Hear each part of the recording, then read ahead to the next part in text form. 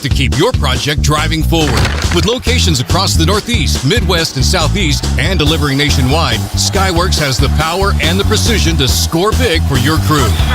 Rent it, buy it, or service your own with our factory-trained technicians. Visit SkyworksLLC.com today. Skyworks, building America from the ground up. This season, New Era Cap and Josh Allen are teaming up for a cause that hits close to home and close to the heart. At every Bills home game, Josh wears a one-of-a-kind New Era cap, each one custom designed by a young patient at Oshai Children's Hospital. Every cap is signed by Josh and then auctioned off, with all proceeds benefiting the Patricia Allen Fund to support kids and families in need. Even on the road, the mission doesn't stop. New Era keeps it going strong. To see these incredible designs and learn more, visit neweracap.com/Josh. This is the Buffalo Bills Radio Network. Look at your NFL scoreboard delivered to you by the UPS store. Be unstoppable. 23-23 right now between the Jags and the Raiders in the fourth quarter. And tonight, guys, it's the Washington Commanders visiting the Seattle Seahawks. That'll wrap up Sunday Night Football. Next week, the Bills travel to Miami, but they still have 2 minutes left to wrap this one up. And it is a 2nd and 9 at the 37. Allen going to work under center. Cook's the lone setback. 2 receivers right, 1 to the left. Another handoff to Cook, lowers his shoulder, and the surge is pushing him forward, still going, and then they blow the whistle. They blow the whistle, and forward progress was not stopped.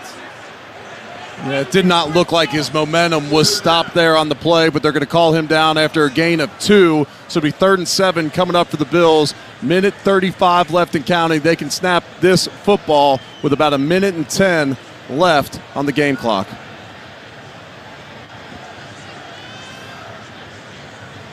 So the clock's going to keep running here as we're coming to you live from the Northwest Bank broadcast booth. Northwest Bank for what's next. Prater down on the sideline warming up for a potential field goal if they're Sean McDermott's going to use his timeout here. A 30-second timeout. This team timeout is brought to you by Kaleida Health, here to get Western New Yorkers back in the game. Eric, let's talk about the pass pressure that the Bills defense has generated tonight. 3 sacks, but 13 quarterback hits on Patrick Mahomes this evening. I can't remember a total like that by a Bills defense against the Chiefs before. And that's why Patrick Mahomes is currently 14 of 30 on the game, under 50% on the game, because of the pressure that's been applied on him in the pocket. You're continuously looking to make moves, add draft picks. You constantly are trying to get a defensive front that can put pressure on Patrick Mahomes. Still got to prove that you can do it playoff time, but this is a great sign here tonight in Orchard Park. Allen going to go under center. I formation here on 3rd and 7 with 1:11 remaining. Bills up 28-21. Single receiver left. Here's the snap. Allen hands it off.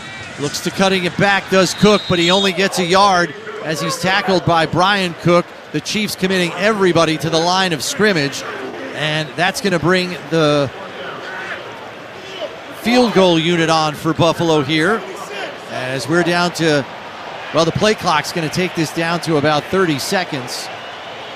4th and 6. This field goal attempt brought to you by Univera Healthcare, right here for Western New York teams on and off the field. This is going to be a 52-yarder from the right hash. Based upon the flags at the top of the stadium, slightly into the wind with a right-to-left breeze for him. Play clock down to 3. Here's the snap. Hold is down. Kick is long enough, and it's off the right upright and no good. With 22 seconds remaining. First down, Kansas City. So it'll be first down, Kansas City at their own 42-yard line. Need 7 points to tie this football game. We just mentioned the pass rush. It's got to show up in this moment. Obvious pass situations here for the Chiefs. They're going to try to work the sidelines to get out of bounds and stop the clock because they have no timeouts remaining. So the defense, which has been big all night long, will have to come up big again. Mahomes in the shotgun, bunch formation right. Kelsey on the left. Here's the snap. Mahomes rolling right, fires to the sideline, and it's complete to Worthy, who's out of bounds into Buffalo territory at the 40. 17 seconds left. Max Hairston in coverage, 18 yards on the pass play. Knowing they're having trouble with their pass protection, they do a design rollout to the right for Mahomes, leave an extra blocker in Gray in to seal the edge on Rousseau. Crowd trying to help their defense, who are on their heels now. 3 receivers left. Kelsey on the right. Mahomes in the shotgun. Kareem Hunt to his left. Here's the snap. Back to pass. Pressure coming. He has to throw it, and it's out of bounds over the sideline. Incomplete. Joey Bosa got all up in his kitchen and forced the incompletion. 11 seconds remaining. And give Javon Solomon the assist on that one because he went out and picked on the left tackle Jalen Moore on the play to free up Bosa to come around and lay a big shot on Mahomes. 11 seconds left here. 2nd and 10 from the Buffalo 40. Bills clinging to a 28-21 lead. Mahomes in the shotgun. 2 receivers left, 1 to the right. Kelsey on the right side as well. Here's the snap. It's low. Back to pass. Pressure coming. He steps up in the pocket, heaves it to the end zone, looking for Thornton, and it's incomplete. Broken up. Cole Bishop and Jamarcus Ingram were in there. And boy, was there ever a good time to have a 6'2 corner in the end zone. You're exactly right. Beautiful pass breakup again by Cole Bishop. I believe that's his 3rd on the day. That's a fantastic Maybe play. having his best game as a pro here tonight against the Chiefs. 3 seconds left in regulation on 3rd and 10 from the 40. This will be the last play of regulation. Crowd is whipped into a frenzy. Mahomes in a shotgun. 3 to the left, 1 to the right. Here's the snap. Pass rush coming. Mahomes retreating. Heaves it down the field. And it's knocked down and incomplete. And that's the ball game as the Bills escape with a 28-21 victory. Buffalo's pass rush is critical in the dying moments as Mahomes has to throw off his back foot on each of the last 2 plays. It leads to incompletions, and the Bills get their 6th win of the season. What a game. We knew this was going to come down to the wire. Some incredible individual efforts out there by the Bills. Let's go down the sidelines to Sal. Yeah, guys, I got Cole Bishop with me right here. Cole, excellent game for you. Tell me about stopping that passing attack, especially late in the game when they had the ball a couple of times. Yeah, I mean, everybody's got to do their job. We were able to do our 111. Guys were making plays on the ball, and we got to get it done. Earlier in the game, 2 stops by you, 3rd down, 4th down, a couple of pass breakups. Walk me through that sequence. Yeah, it sounds like I could have picked it from what I'm hearing. I didn't see the ball, though. I'm going after the man, but able to go, make a play, just big in that situation. Well, this defense has been doubted a lot this year. Going into this game, a lot of people thought the Kansas City Chiefs would have their way. You guys didn't let it happen. How big of a feeling is it for you to walk off this field with this victory? It's big. Our guys know what we can do. We're confident in each other, and, I mean, it's just awesome to go out and execute. Go enjoy this one. Congratulations, Cole. Got it. That's Cole Bishop, guys. A big win for the Buffalo Bills here today at Highmark Stadium with the sounds of Mr. Brightside playing in the background. 28-21 over the Kansas City Chiefs. The Bills move to 6-2 on to Miami next week. The Buffalo Bills get the job done tonight. Back to you. Thanks very much, Sal. And on that last play, in case you were wondering, when the passing era had really not become a thing in the National Football League, makes what he did even more extraordinary. And it's just one former teammate after the other saying, we cannot wait for this moment. We cannot wait for Art to get his just due. It is a credit to ownership. It's a credit to the fans who are absolutely out tonight in full force. Going to be a great night. And you know what? There is a little something in the air here at Northwest Stadium. A special night indeed here in Landover. Coming up next, we are not done with our coverage. Not by a long shot. Logan Paulson is back. He's going to join me as we break down Seattle's very potent offense. I'm Michael Jenkins. It is the Mattress Warehouse Command Center Tailgate Show, and you're listening to Washington Commanders football. I'm Shanola Hampton. Every day, millions of people face hunger. Today, I will share with you some of their experiences. I'm stuck between paying for medications or paying for food. John from Maine. After paying my bills, I can buy groceries. It's sad to say, food comes last. Alice from Oregon. I thought pantries were for less fortunate people, but anybody could be less fortunate in a day or even a second. Claire from Virginia. The Feeding America network of food banks helps provide over 6 billion meals to people in need each year. No one should have to worry where their next meal will come from. Together, we can end hunger. Learn more at feedingamerica.org.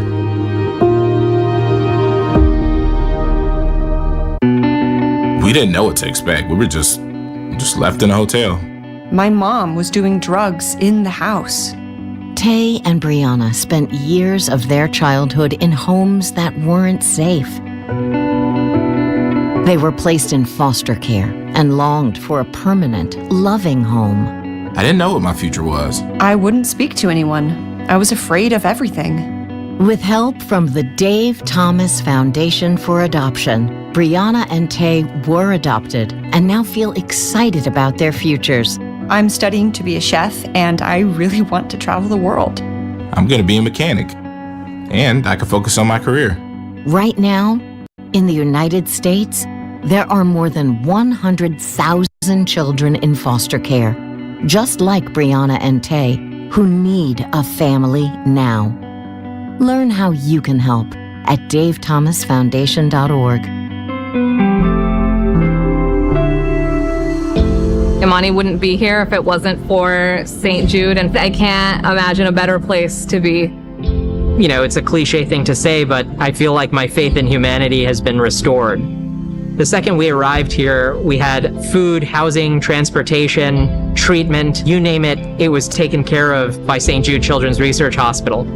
There was not a single other care in the world except for Imani, because St. Jude made that happen.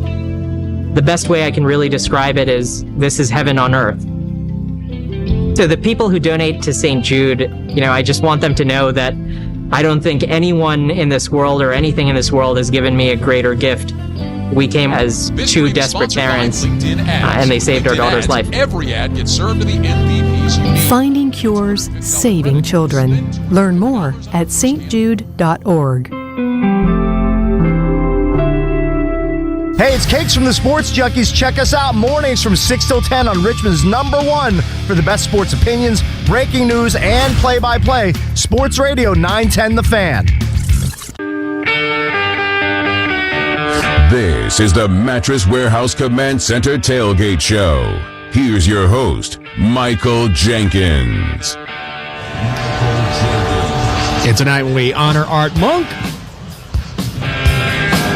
one of the greatest receivers in NFL history, and certainly in this franchise's history. The number 81, never to be worn again. Welcome back to the Mattress Warehouse Command Center Tailgate Show. The Burgundy and Gold wearing their Super Bowl era uniforms tonight as well, so that makes it extra special. Speaking of special, how about our next guy, Logan Paulson, all over the Commanders YouTube and media channels, social media channels. You can check him out at Command Center and the Game Plan with head coach DQ. And, of course, he'll be in the sidelines as part of our official broadcast crew. It is time for the Field Conditions Report presented by Lansdowne Resort. From kickoff to check-in, score a game-changing getaway in the heart of Loudon. Lansdowne Resort, a proud partner of the Washington Commanders. Okay, Logan, you're down on the field. We got Sunday Night Football under the lights. How are things looking? My gosh, Jenks, it looks immaculate down here. The weather's perfect. The grass is nice little sheen. It's like the perfect combination, chill, but it's kind of still air. Tonight is a football night. If you drew it up and looked it up in the definition, like this is what it is, football night. Can't wait to watch these boys play. Oh, that sounds great. I want to be down there right now. You should come down, man. I may just do that. Yeah, come on down. Swing on down. So let's talk about the Seahawks, and particularly Sam Darnold. How have you seen his evolution as a quarterback in the NFL, and what do you like that he's doing now? Yeah, I think the thing that sticks out to me, man, is I think it's the Seattle coaching staff really understood what they were getting when they brought him in. They said, we're not going to leverage him too much. We're going to find ways to get the number one receiver open as much as possible in our system. And again, I think the most important thing is they're not going to leverage him, right? We're going to run the football, a little quick game. We're going to be really patient. We're going to lean on our defense. We're okay punting. And he doesn't have to carry it outside of 5 or 6 throws a game. And that sounds like I'm marginalizing what he's doing. But in those 5 or 6 throws, Jenks, he is phenomenal. Man. Yeah. He has some of the best highlight reel throws you've ever seen. Tight windows, on a rope, into contested catches, putting it right on the receiver's numbers. Excellent stuff. So they do a good job of limiting him having to do that. So I feel like he doesn't feel like he has to carry anything. And that's exactly what they did in Minnesota when he was there. So to see it kind of here in Seattle, they really understood how to maximize him. And it's one of the reasons they're playing good football right now offensively. Why is it that guys like Sam Darnold and Daniel Jones, I know he was not good today against the Steelers, but these guys have been able to resuscitate their careers? Is it a combination of scheme? Is it franchise? Is it time? Or is it all those things? What is it? I really think it comes down to how you insulate a quarterback. It's the hardest thing to do in all of sports, maybe outside of pitching in the World Series, but it's extremely challenging. There's so many variables, so much responsibility, and so the best offensive coordinators I played for, Sean, Kyle, John, Jay Gruden understands this to a certain extent also. You got to limit, you want to give them as much as they can handle. And I think what you're seeing with Daniel Jones, what you're seeing with Sam Darnold, is you're seeing them kind of staff say, okay, how do we maximize what you do really well? How do we limit your decision-making on a down-to-down basis? Because there's only a handful of guys like Joe Burrow who can just get back there 40 times and let it rip and make the right decision. That's not everybody. And so kind of truncating what they're exposed to, I think you're seeing it, again, you see it in Seattle with Sam Darnold like we just talked about. You see it with Daniel Jones in Indianapolis. They've done a great job of that this year. So I think it's that. It's just kind of understanding that it's really hard, and how do we make it as easy as possible for them while maximizing what that player does well. Let's get to your money matchup of the game, presented by Northwest Federal Credit Union, the official credit union of the Washington Commanders. If you're Sam Darnold, helps to have a guy like JSN, Jackson Smith. Who's that? Who's that? He's a walk-on, and somehow, was not drafted, found his way to the NFL, leads the league in receiving. I mean, this guy is so fascinating, and I know we talked a little bit about it earlier, but that the prototype that you look for in the NFL at receiver, it's still out there, but not like it used to be, and he's a perfect example of that. Yeah, I mean, I think that physical prototype is still a thing that you're talking about. But he is becoming the archetype, the mainframe, the model, the thing that characterizes the position now, which is not so much the physical tools, it's the craft of it, man. He's an artist out there when he runs routes, the way he catches the football, staying grounded through the catch. I mean, that every top receiver in the league does that at a high level, and again, he just kind of embodies that. So again, to say that the archetype, that physical freak, that horse, that Julio Jones isn't out there anymore, yeah, those guys are hard to find, but these guys that are infiltrating the NFL at every corner, every draft, there's a guy like this. They're just incredibly polished route runners. That's the thing that makes them exceptionally special. So we're going to need to see a great performance from this Commanders defense. What did you see differently against Kansas City, especially in the first half? Well, all the things that Joe Wood Jr. talked about, hey, we're going to simplify, make it easier for guys. We're going to get young guys in roles and in packages where they can execute at a high level. I think you saw that. And I think that's what I'm so excited for tonight is that, hey, we did a good job against Kansas City, one of the most challenging offenses to deal with in the NFL, one of the most challenging quarterbacks to defend in the NFL, and now can we do that versus an offense that we talked about how good Sam Darnold is, we talked about JSN, but it's a little bit more straightforward, right? It's runs, play actions, it's the stuff that you're used to seeing since you were playing Pop Warner football back in the day. So can we kind of take that energy, take that crisp mental playbook and apply it to tonight? And I think we can. And so seeing it last week was really encouraging, and again, to take one more step with it, I think it's going to be awesome tonight against an offense that is really, really good, but again, a little bit simpler than what they've been exposed to the last couple of weeks. If you want to disrupt Sam Darnold, obviously a much different quarterback than Patrick Mahomes, but what do you do to Sam? Is it pressure? Is it getting him out of the pot? What do you need to do to Sam to make him uncomfortable? So to me, it's like I want to get him in as many third and longs as possible. So I think that starts with, again, being super efficient on first and second down, stopping the run. Seattle's not great at it, but they're really committed to it, right? So let's take those 3-yard gains and turn them into 1.5 yard gains. 2nd and 9. Can we get to 3rd and 8? And then can we just do what we've done well this entire year, which is bring 5-man pressures, show something exotic, show that kind of inverted Tampa 2, make him hold the football. Because, again, he can run a little bit, but he's not going to evade and escape and elongate the play the way that Patrick Mahomes did. So I think that's what I'd look at tonight. It's like, hey, can we get him in these disadvantageous down and distances, make him win from the pocket, and then apply a little bit of pressure on him there? Because, again, if he doesn't have JSN, like over 40% of the target share is going to that one player. Like, make him get to number 2 and see how that goes for you. When you're in a 3-game rut like the Commanders are, how do you make sure you stay together and you don't let that take hold and you say, all right, wipe this clean. We still have enough season left to make something here? Yeah, I mean, I think it's just trusting the process. And I said that earlier, but it's like the coaching staff here does such a great job of just being like, hey, we know who we are, we know what we have to do to win football games, and now let's just apply that week in and week out. Don't get too high, don't get too low, don't point the fingers. Point it back at yourself and say, what can I do better? And I feel like every time I talk to Dan Quinn on the Game Plan show, like that's what comes to the forefront. Here's a guy who's taking incredible accountability, and that matriculates down to the rest of the team, the coordinators, the players, the leadership. And I think that's what makes me so excited that, hey, you just got to trust it. Trust that process, and it will work itself out. How do you think this game plays out? Do you have kind of a game script in your mind? Not really. I think one of the things I'd like to see is that they haven't really blown anybody out. You know what I'm saying? Like, they are a defensive-led football team. So if they come out, Jaden Daniels looks the part, looks like Jaden Daniels from last year.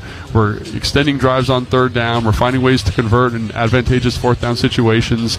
Can we put a little bit of pressure on their offense to do things that they don't want to do, right? Can we force them to say, hey, Sam Darnold, you got to win from the pocket.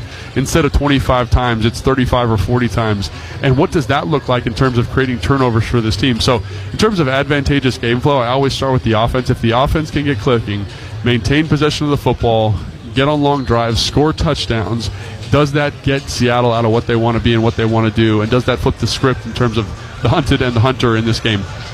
Before I let you go, I've had a couple guys say this tonight, and I don't know if it's caught up in the Art Monk magic or prime time, but they said, there's something in the air tonight. I don't know what it is. There's something. Did you ever feel that as a player? Like, I don't know what it is, but there's something out there tonight? Yeah, absolutely, man. Yeah? It's something, and it's hard to explain. It's just like, everyone in this era of analytics and statistics and breaking things down, and these are the things that have to, there's something for that, that kind of je ne sais quoi, that magic that happens on Sunday night in primetime games when the air is crisp and guys are ready to clack the pads. You just never know how it's going to shake out. So I think tonight is a good feeling for that, and I think it's interesting that everybody's feeling that because something's in the air for sure. You can check him out on Command Center, the Game Plan with head coach Dan Quinn, and of course roaming the sidelines tonight as part of our coverage during the game. It's my man Logan Paulson. Appreciate you, brother. Thanks, man. Good talking to you, Jenks. You too. Coming up next on the show, it is a massive chance for a much-needed win, and even better, in prime time. We're going to have some final keys to victory and bring in Bram Weinstein, the voice of the Commanders, as well. That's coming up next on the Mattress Warehouse Command Center Tailgate Show, and you're listening to Washington Commanders football. You're listening to Washington Commanders football on the Commanders Radio Network. Rapid7 empowers government agencies to take command of the attack surface, smash silos, and stay ahead of attackers. I'm Damon Cabanillas, head of Rapid7 Public Sector. It's time to take cyber breaches from inevitable to preventable. Our FedRAMP authorized solutions are powered by threat research that delivers deep visibility and control over your entire attack surface. See critical vulnerabilities at scale. Automate routine tasks. Shut down imminent threats with confidence. Visit rapid7.com/public sector today. I am honored to partner with the folks at American Military University, the #1 provider of education to our military and veterans in the country. They offer something truly unique, special rates and grants for the entire family, making education affordable, not just for those who serve, but also for their loved ones. If you have a military or veteran family member and are looking for affordable, high-quality education, AMU is the place for you. Visit amu.apus.edu/military to learn more. Commanders fans, this is for you. Level up with the brand new AAA Commanders MVP membership. You'll receive all the benefits of AAA, such as 24/7 roadside assistance,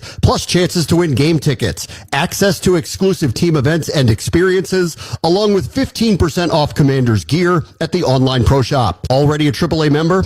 Add the Commanders MVP membership upgrade for free. Head to AAA.com/Commanders to join the squad and put your fandom in Drive. In today's evolving threat landscape, secure and efficient connectivity is essential to mission success. That's why federal agencies rely on Fortinet Federal, a trusted U.S. partner delivering modernized networks, simplified operations, and proven cybersecurity solutions through a secure supply chain. With a secure networking approach that converges networking and security into a single unified platform, Fortinet Federal helps simplify security, shrink costs, and enhance efficiency. Fortinet Federal, trusted cybersecurity for government. Learn more at FortinetFederal.com.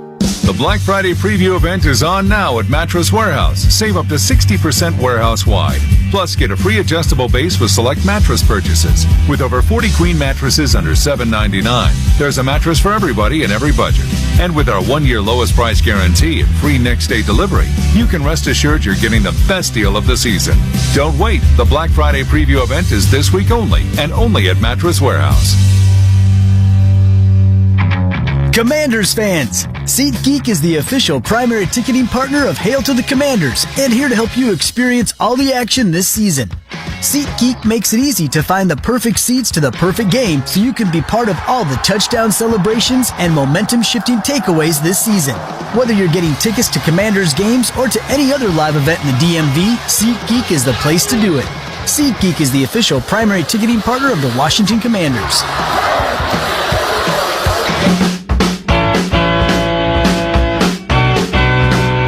This is the Mattress Warehouse Command Center Tailgate Show.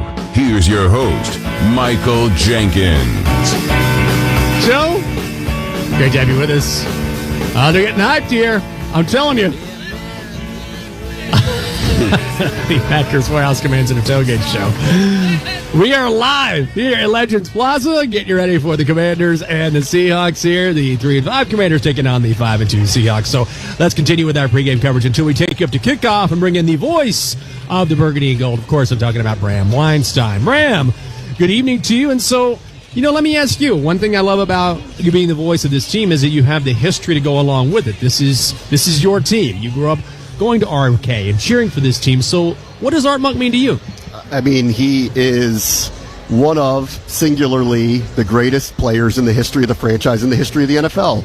And he was a perfectionist, and he was a tactician, and he seemed egoless, and he didn't want the attention, and yet he was one of the steadiest, most incredible performers this team has ever had. Last week, Terry McLaurin broke, if you call this a record, he broke his record for the most receiving yards in the first 7 seasons of any Washington receiver ever, and he's just over halfway to Art Monk. So he'd have to do it for 7 more years to catch Art Monk, and he'd have to do it healthy. And I think that kind of tells you everything about what Art Monk was, the stability he was for the franchise. And now that the team, I know like some people have said like overdue, to have his number retired. People need to remember this team didn't do that for a very long time. Like Sammy Baugh's number was the only one that was retired for a very long time. Then they retired Bobby Mitchell, and then the organization decided to start, retiring other numbers. And once they started doing that, it was just a matter of time before Art got his. So what does it say about Art that, and I've said this before, but it's remarkable, when you talk to his teammates, they almost want this more than he does. They are ready for Art to get acknowledged. I mean, if you watch back in the spring, they had to go surprise him to, get him, involved, because I don't think if you just asked him, do you want to do this, I don't know. If they said to me, can we put your name up in the Ring of Fame, I'll be like, yeah, let's go. When? I'll block it off for you, but that's not Art. That's not Art. And he never really, was drawn to much of the attention. And yet he was, probably the steadiest of all of the great receivers that came through here. I firmly believe we have some, I think every franchise can say this, but we have a few Hall of Famers that are snubs. My partner, London Fletcher, should be in the Hall of Fame. Joe Jacoby, who played in that era, should be in the Hall of Fame. Brian Mitchell should be in the Hall of Fame. And I would argue Gary Clark should too, but he was overshadowed by the voluminous stats that Art put up throughout the course of his career. And at times, Gary was the most dangerous receiver on the team. Like back in 1989, Monk, Clark, and Ricky Sanders were the first trio ever to all have 1,000-plus yard seasons. And this is at a time where it's not now, where the rules are different, where the quarterbacks are throwing the ball as much as they are down the field. That's how prolific they were as an offense, and they also continuously did it through the 80s with different quarterbacks, which is really probably one of the most amazing stats of all of the accomplishments of those teams. Well, since we're talking about quarterbacks, we have Jaden Daniels back in the lineup tonight. Team wearing the Super Bowl era uniforms. I can see him on the big screen out here. They look fantastic. Yeah. Obviously, he elevates a team. JD5 does. But what do they need from him and this offense tonight? Because the Seattle defense is a top 5 defense across the board. Yes, they're very good. Really good against the run. Number 1. Teams are rushing for approximately 70 yards per game. Washington still has a top 5 rush offense, but we all know the last few weeks it hasn't gone that way. And I think that has a lot to do with the lack of threats on the outside, whether it's injuries to Noah Brown and Terry McLaurin, etc. So, will this be a little bit different tonight because Jaden's out there? Maybe. I think for him, more than anything, that what's necessary here is he kind of has to lead the run game. And I think we're going to see, I think it's fitting they're wearing old school jerseys. We need a 2024 old school Jaden tonight. Yeah. What you're going to see from Seattle, they're very good up front, very fast, but their edge rushers will come high up the field against the tackles.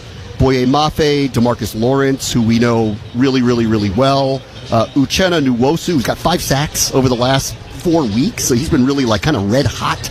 But they'll run up the field, and this is where I think if Cosme and Biotish have a really nice game, Chris Paul as well, that there might be some running lanes, and that's what I'm hoping here kind of opens up a little bit so that JD5 is really kind of leading the run game, which hopefully gets them in second and manageable, third and short, and then all of a sudden we know how dangerous he is when the whole playbook is open to him.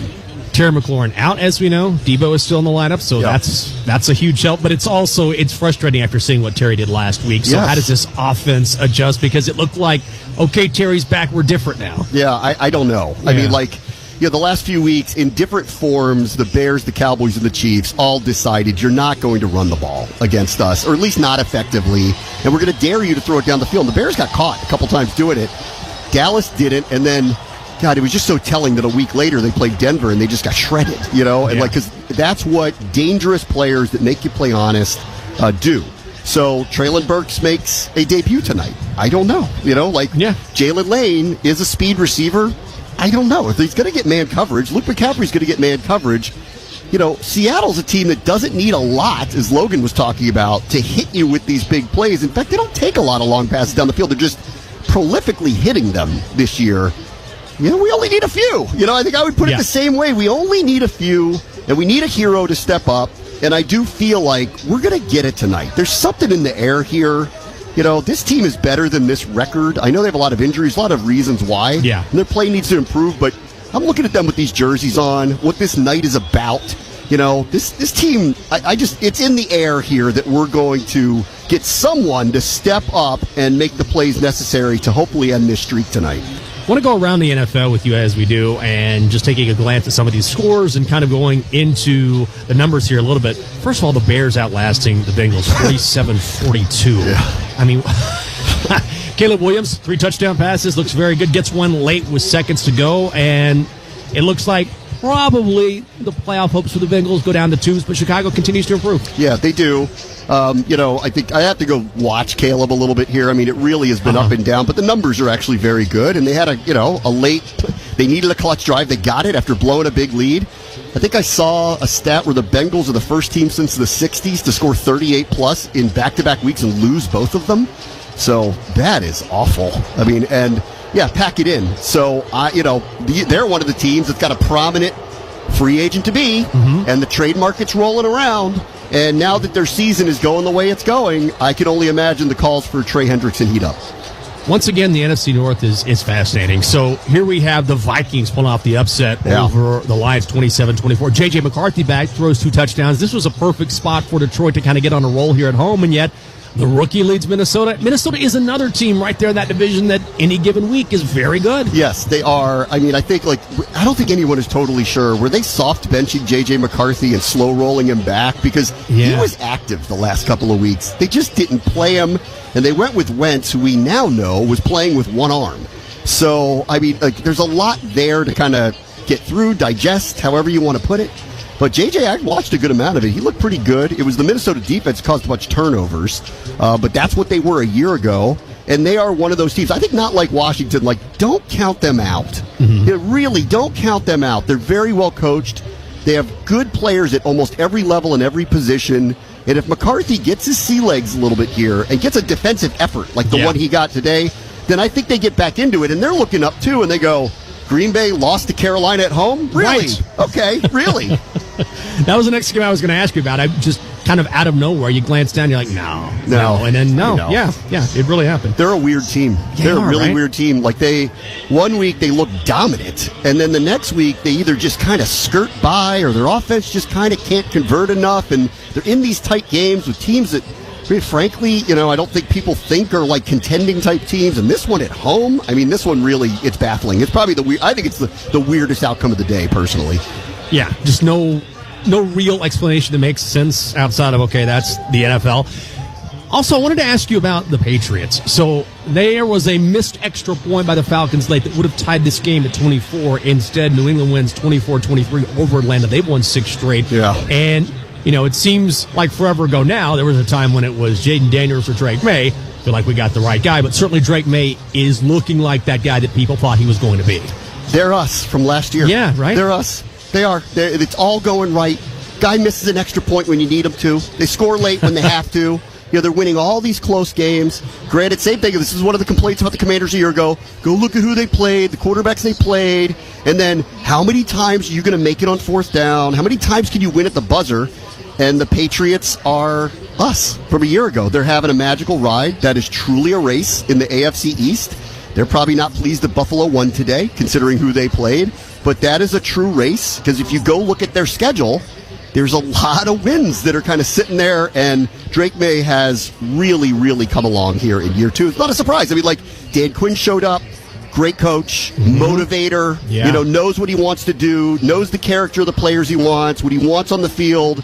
That's Dan Quinn. That's Mike Vrabel, right? That's Mike Vrabel. He's done it before at the highest level, nearly got to the Super Bowl with Tannehill as his quarterback, was a 1 seed one year. They got the right coach. They clearly hit the right schedule, and May has come along. And so I take them seriously. They're a playoff team. How far, I don't know. But if they're at home in January, who knows? Kansas City goes to Buffalo. They lose to the Bills 28-21. Did we write off Buffalo too soon? It feels that way. Yeah. Right. Like those two are going to play again. I don't know what round and in what venue, but they will play each other again. The two quarterbacks are just too good. And I don't think the depth in the AFC is what it used to be, i.e. why a team like the Colts or a team like the Patriots have the type of record that they do. Washington's in a situation where the NFC is a much deeper conference, in my opinion, and the AFC is not. There are heavyweights there, but you catch the right schedule at the right time with a bunch of teams that are wonky at best, and look what happens. The Colts and the Patriots, I think, are somewhat, I don't want to take anything away from them, but are somewhat recipients of that, and I think it's partially why they have the records they do. And I say that because this is what was said about Washington a year ago, that look who they played, and look at the quarterbacks, and they caught everybody at the right time. You can only play who you play, and the Patriots and Colts have been, for the large part, taking advantage of all of it. Finally, before I let you go, I know you have a game to call, that thing, but the Steelers beat the Colts today, and look, Indy drops to 7-2. This is still a very good team. Daniel Jones, 3 picks today, but it's not representative of how he's been this season. What is your take on Indy? I'd love to ask Brian Daboll what he thinks of what Daniel Jones is doing. I also would like to ask Kevin O'Connell what he thinks of what Daniel Jones is doing, because he was in that building last year before they decided it wasn't just Darnold that left. It was Daniel Jones that left. I think Shane Steichen is clearly up for Coach of the Year.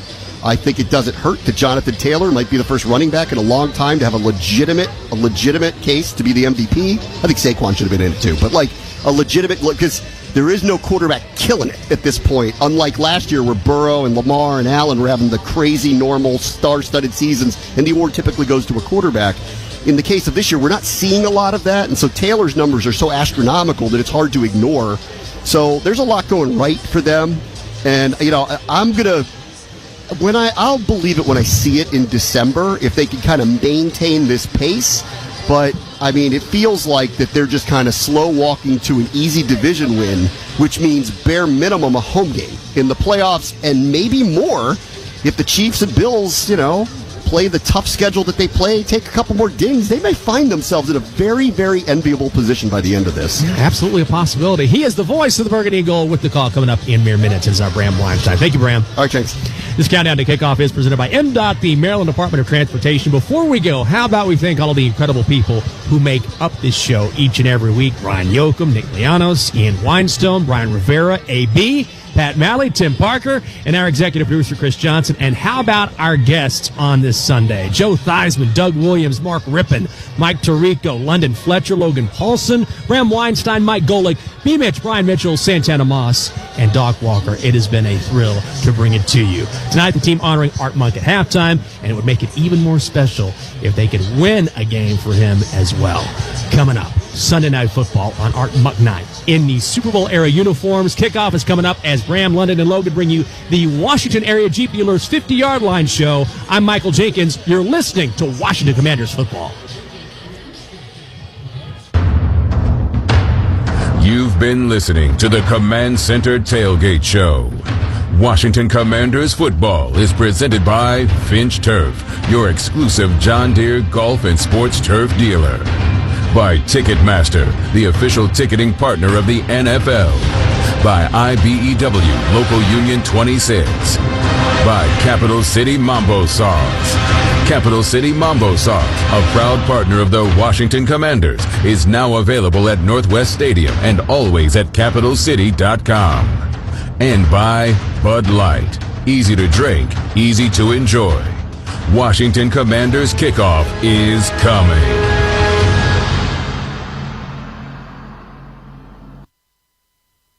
Let's pause 10 seconds for station identification. This is the Washington Commanders Radio Network. From the Pearson Signature Dealership Studio, this is the new Sports Radio 910 The Fan, now at 105.1 FM, WRNL Richmond and WRVQ HD2 Richmond. Always live on the free Odyssey app. The Alzheimer's Association and the Ad Council present the story of Tom and Levi. Tom is the smartest man I know. He's been a professor at 2 major universities, been a teacher for over 40 years. One day, he told me that he was having problems in his classes. I think one of the students had asked the question and he didn't remember the answer. And I also noticed that he was letting his class out earlier than they were supposed to let out. And he was telling them that he was doing it as a favor to them, but I think in reality, he just wanted to get out of there. I was really starting to worry because I saw something was wrong. Levi and I talked about how it would change our lives, but he was there beside me, and my love for him was just immense. When something feels different, it could be Alzheimer's. Now is the time to talk. Visit alz.org/ourstories to learn more. A message from the Alzheimer's Association and the Ad Council. Every moment counts if you're at risk or living with lung cancer. And anyone with lungs can get lung cancer.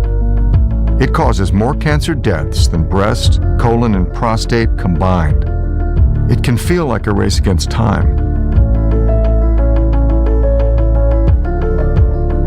And while there may be moments where you question your next step, it's essential to know that you don't have to confront lung cancer alone. Through it all, Go-To for Lung Cancer is here for you.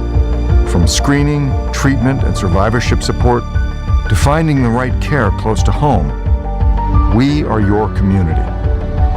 As your friends, your guides, your teachers, your advocates, and your support system, Go-To is your go-to. Confronting lung cancer starts here. Visit goto.org today. It'd be great if life came with a remote control. You know, you could hit pause when you needed to, or hit rewind. Like that time you knocked down that wasp's nest. Uh-oh. Or that time you forgot to roll up your windows in the car wash. Fantastic. Yeah, a remote control would have come in handy then. Well, life doesn't always give you time to change the outcome, but prediabetes does. With early diagnosis and a few healthy changes like managing your weight, getting active, stopping smoking, and eating healthier, you can stop prediabetes before it leads to type 2 diabetes. It's easy to learn your risk. Take the 1-minute test today at doihaveprediabetes.org. Life doesn't come with a remote control. So you're on your own with the wasps. You have the power to take control of prediabetes. Visit doihaveprediabetes.org today. That's doihaveprediabetes.org. Brought to you by the Ad Council and its pre-diabetes awareness partners. You're listening to the exclusive home of Washington Commanders football. The new Sports Radio 910 The Fan. Now at 105.1 FM. Here we go. This is the Washington Area Jeep Dealers 50-yard line. Hurry into your Washington Area Jeep dealer for great deals during the drive into fall event. Live atop the 50-yard line at a sold-out Northwest Stadium. A member of Washington's Ring of Fame, London Fletcher, Logan Paulson, and the voice of the Commanders, Bram Weinstein. Let's get amped up for a Sunday night. Welcome into the broadcast booth at Northwest Stadium. This is 3-5 Washington Commanders facing the 5-2 off a bye Seattle Seahawks looking to summon some past magic. They're wearing the Golden Era Super Bowl uniforms with the 2025 season in urgent need of an 80s era win tonight. I'm Bram Whiteside, joined by one of the greatest linebackers in NFL history, London Fletcher. Former tight end Logan Paulson's on the sideline. London, Logan, I just want to start with, they're not on the field in the moment, they're going to come out here, but seeing this team in those jerseys again, what kind of that harken for you? Man, it brought back old memories. I felt like those were the uniforms that I wore. I know this is a Super Bowl era uniform, but just those colors, I'm like, man, we need to bring those uniforms back. We need to wear those colors all the time. So make it happen, Mr. Harris and company. Logan, what do you think? What do you think when you saw those jerseys tonight? Yeah, I mean, it just was like that same sense of nostalgia. I was not, I think I maybe wore those jerseys my rookie year, but I was a fan of the Washington Redskins at the time when I was in California, and so to kind of see this iconic, piping and the colors, it just took me back to a time where this team was very special to me. Yeah, they were great. The night is also obviously about Art Monk, whose number 81 is going to be retired at halftime. He was a first-round pick in 1980, three-time Super Bowl champ, franchise's leader in receiving yards all-time, and at one point he led the NFL all-time in receptions and yards, one of the most understated yet consistent perfectionists in team history. Yeah, he is, and I can remember growing up back in Cleveland, just watching the Redskins on television, seeing all those games, because they got a lot of games on national television because they won all the time, and whether it was Pat Summerall, John Madden, and I could hear them calling out Art Monk, man, and I was just like, this guy is so good, and he went about it in such a quiet manner, atypical to the receivers of today, and even back then, everybody wanted to be flashy, bring attention and make it all about them, but Art was the antithesis of that. He was not about that. He didn't want a lot of attention. He just went about it and did it at a level better than most. There is nothing that Logan likes more than when somebody does something right all the time and you watch it on film. Logan, that was Art Monk. I know, it's funny talking to Santana Moss and talking about him being Jerry Rice before Jerry Rice, and I think about what Jerry Rice meant for football, and to have someone that did it before him that gets less recognition, obviously, but it speaks to the consistency, the model of consistency. Anybody you talk to, B. Mitch mentions the same thing. He's a guy you can set your watch by, and that's what makes special football players, like where that mix of talent and consistency come together. All right, nostalgia aside, let's get into the game. Washington needs this, and Seattle rolls in at 5-2. They're off a bye. They got the league's best rush defense. Washington does get their quarterback back. Jaden Daniels missed last week with a hamstring injury. So, London, let's start with the run game. How did they get that going tonight? They got to commit to it. You can't continue to just, have less than 20 attempts at rushing. And I know we're going against the Seattle's team that's number one in stopping the run, but you have to have a consistent volume of attempts. And it may be a 2-yard gain, a 1-yard gain, but I think you have to stick with it and continue to chip, and hopefully you're able to bust some big runs. But it can't be a situation where you run and then you're going to pass 2 times in a row. Let's try running the ball a couple times in a row and see what happens, but there has to be a greater commitment to rushing the football. Logan, I spoke to Dan Quinn a couple days ago. He said on the overall lack of success in recent weeks running the ball that he didn't love the targeting of the blockers by the Washington blockers. What does he mean by that? Yeah, so I mean, that's pretty straightforward. Obviously, you have 7 blockers, it's 2 tight ends, 5 offensive linemen, and you have to designate who the most dangerous defenders are, right? The 4 defensive linemen, the 3 linebackers, the strong safety rotating down in the box. And as defenses have gotten more complicated, they play more nickel, you have to kind of decide who's in the count, who's in the front, who we're going to block. And as you go back and watch the film, I think Fletch would agree they've really struggled with that. Now, I don't think that's going to be an issue today because they play simpler box structures. The issue today, Fletch, is the one-on-ones in the front, man. Yes. Those guys are really good football players in the front of that Seattle defense. Yeah, and I would agree, and I would piggyback on that. And just looking at the Kansas City game, you talked about identifying and getting the right guys targeted up. But there were some times, too, when guys lost their one-on-one matchups, and that's where you get frustrated. Hey, when you got to win your one-on-one matchups, and are you going to continue and consistently try to run at Leonard Williams? No, but there's going to be some times where you're going to have to run at him and, maybe hold him up just enough so that running back is able to get to the second level. But guys have to do a better job of sustaining blocks, blocking the right guys, and competing at a high level and being more physical, too, at the point of attack. On Arch night, we need some explosive plays as well. No Terry McLaurin again. He re-injured his quad against the Chiefs. So, London, where do they find the explosive plays? That's the major question. And, it's a situation where you're going to have to figure it out. And it may have to come from the running game because you're not going to live. You can't continually live in a mode of 12 and 15 play drives in the National Football League and score. You need some explosive plays to score in the 8-play drive, score in the 7-play drive, 10 plays or less. So who's going to be those explosive playmakers? Maybe you're able to scheme up a situation where you get Jalen Lane on a big play or something from the running game, or maybe it's a Deebo Samuel screen. But you have to figure out a way to get some explosives. Logan, who steps up? Who's the guy? Yeah, to me, I think it might be Cliff Kingsbury. And I think, Fletch talked about earlier how, we got to run the football and kind of be committed to it. We got to get more than 20 attempts. To me, that's just staying consistent. We got to convert on third down, too. Yes. So what I want to see is us get in between the 40-yard lines on this field. And when we're there, Cliff does a great job of calling those shots. But if you look at the last couple of weeks, we've had a hard time getting out, right? We've had a hard time getting into our, kind of 1st and 10 from the 45 going in where we can get those explosive shots. So I think it's the play caller. I think it's the consistency on third down. I think it all has to aggregate together for a very effective offensive night. We'll get into the great young receiver who's having a bonkers year for Seattle in a moment, but our legend is being honored, Art Monk, which was part of the conversation that Logan had with head coach Dan Quinn earlier today. Coach, obviously a big night for the Commander organization. Art Monk getting his jersey retired. What does that mean to you? For the whole team, man, the entire organization, man, what a cool honor to be a part of. So having Art at our practice yesterday and just knowing he and his teammates were the one that set the standards here, and we're going to work really hard to uphold those. And it's kind of cool because the jerseys are coming back, the whole thing. Like, that's got to be kind of special for you guys. Yeah, everybody's fired up to see it, and they look awesome, man. So it's a really cool night. Like I said, we're really pumped to be a part of this weekend for him, a guy that absolutely set the standard at the position, and then also a heavy hitter with the organization. And the guy that sets the standard now is Jaden Daniels. Can you talk about how important it is to have him back in the fold and kind of helming the ship? Yeah, man, we're pumped. And he had so much off-schedule plays, just the accuracy. So us being at full strength with him right there, right behind center, it's a big deal for us.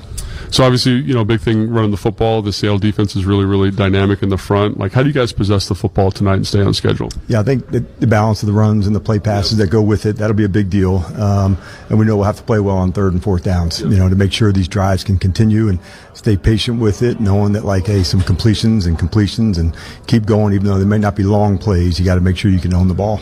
Yeah, stay efficient. And the group that's been efficient is Jackson Smith-Njigba and Sam Darnold. That's a special group right now, getting about 40% of the target share. How do you slow that tandem down? Yeah, you can definitely feel their connection, their energy that they're playing with. And so that is the challenge, from the running game to edge setting to defending them on the big plays down the field. That absolutely has been topic number one all week long.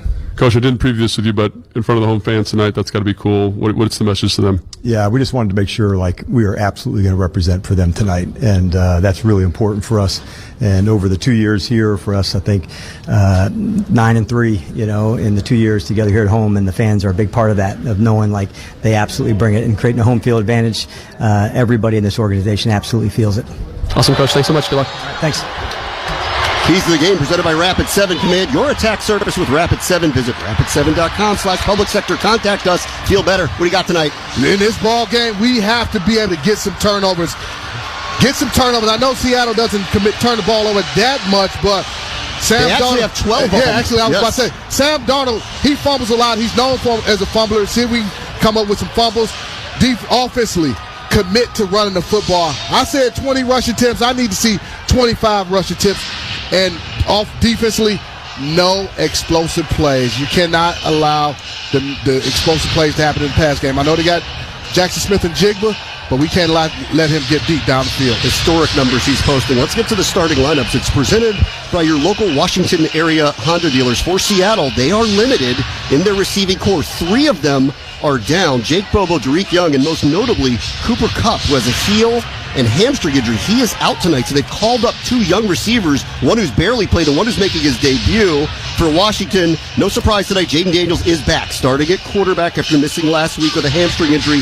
Laramie Tunsil, good news, is up. He suffered a hamstring injury last week, but he is playing. Wide receiver Terry McLaurin did re-injure his quad last week, and he is out this week. Game time temp and field conditions presented by Western Transportation Group. From storage to last mile, from point A to point wherever, a moving and logistics experience like no other. We got a light show going on here in Northwest Stadium, and it's beautiful out there. A real nice night in Landover. Cloudy skies, temperatures in the low 50s. We're ready for some November football tonight. Oh, man, that's perfect hitting weather if you ask me. Logan, you're a physical guy. I know you got to love that type of weather. It could be a little bit cooler for me, actually. I want to see my breath in the wind, like when it's cool and you can see your breath. Yeah, I was about to say, Fletch, man, it's a little bit warm. Yeah, I need a little cooler. It's a perfect night for watching football, but I think for playing football, we need a little bit cooler. No, I love that part of it. That's as you get into the later parts of the season. But for me, I want to see how physical we can be in this football game. You're going to get against a stout Seattle defense. Can we consistently run the football? You've been listening to the Washington Area Jeep Dealers 50-yard line show. Hurry into your Washington Area Jeep dealer for great deals during the Drive Into Fall event. It's time for an age-old classic. It's the Seahawks and the Commanders on Sunday Night Football. And kickoff is coming up.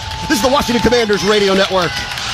Rapid7 empowers government agencies to take command of the attack surface, smash silos, and stay ahead of attackers. I'm Damon Cabanillas, head of Rapid7 Public Sector. It's time to take cyber breaches from inevitable to preventable. Our FedRAMP authorized solutions are powered by threat research that delivers deep visibility and control over your entire attack surface. See critical vulnerabilities at scale. Automate routine tasks. Shut down imminent threats with confidence. Visit rapid7.com/public sector today. Commanders fans, this is for you. Level up with the brand new AAA Commanders MVP membership. You'll receive all the benefits of AAA, such as 24/7 roadside assistance, plus chances to win game tickets, access to exclusive team events and experiences, along with 15% off Commanders gear at the online pro shop. Already a AAA member?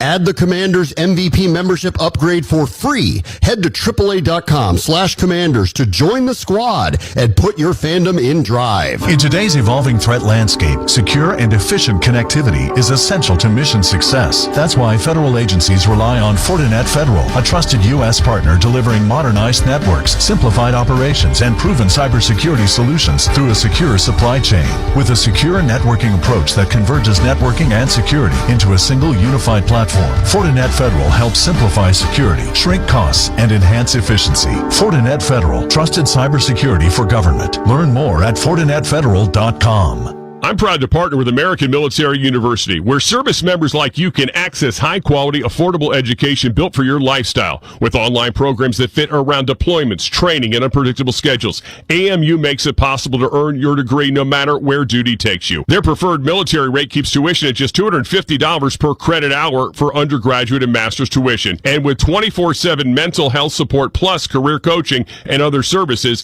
AMU is committed to your success during and after your service. Learn more at amu.apus.edu/military. In today's evolving threat landscape, secure and efficient connectivity is essential to mission success. That's why federal agencies rely on Fortinet Federal, a trusted U.S. partner delivering modernized networks, simplified operations, and proven cybersecurity solutions through a secure supply chain. With a secure networking approach that converges networking and security into a single unified platform, Fortinet Federal helps simplify security, shrink costs, and enhance efficiency. Fortinet Federal, trusted cybersecurity for government. Learn more at FortinetFederal.com. The Black Friday preview event is on now at Mattress Warehouse. Save up to 60% warehouse-wide. Plus, get a free adjustable base with select mattress purchases. With over 40 queen mattresses under $7.99, there's a mattress for everybody in every budget. And with our 1-year lowest price guarantee and free next-day delivery, you can rest assured you're getting the best deal of the season. Don't wait. The Black Friday preview event is this week only, and only at Mattress Warehouse. This is Washington Commanders Game Day.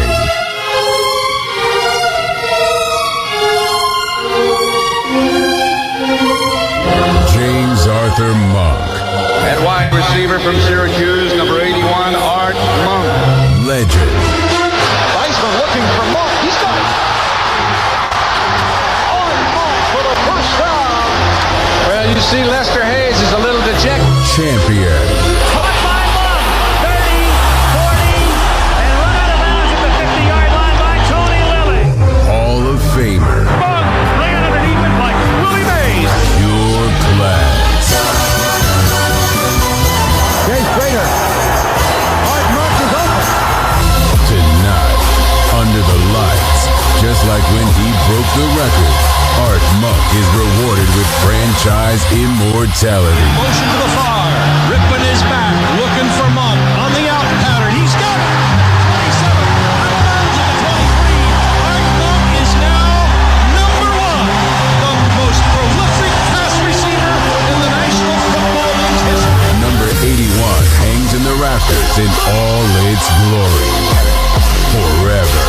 Art Monk's one of the greatest football players to ever put on a Redskin uniform. He was the guy that would always come up with the big catch when we needed it. Washington, Seattle, Sunday Night Football.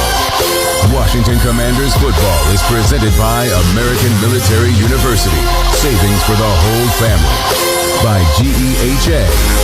By Victory Van Moving and Storage, delivering excellent services for 75 years and a proud partner of the Washington Commanders. I didn't know you were. By Main Street Bank, put our bank in your office.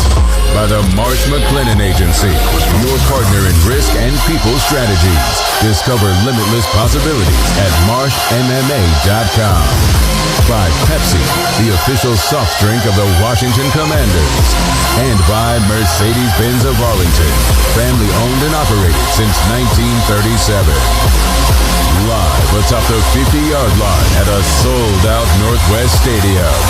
A member of Washington's Ring of Fame, London Fletcher.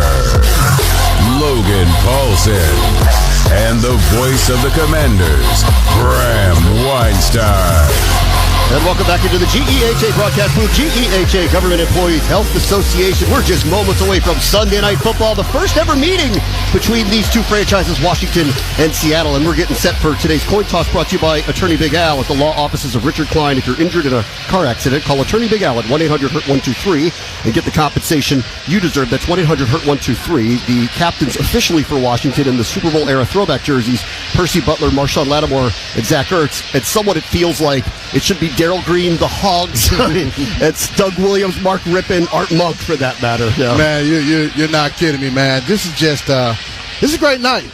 I want this team to show up and show out. Obviously, we're honoring Art Monk tonight, but wow, this is a special moment. There are some legends walking out.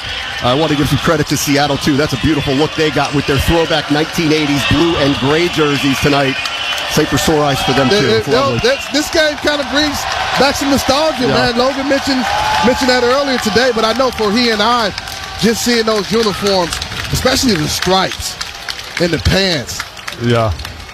It is time to end a 3-game skid as the players meet at midfield. The referee today is Bill Vidovich, and we are ready for night game number 4 for the Commanders this year. Is that it? Good evening, gentlemen. Heads. Tails. Seattle, you are visitors. What is your call? Heads. We called heads.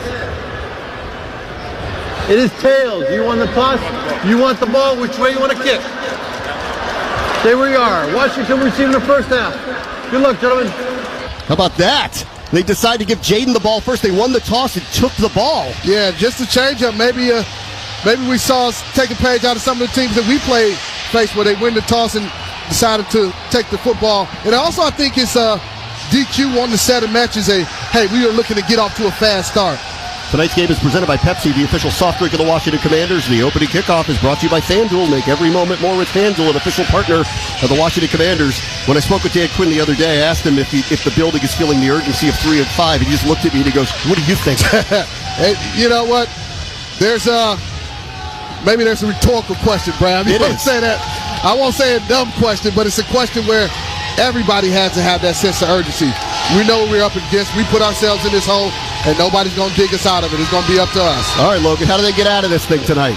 I think they got to do what Fletcher was talking about earlier, man. We got to possess the football, whether it's running. We got to get first downs, and we got to score touchdowns. I know that's not great analysis, but that's what's got to happen tonight offensively. All right, how about a little Darryl Green or Mike Nelms moment to start this thing as we have Jalen Lane and Luke McCaffrey to our left. The trio of receivers, Art Monk, Gary Clark, and Ricky Sanders were the legends who joined our captains for tonight. It's Seattle and Washington, another test for the defense. This is the fourth opponent that Washington is faced with a scoring offense ranked in the top 7, and they travel. They've won 9 straight road games overall. Washington 9-3 at home under Dan Quinn. Here we go on Sunday Night Football. Kickoff lands at the 13-yard line on a bounce. Picked up by Luke McCaffrey. Gets the Luke chance to the 20, 25, and met there. It's as far as he'll go. Jaden and company start at the 26. And for this game, Cliff Kingsbury, Logan, you mentioned him needing to be in his bag. You're going against a stout defense. Mike McDonald, head coach, loves to bring all kind of simulated pressures. They're starting to run. How our offensive line handles the first, let's call it 10 plays against the Seattle defense, I think is going to say a lot about the kind of the course of this football game. Chris Moore, Deebo Samuel, Jalen Lane starting receivers. Bill is pumped up. He was high-fiving all of his offensive linemen, including Laramie Tunsil. He's playing. Josh Connerly, Sam Cosby, Tyler Biotis, Chris Paul as well. It's a pistol look for Jaden. Welcome back. You look good in that uniform. Here's the first snap of the game. Play action, a waggle rolling left. Gets away from one defender and then dives ahead to the 29-yard line. I think they want to move this pocket with him a little bit. Seattle's very good up front. Well, move that pocket, but also like the fact it seems like they're maybe going to go a little bit of play action against the Seattle Seahawks. A lot of our play action stuff has been kind of out of the gun. That time was out of pistol, so you definitely have more of an effect on the defense that way. It was Uchenna Nwosu who forced him back inside. Gain of 3, 2nd and 7. Snap to Daniels. Seahawks break 4. He's pointing, looking, steps up, has to get away from Nwosu again to the 30. Tripped up as he gets to about the 32-yard line. Another gain of 3, and the opening drive will start with a 3rd and 4. Yeah, 3rd and 4, but manageable 3rd down. What I liked about Jaden, the patience in the pocket. All his receivers didn't like the windows. Didn't try to fit something into a tight window. Found a crease and able to pick up positive yards and keep us ahead of the chains. They remain in one tight end here. Bill's the back, or check that. Jeremy McNichols the back to the left of Jaden Daniels. Zach Ertz to the left. All 3 wide receivers inside the numbers to the right. Deebo, Moore, and Lane. Now Moore sprints outside the numbers. Snap to Daniels on 3rd and 4.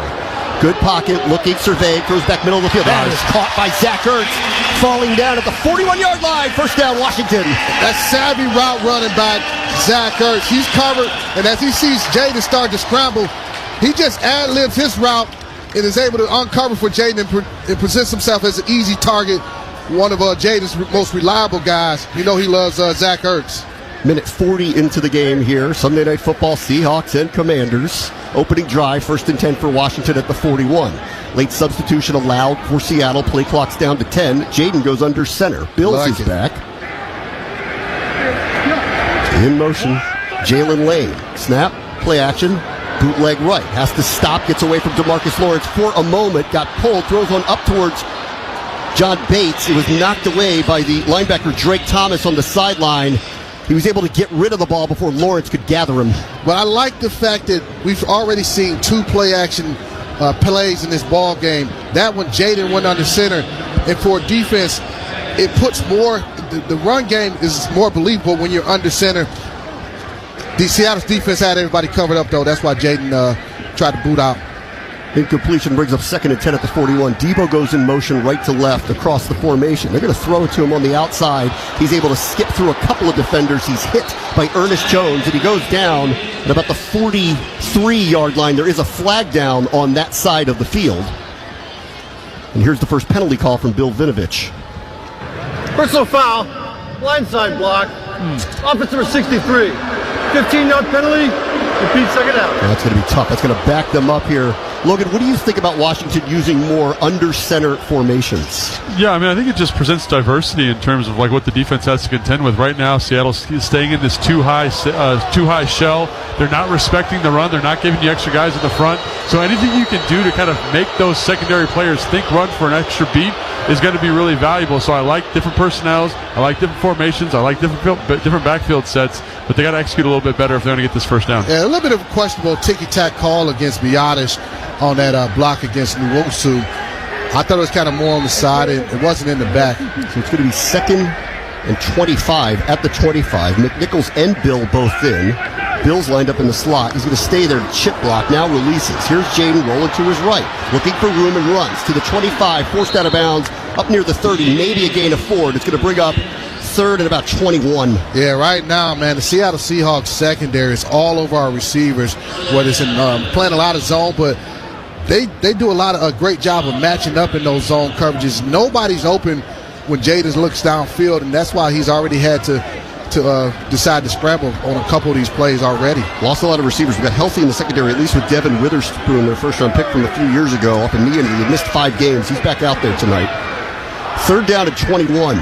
Jaden's got an empty backfield. He's in the gun. 3 wide receivers to the left. See what they could dial up here. Here's the snap.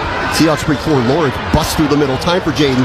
Hits Zach Ertz underneath, but he's only able to get to about the 39-yard line. It's 11 yards short of a first down, and Washington's opening drive is going to end in a punt. Yeah, because you got behind the sticks with that penalty against Biadasz, Seattle's going to sit back in zone coverage, force everything to stay in front of them, and rally up and make a tackle. They were not going to let Jaden or any of the receivers get deep. Torrey Horton is the punt returner for Seattle. Earlier this year, he had the longest punt return in team history, a 95-yard touchdown. He's been dangerous. He's standing at the 10. Tressway standing at his own 29-yard line. Washington is kicking the ball left to right, wearing the Super Bowl-era jerseys tonight. No pressure on Way. Ball's on its way. Horton's going to call for a fair catch right at around the 10-yard line. And that's where Seattle will have their first offensive possession in a scoreless game with 11:11 to go first quarter at Northwest Stadium. You're listening to Washington Commanders football. This is the sound of hurt. This is the sound of help. Virginia Injury Law, how can we help? If you're the victim of a car, truck, or rideshare accident, call 1-800-CRASH-VA for a free consultation. That's 1-800-CRASH-VA. Guests appear on 910 The Fan via the Hadid Mercer Rug Cleaning Hotline. For all of your Oriental rug cleaning needs, just one call to Joe Hadid. Trust your Oriental rugs to Hadid Mercer Rug Cleaning. Learn more at HadidMercerRugCleaning.com. We all hear the radio ads about the IRS. They tell you to be afraid, to be scared, and they try to frighten you into calling. I'm not here to do that. Tax Relief Advocates is different. TRA is here to tell you that if you owe money to the IRS, whether it's $5,000, $50,000, or $500,000, we have a solution. It doesn't matter if you're sitting in your car, at work, or with your kids. No matter where you are, call now. 800-575-6986. Don't lose hope. TRA can eliminate or reduce what you owe to the IRS. Generous programs are now available that can give you a fresh start. Our passion is taxes and helping individuals fix their IRS problems. We have over 1,000 5-star reviews on Google and an A+ with the Better Business Bureau. You don't need to be afraid of the IRS any longer. End your tax nightmare today by visiting us online at TRA.com or call 800-575-6986. That's 800-575-6986. Tax Relief Advocates. Real solutions for real people. Tackle your airport parking needs at Park & Go. Fast and hassle-free, the way airport parking should be. Open 24/7, and we're always ready to assist. The best service and best price at bookparkandgo.com. Let Park & Go serve you off Airport Drive and Audubon. Trick or treat, Halloween is around the corner. Let's not use wishful thinking when it comes to safety. Beware and take care. Don't drink and drive. From your spooky friends at Virginia Injury Law. Hey, it's Cakes from the Sports Junkies. This is Richmond's #1 for play-by-play. We've got the Flying Squirrels, Virginia Tech, and the VCU Rams. Sports Radio 910 The Fan. This is Washington Commanders football. We'll be back in with NXS Need You Tonight, which in 1988, when Washington went to Minneapolis to play, or check that, San Diego played the Denver Broncos and had the greatest quarter in NFL history. Doug Williams got the MVP, and Art Monk was part of that championship. That was the number one song back then when Washington won their second of 3 Super Bowls during their Super Bowl era. Man, you're dating yourself. I've never heard of that song. Don't Google what happened to the lead singer at NXS. I don't want to know. We'll get to Logan in a minute. There's an injury to update you on. As the Seahawks start with the ball at their own 10-yard line. Crowd's amped and ready. 1st and 10 for Sam Darnold, pointing to his head, changing a play. 2 tight ends to the right. Elijah Arroyo goes in motion. They're going to pitch right to Kenneth Walker, looking for a block on the edge.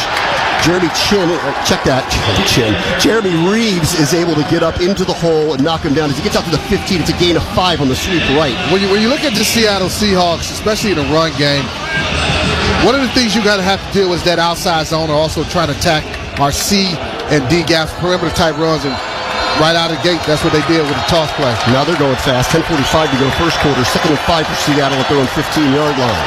Darnold's got an empty backfield with 3 wide receivers to the right. Throws it to the middle of the field. That's the first catch for the rookie, Torrey Horton. Slant play out to the 28-yard line. First down, Seahawks. As you see, the Seattle Seahawks, Bramwell, you already mentioned them being down a couple of receivers. No Cooper Kupp, and also you got to imagine Torrey's going to be the guy who's the beneficiary. Torrey Horton is going to be the beneficiary of more targets his way. 1st and 10 at the 28 for Seattle, with 10:12 to go in the first quarter of the scoreless game. Darnold asks Jackson Smith and Jigba to come around the end. He hands it off to him on an end around, cuts back against the grain. He's able to fight for extra yardage, pulled out of bounds into the Seattle sideline, but he gained 11 to the 40. Again, attacking the perimeter. We have not done a good enough job this season of setting hard edges, and teams watch this, whether it was a jet sweep or it's an outside zone to start the game. We got to do a much better job of setting that edge, and that time it was I want to say Jalen Holmes who allowed that ball to get outside of him. You have Jalen Holmes in there for that type of reason, to not allow it to get outside of him. Only the 4th carry of the year for Jackson Smith and Jigba. 1st and 10 at the 40. Horton goes in motion. Play action. Darnold rolling right. Throws to the far sideline. Caught by Horton again. 2 feet down. Goes out of bounds at around the 44-yard line. Logan Paulson's sideline reports are brought to you by CTG Federal and Dell Technologies. Shot clock. Offense number 40. 15-yard penalty. Repeat first down. Okay, so each team now has a personal foul. Hopefully this will stunt Seattle's drive like Washington's was. Logan, what's going on down there? Yeah, Luke McCaffrey's got a little bit of shoulder. Took a big hit. I don't know if it's the hit or the fall to the ground. Getting evaluated. Luke McCaffrey for a shoulder injury or questionable to return. And what do you think of the defense so far here? They caught a break here with this penalty, but on the edge, they're having problems here. They're having edge problems, and it's not just this game. It's been all season long. You got Jalen Holmes starting at the defensive end position, a bigger body. You cannot allow a tight end to get outside to hook you and allow that ball to get outside of you. Exact same scenario Washington had. 1st and 25 at their 25 for Seattle. That's what Washington had on their opening drive after a personal foul to Tyler Biadasz. Snap to Darnold. Bobbled the ball for a moment. Time throws over the middle. That's a connection. Smith and Jigba. 3 Commanders are chasing him. Frankie Louver, Bobby Wagner pull him down. He gets out to about the 37-yard line. It's a gain of 12. It starts with lack of pass rush. Sam Darnold, he's able to go through his progressions. Not enough pressure on him, and he's going to find his number one guy, Jackson Smith and Jigba, in moments like this. 8:42 to go first quarter. Clock running. Scoreless between Seattle and Washington. Commanders' opening drive ended in a punt. This is Seattle's first time with possession of the ball. 2nd down and 12. They'll mark it just inside their own 38-yard line. Darnold's got Walker to his left. He's in the gun, and now Walker sprints out to the right. Here's a snap. They're going to throw it out to him. Flags are down again, and it looks like it's going to back up Seattle again. False start. Offense number 72. 5-yard penalty. Still 2nd down. See a little bit of change in personnel, kind of, so to speak. Last week, Monday night, I should say, Frankie Louver, he was primarily a rush in. This time they got him in nickel as a nickel linebacker. We saw a ton of Jordan McGee in that game against the Kansas City Chiefs. He started the ball game, but he's not on the field right now. Penalty on the right tackle, Abraham Lucas. 2nd penalty of the drive. 2nd and 17 now for the Seahawks. They're at their own 33-yard line. Darnold asks Horton to just move in a little bit. Thumbs up. to the opposite sideline. There goes Jackson Smith-Njigba, who joins Darnold in the backfield, flanking Zach Charbonnet. They're ready. Here's the snap. Darnold looking, throws. Smith-Njigba's wide open in a seam, and he's able to just dart ahead to about the 47-yard line. It's a gain of 14, and it's going to bring up a 3rd and 3. Hey, your antenna has to go up. Anytime you see Jackson Smith-Njigba lined up in the backfield, they're putting him there for a reason. They're going to find ways to get him the football. That time he just runs a simple option route and sits down against the zone coverage. You have to know where he is at all times and expect him to be getting the football. Got a couple legends in the booth with us, Ricky Sanders and Gary Clark. We're going to get to them in a moment. This is a big 3rd and 3. The 47-yard line, an empty backfield. Jake Barner goes in motion.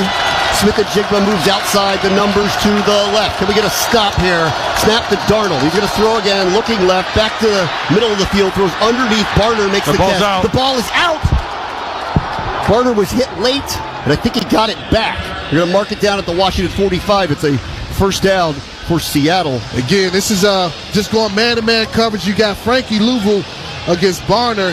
Barner runs a nice route. Now, Louisville is able to knock that ball out, but it bounces right back to Barner. That's just a bad break. Is that incomplete, Fletch, or what? It's possible. I would challenge it if I was DQ.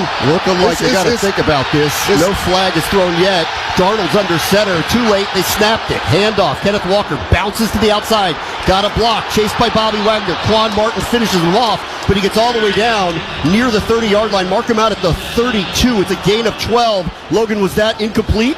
I it was going to be close. That's the thing is, like, I would have just maybe given it an opportunity, especially in such a pivotal moment on that 3rd down. Maybe toss that flag out there, get a look at it. But yeah, man, that was too close for my blood, probably. Well, the Seattle Seahawks just got away with the hold. Cross, he held Jalen Holmes, and it's right in front of the official. And I've been on Holmes about not setting the edge, but it's hard to set the edge when you're getting grabbed by your collar. 8 in the box here for Washington on the 1st and 10 at the Commanders 32. They're running it with Kenneth Walker right up the middle. Frankie Louvu dives on him, but Walker's able to churn ahead.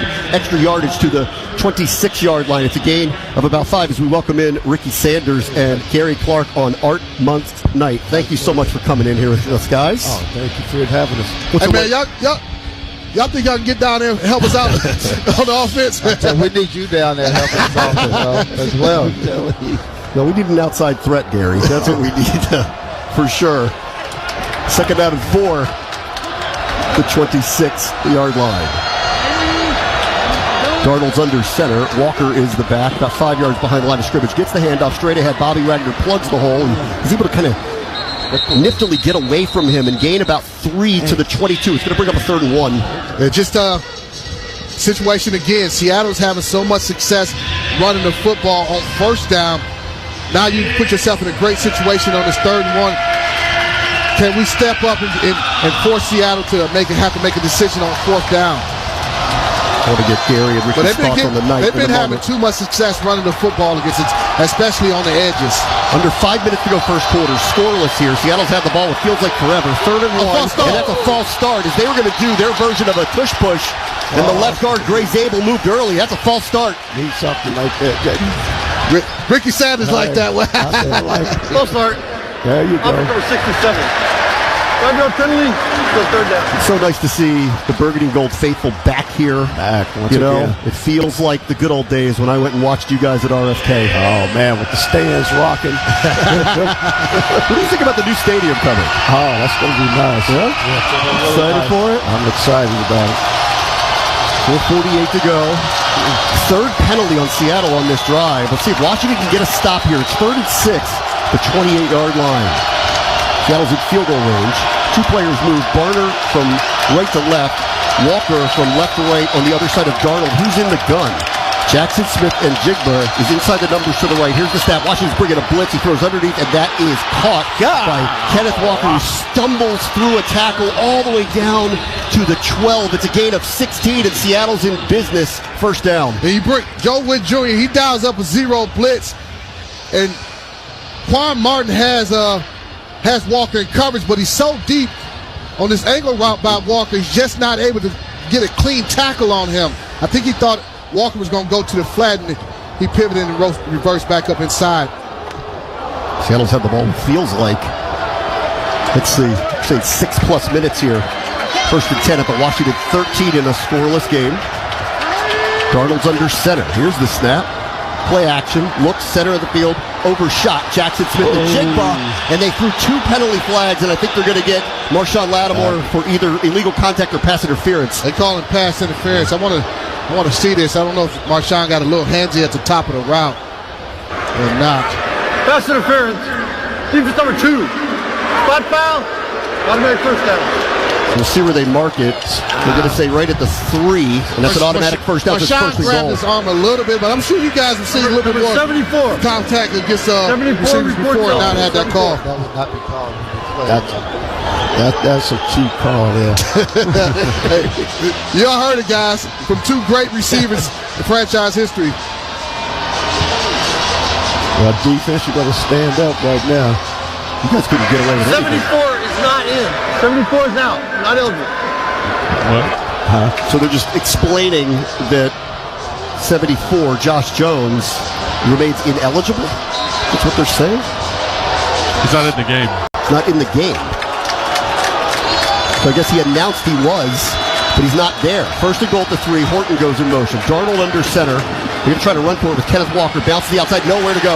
Jeremy Reeves in the backfield for a stop for 2. That's the type of defense you need. Some penetration. Don't let Walker get started.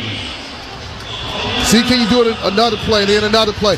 Have to be alert to play action pass, though, in this situation. We've had too many situations where guys, especially if we're man-to-man, have lost their guy.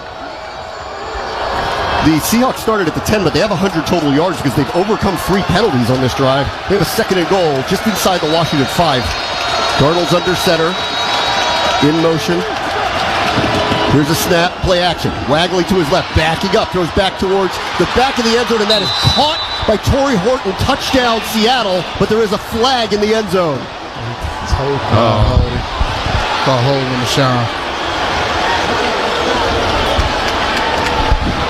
Pass interference.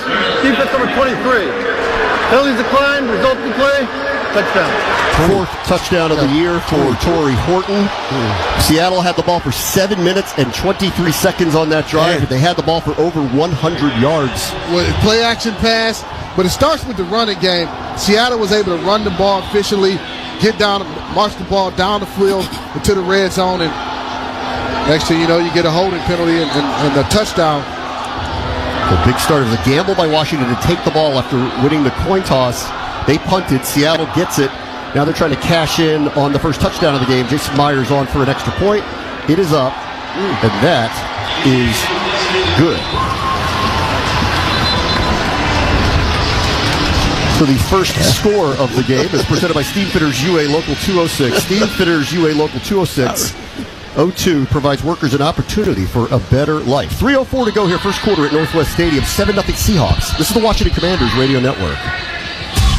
During the Jeep Drive Into Fall event, take freedom and adventure further with great deals on legendary Jeep brand vehicles. And right now, get 0% financing for 60 months on the 2025 Jeep Grand Cherokee L. Don't miss the Jeep Drive Into Fall event. Not compatible with any other offer. 0% APR financing for 60 months equals $1,667 per month per $1,000 financed for well-qualified buyers through Stellantis Financial, regardless of down payment. Not all customers will qualify. Contact dealer for details. Offer ends 11/3. Jeep is a registered trademark.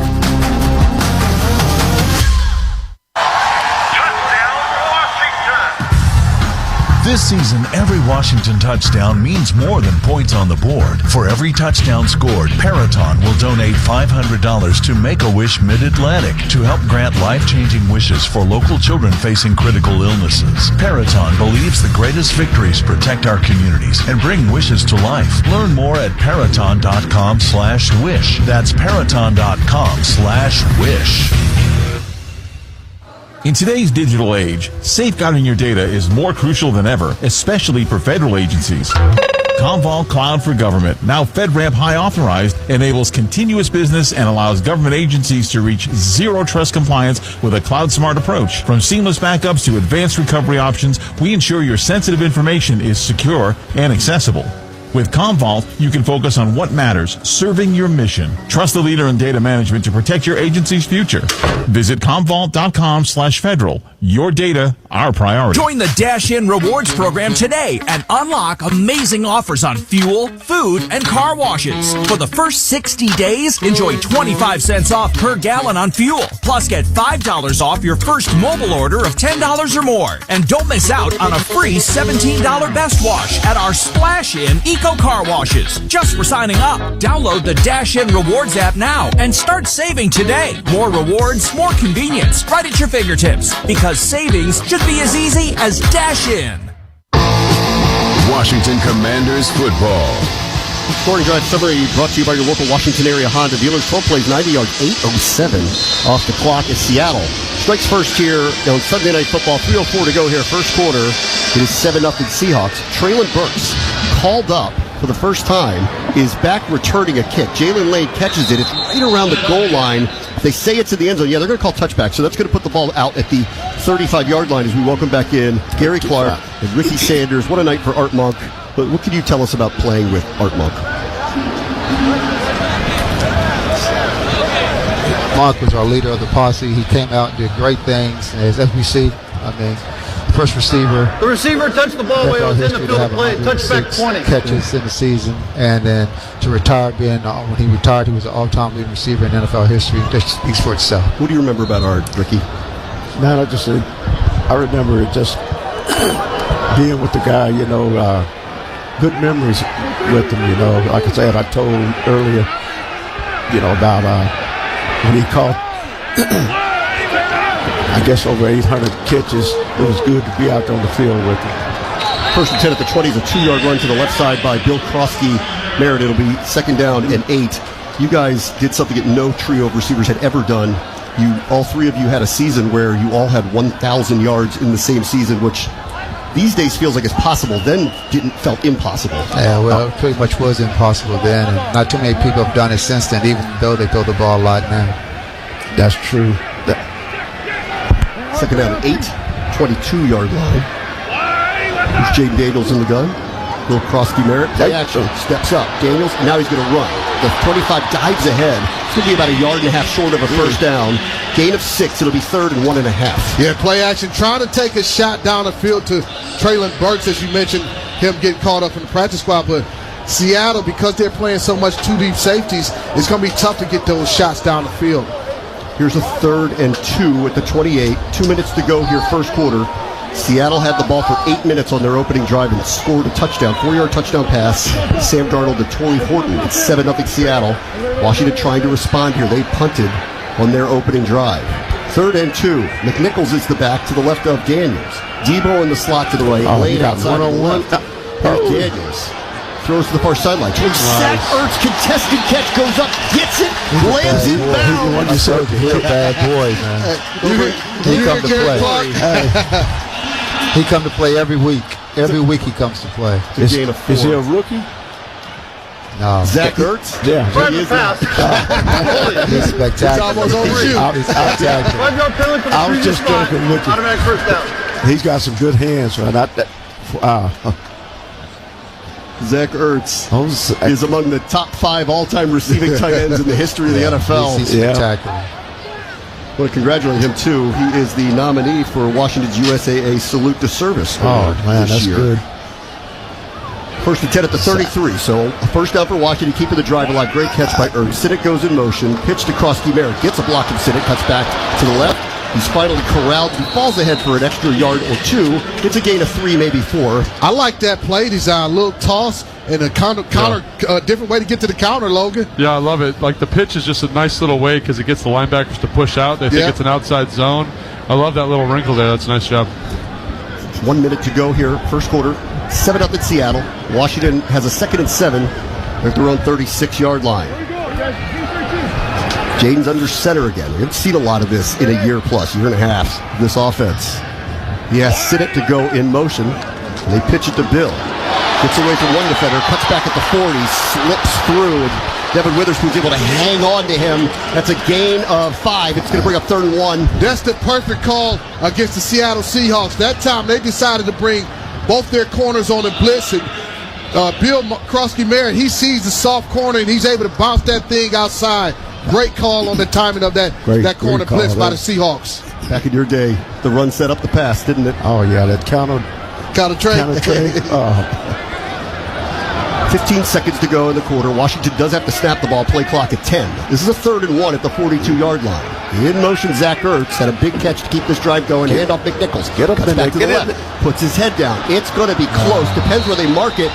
And I think he's about a half yard short. And because the quarter has come to an end, Washington's going to have time to think about this. And while the quarter does come to an end, we want to thank Gary Clark and Ricky Sanders for joining us here on Art Monk's Nice. Thank you so much for coming. Thanks for having us. I really appreciate it. So 7-0 after 1. You're listening to Washington Commanders football. Hey, it's Matthew from Men's Wellness Centers. Maybe you've started dodging date nights or pulling away. Not because you want to, but because you're frustrated, embarrassed. ED is more common than you think, and it doesn't just affect intimacy. It hits your confidence, your mood, even your drive. At Men's Wellness Centers, we've helped thousands of men in Virginia Beach, Richmond, and Newport News get real answers and real results. You'll meet face-to-face with a licensed provider, get labs done on-site, and review results the very same day. Plus, you'll have a direct number to call or text your provider when you need them. No portals, no mystery. Just real care from a team that gets it. Call 800-403-7725 or visit menswellnesscenters.com to book your appointment online. Men's Wellness Centers. Real care, real results. Over a decade strong. When it comes to affordable term life insurance, everyone's whistling the Big Lou tune.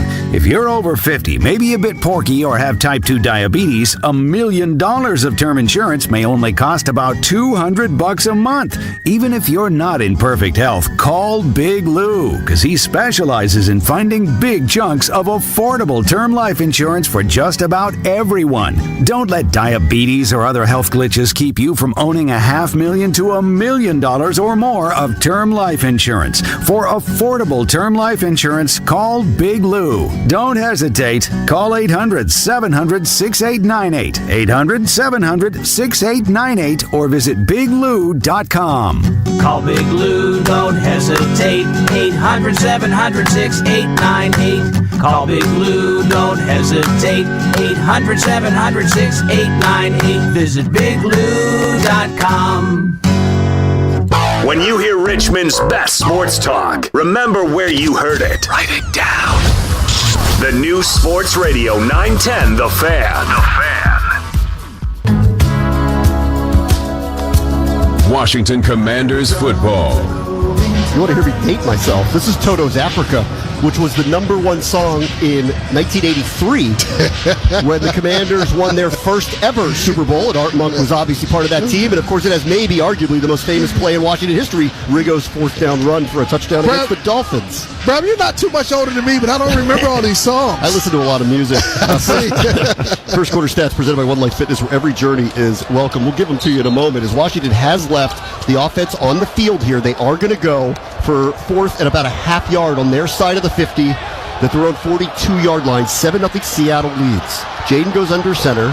The back is Bill. 2 wide receivers to the left. Debo comes in motion, moves closer to the line to the right. Play action. Jadles rolls back, finds John Bates at the 45 and pulled down in Seattle territory at the 48. Great call. It was needed. First down, Commanders. Yeah, great call indeed by Cliff Kingsbury. You fake the power and you boot Jaden out to his right. And what I love about this, you give him options. You actually go unbalanced line and you leak John Bates out late, and he's able to pick up that first down. Nice play call. Jaden's now 3 for 4, 27 yards passing. Washington was outgained in the first quarter, 104-44, 37-27 on the ground, 67-17 through the air. 1st and 10 Washington in Seattle's territory for the first time. End around Debo Samuel, looking for a block from Josh Connerly. Dips around Jalen Lade and Zach Ertz. They're out there blocking for him. He's able to get to the 40-yard line and a gain of 7. Yeah, nice blocking on the perimeter. And this is probably going to be more of how you want to attack this Seattle Seahawks run defense, man, because they're so stout up the middle. And with big Leonard Williams, we got a Seattle Seahawks injured on their sideline. Not sure who the number is. It's hard tackling Debo, man. That is Josh Jobe. He's a corner who's been playing extensively for them with the injuries to Devin Witherspoon, who had missed 5 games. Took a big hit there. Yeah. Please reset the play clock to 37 seconds, please. Yes, they're still working on Job, who's kind of slowly making his way. He's just a few steps away from the sideline. He's getting there. Sam Darnold, by the way, first quarter did not miss. 6 for 6, 67 yards, and a passing touchdown. They went 90 yards on the opening drive. And for Washington, this is now the 7th time in 9 games the season has scored first, and the 6th time in the last 7 games they scored on their opening drive. So Dan Quinn talked about these slow starts. Please set the game clock to 14-13. 1-4-1-3. Got it again. Yeah, and that's one of the reasons why I feel like they opted to take that ball once they won the coin toss. Try to get the ball, try to get momentum, get this crowd in the frenzy. Maybe you can go down and get points on that first drive. Didn't do it, and then conversely, Seattle's able to go on a 12-play, 90-yard drive, and they got 7 points. A good spot here, though, at the Seattle 39. It's 2nd and 1 with 14 minutes to go first half. Seattle leads 7-0. This is only Washington's second time with the ball. In motion, Debo. Daniels under center. Pitch to Bill. Has to cut back to the left. Met at the 40 and dropped. That is a 1-yard loss. There was just no hole to get through. Not at all. These dudes are just so stout. I talked about the teeth of this defense, whether it's Byron Murphy, the nose tackle, or Jaron Reed. I mean, this time it's actually Derek Hall. They're doing a lot of stunts. And Jaron Reed, Derek Hall is the one who's able to kind of create havoc in the backfield with penetration. 3rd and 2 here. Washington's already converted on 1 4th down. This is 2-down territory for sure. It's probably out of Matt Gay's range. It would be about a 58-yard field goal. He came in with back issues, did not play last week. 3rd down and 2, the 40-yard line. Ernest Jones walks up to the line. Here comes a blitz. It is picked up for now. Jaden does have to run out. There is a flag down. Jaden has a first down for now, sliding to the 34-yard line, but I think this one's coming back. Yeah, especially when you see a Seahawks helmet off. That's Ernest Jones, the 4th. Personal foul. Face mask. Offense number 75. 15-yard penalty. Repeat 3rd down. This is going to be 3rd and 17, Logan. What's going on with the offense? Yeah, I mean, I think this is one of the issues that we saw over the last couple of weeks. When you don't have the playmakers outside, it really allows the defense to keep a cap on you, right? And then we knew the defense for Seattle was really stout against the run, so you got to kind of get deep in your bag of trips. You see the flip pass, you see the boots, you see the move in the pocket.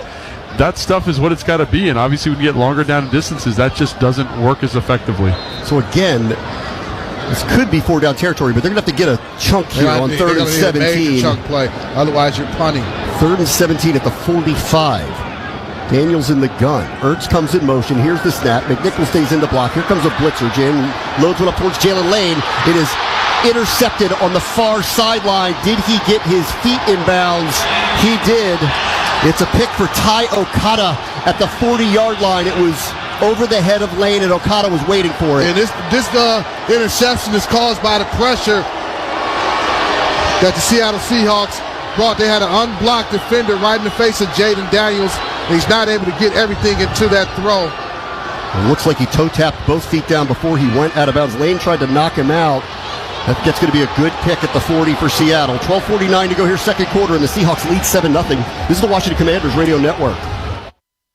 Just like on the field, our government needs a defense that's always on point. It's Big Rig. When it comes to U.S. government operation fumbles, they're not acceptable. That's where Agile Defense shines. They deliver flexibility, speed, ingenuity for mission success, no fumbles. Agile Defense is on the front lines. They keep government systems secure, resilient, and mission ready. And at the end, you and I win big. Look, I love my country just like you do. That's why I love Agile Defense. Always evolving. Visit agiledefense.com. Car accident? Don't wait. Don't guess. Call 1-800-HURT-123 and let Big Al get that money for you. No fees unless you get paid. It's 1-800-HURT-123. Attorney Big Al is the law firm of Richard Clark. The Black Friday preview event is on now at Mattress Warehouse. Save up to 60% warehouse-wide. Plus, get a free adjustable base with select mattress purchases. With over 40 queen mattresses under $7.99, there's a mattress for everybody in every budget. And with our 1-year lowest price guarantee and free next-day delivery, you can rest assured you're getting the best deal of the season.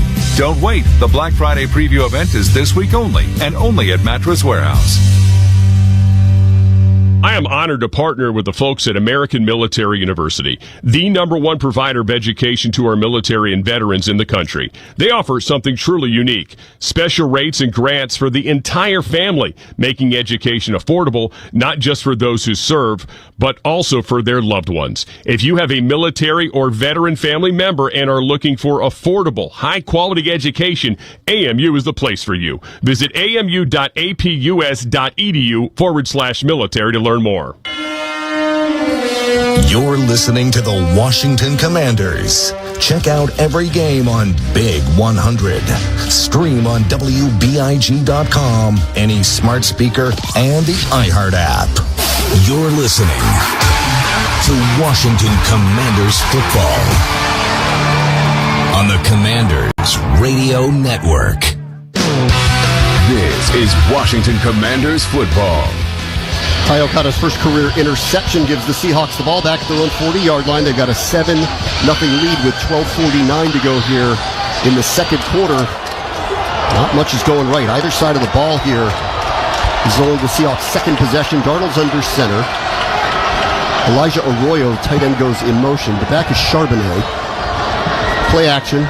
Bootleg left Darnold, pumped, looks back, throws to the second level and finds Jackson, Smith, and Jigba streaking out of bounds for a connection inside the Washington 40 to the 38. Yeah, the Seattle Seahawks, they get in trade personnel, three tight ends, or Logan likes to call it 13 personnel. Think they're going to run it. What they do, they bootleg Sam Darnold out to his left, and he's just cooking with these bootlegs so far. Darnold is 7 for 7 here in the first half. He also has a touchdown pass to the rookie Torrey Horton. That's the difference here. 12:20 to go, second quarter, 7-0 Seahawks. Darnold goes under center. And off Charbonnet. Off the left side, that's Eddie Goldman closing up the hole here for no gain. Let's pause 10 seconds for station identification. This is the Washington Commanders Radio Network. From the Pearson Signature Dealership Studio, this is the new Sports Radio 910 The Fan. Now at 105.1 FM, WRNL Richmond and WRVQ HD2 Richmond. Always live on the free Odyssey app. Welcome back to Northwest Stadium. 7-0 Seahawks, 11:50 to go here first half. Seahawks have the ball at the Washington 43-yard line. It's a 2nd and 10. In motion, Arroyo. Charbonnet's the back to the right of Darnold. Smith and Jigba has already made his presence felt out wide to the left. Here's the snap. It was low. Darnold handles it. Throws to Smith and Jigba again. Right in front of Marshawn Lattimore. He had about 3 yards of space. Makes an easy catch.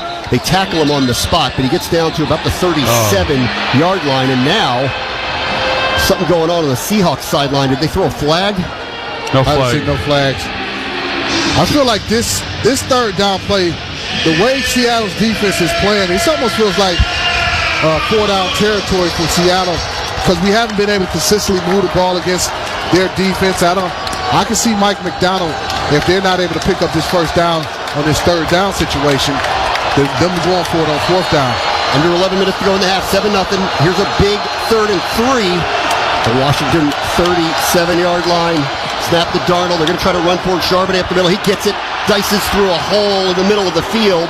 Cut down at around the 27-yard line. Quan's down. Quan Martin is injured. He's holding his arm or wrist. Here comes the Washington training staff to look at him. No, he just pops up. Let's see if he's going to try to pop up. He's on one knee. And the Commanders, Percy Butler's telling him, just stay down for a minute here. And here comes the Commanders training staff to take a look at the safety, Quan Martin. That was a first down run for Charbonnet right up the middle. And while the training staff takes a look at Quan Martin, we'll take a break with 10:32 to go first half. It's Seattle leading 7-0. This is the Washington Commanders Radio Network. Rapid7 empowers government agencies to take command of the attack surface, smash silos, and stay ahead of attackers. I'm Damon Cabanillas, head of Rapid7 Public Sector. It's time to take cyber breaches from inevitable to preventable. Our FedRAMP authorized solutions are powered by threat research that delivers deep visibility and control over your entire attack surface. See critical vulnerabilities at scale. Automate routine tasks. Shut down imminent threats with confidence. Visit rapid7.com/public sector today. Now's the time for a great deal on a new Honda. It's time to drive smarter with high-tech features and excellent reliability. Check out the Honda Civic, Accord, or HR-V. For a limited time, well-qualified buyers can get a 4.99% APR on a 2026 Civic or a 3.99% APR on a 2025 Accord or 2026 HRV. Contact your local Washington area Honda dealer for a great deal today. See dealer for financing details. Exclude Civic Si and Type R. Federal employees keep our country going, and GEHA is proud to keep them going with health plans exclusively for them. We were started by postal employees in 1937, and today we offer all federal employees a network of 1.7 million providers and a health plan for every stage of life. That's why we've been trusted by millions of federal employees and retirees across the country since 1937. GEHA. Find your federal health plan at GEHA.com. Commanders fans, SeatGeek is the official primary ticketing partner of Hail to the Commanders and here to help you experience all the action this season. SeatGeek makes it easy to find the perfect seats to the perfect game so you can be part of all the touchdown celebrations and momentum-shifting takeaways this season. Whether you're getting tickets to Commanders games or to any other live event in the DMV, SeatGeek is the place to do it. SeatGeek is the official primary ticketing partner of the Washington Commanders. Washington Commanders football. Today's game is brought to you by Fortinet Federal Trusted Cybersecurity for government everywhere you need it. Seahawks lead this one 7-0 with 10:32 to go here in the first half. They have a 1st and 10. The Washington 27, and they've just moved the ball any way they want so far. They came in this game averaging about 3.7 yards per rush. They like to run the football, but they weren't very efficient at it. So far in this ball game, they're averaging 5.8 yards per carry. That is something that we got to get under control if we're going to have a chance in this ball game. Yeah, to your point, they run the ball 49% of the time coming in. They're committed to running the ball. Yeah, even though a lot of the runs don't get the desired results, they stick to it for sure. 1st and 10 at the 27-yard line. Charbonnet moves to the right of Darnold. 2 wide receivers to the right. Here's the snap. Handoff Charbonnet right up the middle. Gets a big hole. Exploits it. Deron Payne pulls him down, but it's all the way down to the 21-yard line, right in the middle of the line, and a gain of 6. Hey, and that's it right there. You can't have a simple little one-back counter play end up gaining 6 yards against you. Our defensive front, defensive tackles, we got to do much better. And the linebackers have to do a lot better job, too. Coming down, fitting the run up correctly. We're getting the nickel got washed down. It's we got to do better. 2nd and 4 at the 21. Should have got 7 in the box. Pitch left, Charbonnet. Looking to get to the edge. He will not get there this time. Jeremy Reeves has just been bringing it week after week after week, and he tackles him back at the 25-yard line. That's a loss of 4. And that's the best thing that Jeremy Reeves did on that play, he stayed outside, and he defeated the block, and he's able to make a solid tackle. Logan, what are you seeing with the defense right now? Yeah, I think like Fletch was talking about, we're running a lot of line movement. So on that last big explosive run by Charbonnet, we kind of stun out. They kind of cut us off. That time we stunt 2. We get a nice tackle for a loss. So we're playing a little bit of poker right now. Let's see if Joe Wood Jr. gets aces here. It's 3rd and 8. The 25-yard line. This is a big play here early in a 7-0 Seahawks lead. Here's Darnold with the snap. Steps up. He has time. He wants it all. He's got a wide-open receiver. Torrey Horton, his 2nd touchdown of the half. Touchdown Seahawks. And you can see some confusion before the ball was even snapped from the defensive secondary. Miscommunication, whether it was a lineman situation, responsibility situation, whatever it was, this defense has got to get its stuff together. They haven't been able to stop the run, and they've allowed Sam Darnold to just shred them throwing the football. 2nd drive, 2nd touchdown. This one came off a turnover. Jaden Daniels' interception by Ty Okada. It's a 60-yard touchdown drive, and Horton was 5 yards behind Mike Sanders still for that easy score. Here's Jason Myers on for an extra point attempt. Horton came in this game with 3 total touchdowns. Oh, my goodness. 4 and 5. There's a flag down. The extra point was good.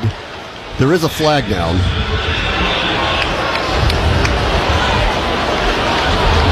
Bill Vinovich, I think it's against Washington. They're going to ask what they want to do with it.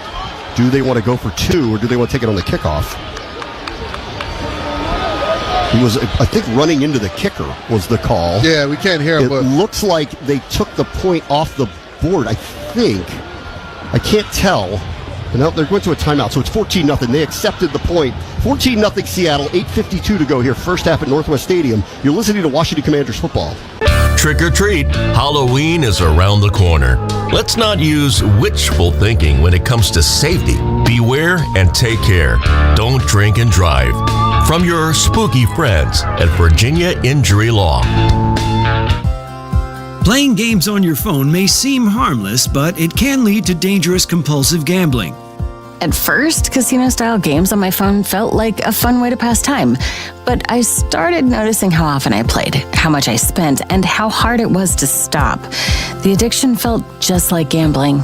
To help break the habit, find other enjoyable activities that don't involve your smartphone. Get more tips by visiting FOPCRVA.org.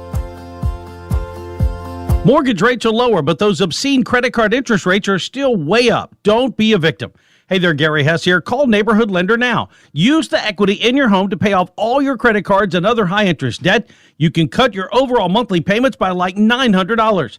Neighborhood Lender specializes in fast, easy options to unlock the equity in your home. They can get you $80,000, $100,000, even $200,000 or more. It's your money. You need to use it. You can snag a lower rate, pay off all that ridiculous high-interest debt, and slash your overall monthly payments. Neighborhood Lender is not a big bank with all that red tape. They are super fast with a high-tech platform, and you probably won't even need an appraisal. How about using the money to start that home improvement project you've been putting off? Use the equity in your home to get on solid financial footing now. Call Neighborhood Lender now. Call 804-643-LOAN, neighborhoodlender.com. Get your cash now. 804-643-LOAN, neighborhoodlender.com. Equal housing lender, NMLS 69349, subject to lender approval, NMLSconsumeraccess.org. Victim of a motorcycle, moped, or e-bike accident? When you're not to blame, recovery is our game. We're Virginia Injury Law, and we'll fight to get you the maximum compensation you deserve. Call 1-800-CRASH-VA for a free consultation. That's 1-800-CRASH-VA.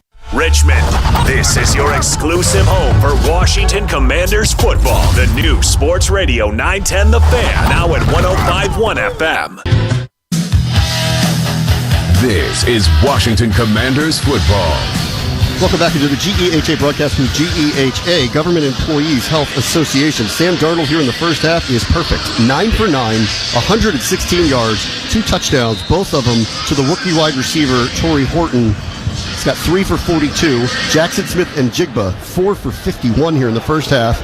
This kickoff is taken about 1 yard deep in the end zone to our right, returned by Jalen Lane. He lost the ball, it's out, and it's just laying on the turf, and Seattle has their second turnover of the half, and it's the second mishandled kickoff return by Jalen Lane in 2 weeks, and Seattle's in business here at the Washington 26. Ball control. Anytime you're handling that football as a returner, receiver, whatever the case may be, you have the entire team in your hands. And Jalen, that time, just got the ball knocked out, and number 95 for the Seahawks just got in there and punched that ball, just slapped that ball out of the hands of Jalen Lane. And it was just laying on the turf there. Easy recovery for Connor O'Toole. Seattle with a 14-0 lead is in business, 6 yards outside the Washington red zone with 8:46 to go here in the second quarter. Logan Paulson's sideline reports are brought to you by CTG Federal and Dell Technologies. They were talking about tightening up the defense, right, Logan? They're going to need to do it now. Yeah, they were talking about that, but like Fletch always says, man, it just takes one play to get you back in this ball game, so why not do it right now? Let's see if we can bat down the hatches, hold them to a field goal, maybe get a turnover. We need somebody to step up and make some plays. Darnold's under center, 1st and 10 at the 26. Washington's turned the ball over twice here on their last 2 possessions. Here's a snap, standard drop back, throws over the top, looking for a receiver, and it's a touchdown to the tight end Elijah Arroyo. Perfectly thrown ball over the head of Tyler Owens. 1 play, touchdown Seattle. Man, this is, as you mentioned, a perfectly thrown pass. Gets man-to-man coverage by Tyler Owens. You couldn't place the ball better than Sam Darnold just did on that play. So now 10 for 10 for 146 and 3 touchdowns for Sam Darnold in the first half. But you got to understand, as a defense, anytime you get a turnover, you get a short field, you have to be expecting that offense to take a shot into the end zone. That's what you got to say, hey, alert a shot, alert a shot, alert a shot. Obviously, we weren't ready for that. Coming off a bye, flying across the country, hadn't bothered Seattle. They've been perfect on both sides of the ball and on special teams. 2 major mistakes on special teams again this week. Extra points on its way from Myers. That is up. and that is good. And with 8:41 to go here in the first half, it is all Seattle on Arts night, 21-0.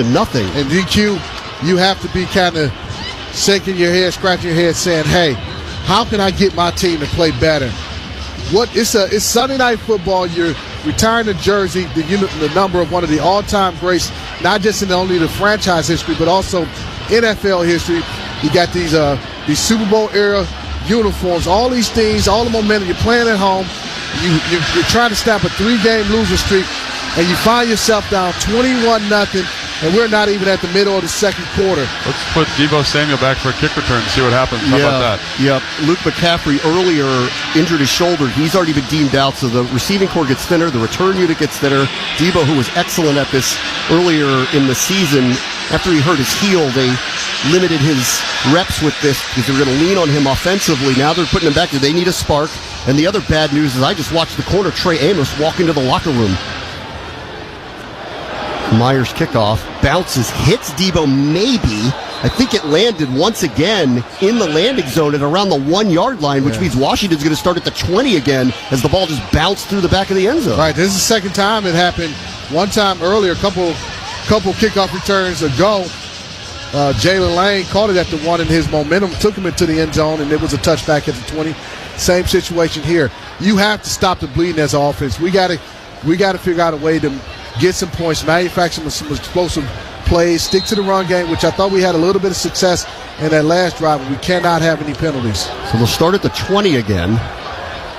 Daniels threw an interception on his last offensive possession.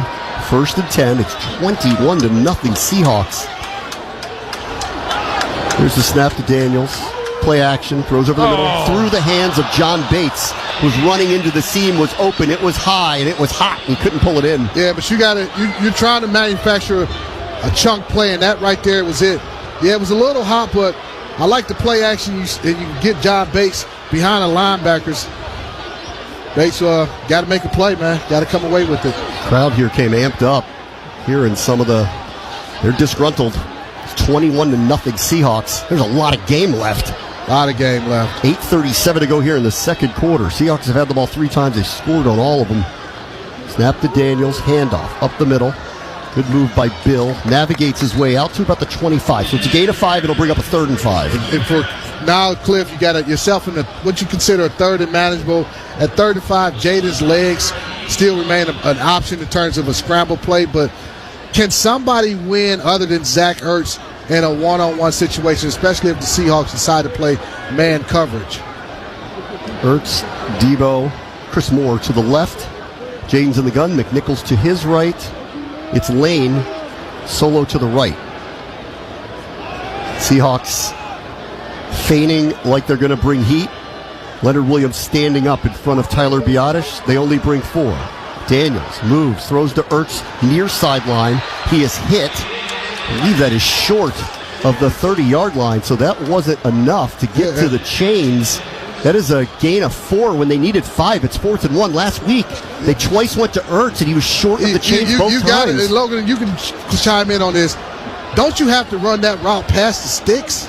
Yeah, I think with Zach, he's always so good at being friendly to the football, and that ball didn't come out of Jaden Daniels' hands right on time. So, as you're trying to protect that throw, you lose sight of the first down marker. I guess that's what he's doing. He does that a lot. That's one of the things that makes him good. But again, like you're saying, Fletch, got to be aware of that first down marker is. This feels like a little bit of desperation. It's 4th and 1. They're at their own 29-yard line. They're going for it. Play action. Daniels running away from DeMarcus Lawrence. He's going to get it. Start. And now there's a flag down. It's going to make it a 4th and 6. Dan Quinn may elect to punt now. Yeah, you got to punt now. You're not going to go for a 4th and 6 in your. It would be at your own 24-yard line. Number 86. 5-yard penalty. Still 4th down. So that penalty's on Zach Ertz. Didn't get to the chains on the 3rd down play. False start penalty. And here comes Tress Way. You can hear the boos here. This is not what this crowd expected tonight. Not at all. It's a penalty by your most seasoned guy on your offensive side of the ball. Horton is deep. He's got 2 of the touchdown catches for Seattle from Sam Darnold, who has 3 first-half touchdown catches. And he's got 7:06 to still work here, up 21-0. Way standing at his own 10-yard line. Here's the snap. Kick is on its way. Horton runs up and watches it bounce at around the 28-yard line. Takes a good Commanders bounce. It rolls all the way inside the 15-yard line. So first stroke of luck here occurs on the Tressway punt that will bury Seattle back at their 13. But they got a 21-0 lead with 6:44 to go in the first half at Northwest Stadium. This is the Washington Commanders Radio Network. The Black Friday preview event is on now at Mattress Warehouse. Save up to 60% warehouse-wide. Plus, get a free adjustable base with select mattress purchases. With over 40 queen mattresses under $7.99, there's a mattress for everybody in every budget.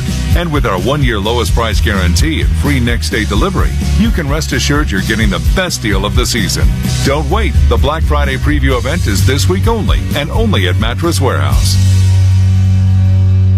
I'm proud to partner with American Military University, where service members like you can access high-quality, affordable education built for your lifestyle. With online programs that fit around deployments, training, and unpredictable schedules, AMU makes it possible to earn your degree no matter where duty takes you. Their preferred military rate keeps tuition at just $250 per credit hour for undergraduate and master's tuition. And with 24/7 mental health support plus career coaching and other services, AMU is committed to your success during and after your service. Learn more at amu.apus.edu/military.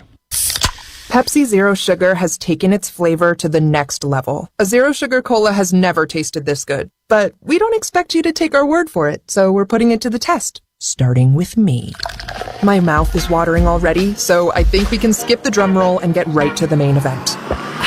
Cue the fireworks. We have an official best Zero Sugar ever. It's delicious, it's refreshing, and it's so good you'll need to try it for yourself. Trust me. Pepsi Zero Sugar. Zero never tasted so good. That's what I like. Football season is here, and it's time to get ready. As the official ticket marketplace of the NFL, Ticketmaster's got the best way to take it to the house when it comes to being there live. They're the safest and most convenient marketplace to score 100% verified resale tickets for every Commanders game, even if your plans get broken up or worse, turned over. Ticketmaster gives you more flexibility to sell your seats. So get those touchdown celebrations ready and score your tickets today at Ticketmaster.com/Commanders. This is Washington Commanders football. Let's check the scores around the NFL presented by American Military University, making education affordable not just for those who serve, but also for their loved ones. All these scores went final earlier today. The Bills beat the Chiefs 28-21. Bears on top of the Bengals in the shootout 47-42. Rams beat the Saints 34-10. How about the Vikings 27-24 over the Lions? Panthers going to Green Bay and beat the Packers 16-13. 49ers, they take down the Giants 34-24. And the Seahawks have a 21-0 lead here with 6:44 to go in the first half. They're at their 13-yard line, 1st and 10. They're 3 for 3, scoring when they have the ball, all touchdowns. Snap back to Sam Darnold. Steps up, gets away from Jacob Martin. Throws to the underneath man, Kenneth Walker, met by 2 Commanders as he gets out to about the 18-yard line, gain of 5. Yeah, this is a situation, from a defensive standpoint, you would love to get a turnover, a sack, some type of big play to get the crowd back into it, to get the energy back on the sidelines. We forced 2 fumbles. Actually, Quan Martin on the play, he got injured, forced a fumble on Charbonnet, and the ball stayed into Charbonnet's, went right back to him. So we've already had two bounces go against us on forced fumbles. Quan is on the field. The rookie corner, Trey Amos, is not. Went into the locker room after the last series. 2nd down at 5. Darnold under center. They'll run it. Walker up the middle. Met there by Jordan McGee. Got into the hole, threw him down. Great tackle, no gain. I was impressed with the play of Jordan McGee last week against the Kansas City Chiefs. Played 84 snaps, 84% of the snaps last week. A career high for him. You felt his speed, you felt his playmaking ability on the football field. How about Nick completion here? Sam Darnold was 11 for 11 for 147 and 3 touchdowns. He's got a 3rd down here with 5:30 to go in the second quarter. 3rd and 5 at their own 18. We need to stop, start turning this thing around. Crowd knows it. Darnold's in the gun. Walker goes in motion left to right. Smith and Jigba inside the numbers to the right. Here's the snap. Washington brings 4. Darnold steps up, running out of time. Dances, throws back to the middle of the field, finds Jackson Smith and Jigba, breaks a tackle, and it takes Frankie Luvu to pull him down all the way at the 40, gain of 22. And this is the inability to get pressure on the quarterback. The coverage was good initially, but because Darnold had enough time to be able to navigate and step up in the pocket, he was able to complete that pass. Up to the line they go at the 40, 1st and 10. Now Darnold asks Cody White to come in motion. Play action. He's rolling right. No. Design. Throws down the field. And he finds White, who skips by a tackler. He's streaking down the sideline. No one is going to catch him. It's another Seattle touchdown. That is a 60-yard touchdown pass to Cody White, who was called up from the practice squad yesterday because of all the injuries that Seattle has at their receiving core. This is embarrassing. This is embarrassing. There's no other way to say it. You're at your home. Seattle's doing absolutely anything they want, offensively, defense, especially offensively. Go play action pass. Tight end is wide open. Eyes not where it needs to be. And Quan, you have to make that tackle. You cannot throw shoulders into these players in the National Football League and think they're going to just fall down. You have to wrap him up. We're going to talk about Trey Amos, too. He was really limping out there. He was back on the field, but he looks like he's not right. He was chasing White, had just no chance. Extra point is on its way. This night has gone sideways. 4:34 to go here in the first half. Sam Darnold hasn't missed yet. He has 4 touchdown passes, and the Seahawks lead 28-0. This is the Washington Commanders Radio Network. In today's evolving threat landscape, secure and efficient connectivity is essential to mission success. That's why federal agencies rely on Fortinet Federal, a trusted U.S. partner delivering modernized networks, simplified operations, and proven cybersecurity solutions through a secure supply chain. With a secure networking approach that converges networking and security into a single unified platform, Fortinet Federal helps simplify security, shrink costs, and enhance efficiency. Fortinet Federal, trusted cybersecurity for government. Learn more at FortinetFederal.com. Federal employees keep our country going, and GEHA is proud to keep them going with health plans exclusively for them. We were started by postal employees in 1937, and today we offer all federal employees a network of 1.7 million providers and a health plan for every stage of life. That's why we've been trusted by millions of federal employees and retirees across the country since 1937. GEHA. Find your federal health plan at GEHA.com. Clark Construction Group has been building the assets and infrastructure that strengthen Washington, D.C. and our nation for more than a century. We are committed to delivering excellence for our clients and enhancing the communities where we live, work, and play. Whether it's a stadium, museum, airport, or hospital, we believe in building what matters. We are proud to partner with the Washington Commanders to build the future together. To learn more, visit us at clarkconstruction.com. How close can you get with Verizon Access? Front row close. Red carpet close. Oh my God! Backstage passes close. Playing quarterback for your favorite NFL team close. Okay, not that close. But watching from the sidelines close?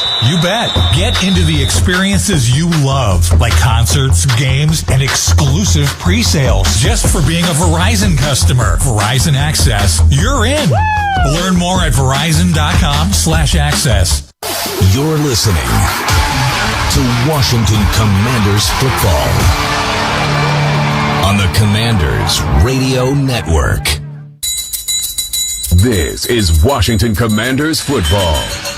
Welcome back to the GEHA broadcast from the GEHA Government Employees Health Association. Today's game is presented by Pepsi, the official soft drink of the Washington Commanders. Everything that could go wrong has. Washington has 2 turnovers. Seattle's had the ball 4 times. Sam Darnold's thrown a touchdown pass on each of those drives to 3 different receivers. He hasn't missed yet. He has no incompletions, and Washington trails. This is their biggest deficit of the season, 28-0. So the kickoff is brought back from about the 3-yard line. Nice effort up the middle to get out to about the 31. That's where Jaden Daniels and company are going to take over here. What are you even saying on the sideline right now? Man, you're saying there's still a lot of football left to be played, but you also have to be saying, guys, somebody has to step up and make plays, especially, defensively. You're giving up 28 points in the first half at your home, in your home stadium. It's hard. Offensively, we got the injuries. It's hard to manufacture plays, but my goodness. Just got to go down and score, Fletch. See where we go. Get something going, right? Let's go. First and 10 at the 31. Giant hole to try to get it out of. Ben Sinnott goes in motion. Play action, Jaden. Stepping back, dancing, gets away from one defender. Pulls it down. Can't get away from Devin Witherspoon. It grabs him by the ankles and pulls him down at about the 38-yard line. So that's a gain of 7. I mean, Seattle's just sitting back playing soft coverage, 2 shells. And if you can't consistently run the ball against this too deep and let's call it soft boxes, light boxes, it's going to be hard to throw the football. 2nd and 3 at the 38. Logan, I want to get your thoughts on what Seattle's doing defensively in just a moment. Let's check this play first. Under 4 minutes to go in the half. 28-0 Seattle. 2nd and 3 at the 38-yard line. Pistol look. Chris Moore goes in motion. Chris Rodriguez is the back and gets the carry. Cuts to the left, back to the right. Bounces off of 2 defenders. Good second effort there. And he's able to get past the sticks at the 42. So a gain of 4. First down Washington. Logan, what is Seattle doing defensively to disrupt Jaden Daniels? Yeah, I think it's not even disrupting Jaden Daniels. It's just they play these this light box. They can play coverage in the back end, and they pattern match within the zone concept. So there's not going to be a lot of air. It's going to play like man. You're not stressing the secondary the same way you would in most zone coverages. So this is just a really well-designed, well-schemed defense. And then on 3rd down, they're bringing nukes. So we just got to make sure we stay on 3rd and long and find ways to create some separation in the back end, which starts with pass protection. First and 10 at the 43-yard line. Pistol look. Snap Daniels, handoff Rodriguez. Right up the middle. There's a good seam. Yes. Met by Ernest Jones, but he's into Seattle territory. Best run of the night. Gain of 11 to the 46. And both times that we've had our best runs has been against some blitzes by the Seattle Seahawks. That time they brought a corner blitz again and just run a little power. They actually brought both corners, and Chris Rodriguez, tough running. 2:42 to go in the half. Washington does have all 3 of their timeouts. They're in Seattle territory. Quick throw into the seam. That's caught Debo Samuel at the 36-yard line. Gain of 9. Nice play by Jaden Daniels. Seahawks come with a simulated pressure, and he throws to the hot route and gets into Debo right away. And you got to feel like a little bit of rhythm here from Jaden Daniels in this offense. 2:20 to go, clock running. They do have to snap a play before the 2-minute warning. It's 2nd down and 1 at the Seattle 36, and they need something, and they need it bad. It's 28-0 Seattle. 2nd down and 1. Pistol look, in motion, Traylon Burks making his debut tonight. Snap to Daniels, back to C-Rod, right up the middle. Met there, just puts his head down. Good momentum-building run, gain of 3. Washington will have a first down when we get on the other side of the 2-minute warning. It's presented by Regency Furniture. Affordable never looked so good. 1:57 to go first half. Washington's on the move, but they trail Seattle 28-0. This is the Washington Commanders Radio Network. Commanders fans, this is for you. Level up with the brand new AAA Commanders MVP membership. You'll receive all the benefits of AAA, such as 24/7 roadside assistance, plus chances to win game tickets, access to exclusive team events and experiences, along with 15% off Commanders gear at the online pro shop. Already a AAA member? Add the Commanders MVP membership upgrade for free. Head to AAA.com/Commanders to join the squad and put your fandom in drive. The growing influence of AI and HPC solutions in today's technological ecosystem cannot be overstated. As federal agencies strive to navigate an increasingly complex and data-driven world, learning how to put AI and HPC to work has never been more pressing. Learn how CTG Federal and Dell Technologies are committed to delivering those solutions by visiting www.ctgfederal.com/partners/Dell to download our latest resources.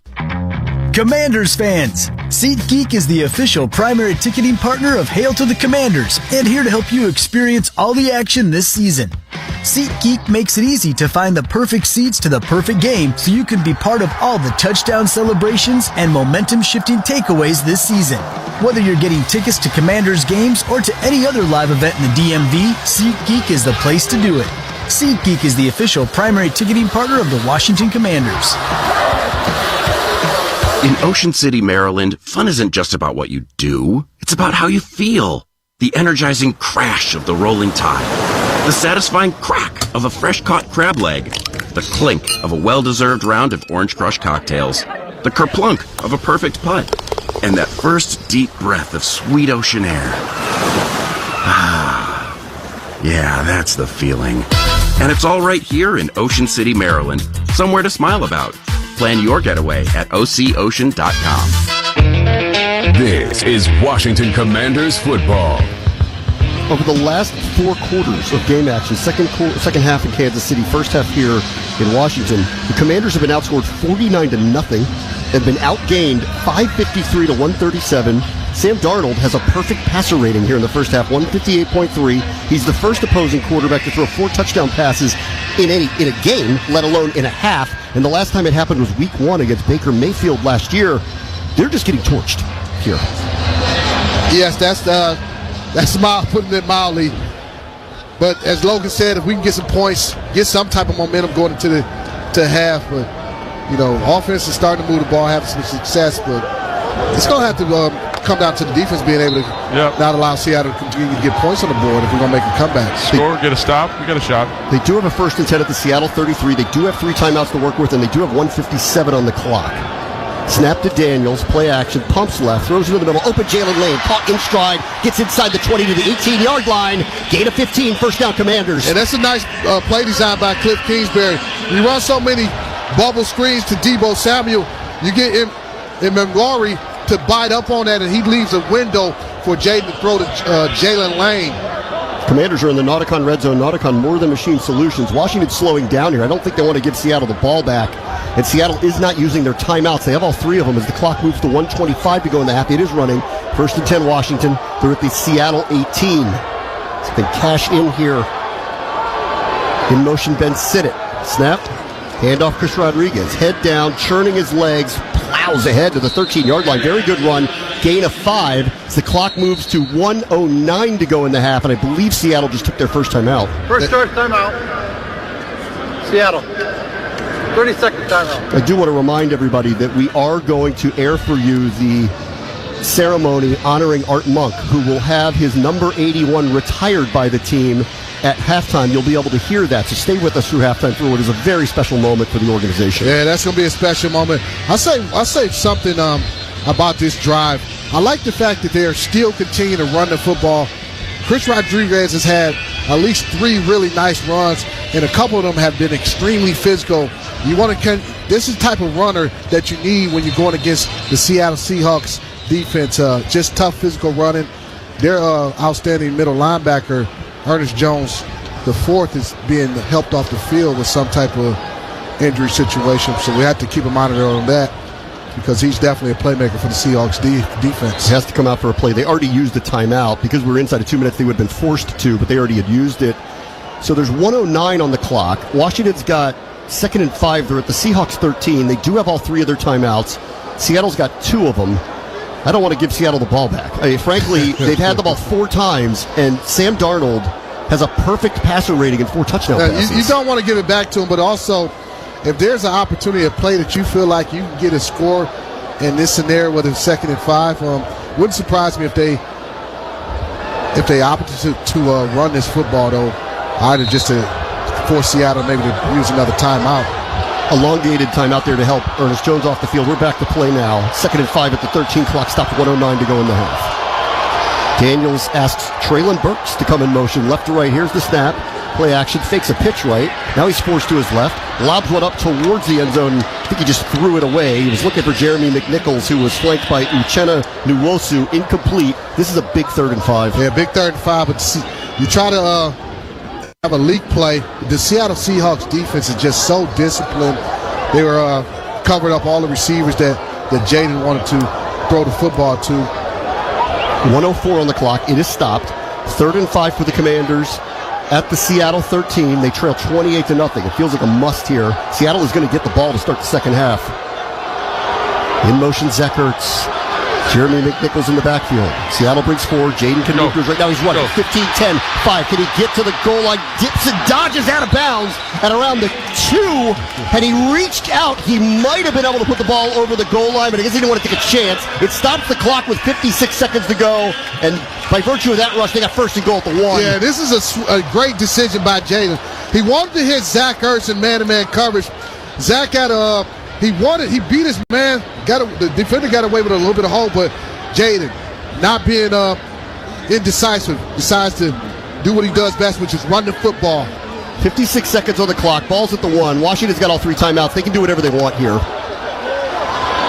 looking to get on the board. They're trailing 28-0. Here we go. Pistol look for Daniels. Rodriguez is the back. Here's the snap. He's running left behind Chris Paul and into the end zone. Touchdown! Touchdown, Washington! Just what the doctor ordered. Number 5 for 6. I love it. Love the play call. Love the play design. Keep the ball in your best player's hands, which is Dayton Daniels, and allow him to run into the end zone. Boy, we needed that. I think the whole crowd just exhaled. Daniels, outstanding run. Chris Paul, great pull there. That's a hog look. Daniels goes in. Boy, did they need that. Yes. Great play design. Great play call. Great read by Jaden Daniels, man. Find that soft spot there. That was awesome. It's touchdown for wishes. For every Commander's touchdown scored this season, Peraton is donating $500 to Make-A-Wish Mid-Atlantic, helping grant life-changing wishes for children. Thank you, Peraton. Matt Gay on for an extra point. Up. And it all right, there we go. Is good.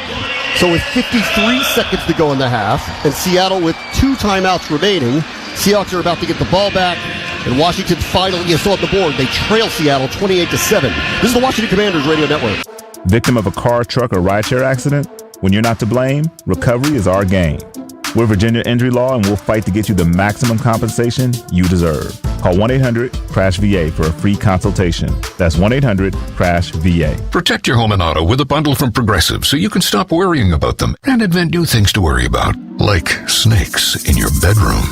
Sure, that sounds incredibly irrational, but now that we've mentioned it, you are a little worried. The odds of one snake, let alone snakes plural, are so slim. But you might want to check. Oh, you're not near your bedroom. Guess you'll just have to sit there and worry about it.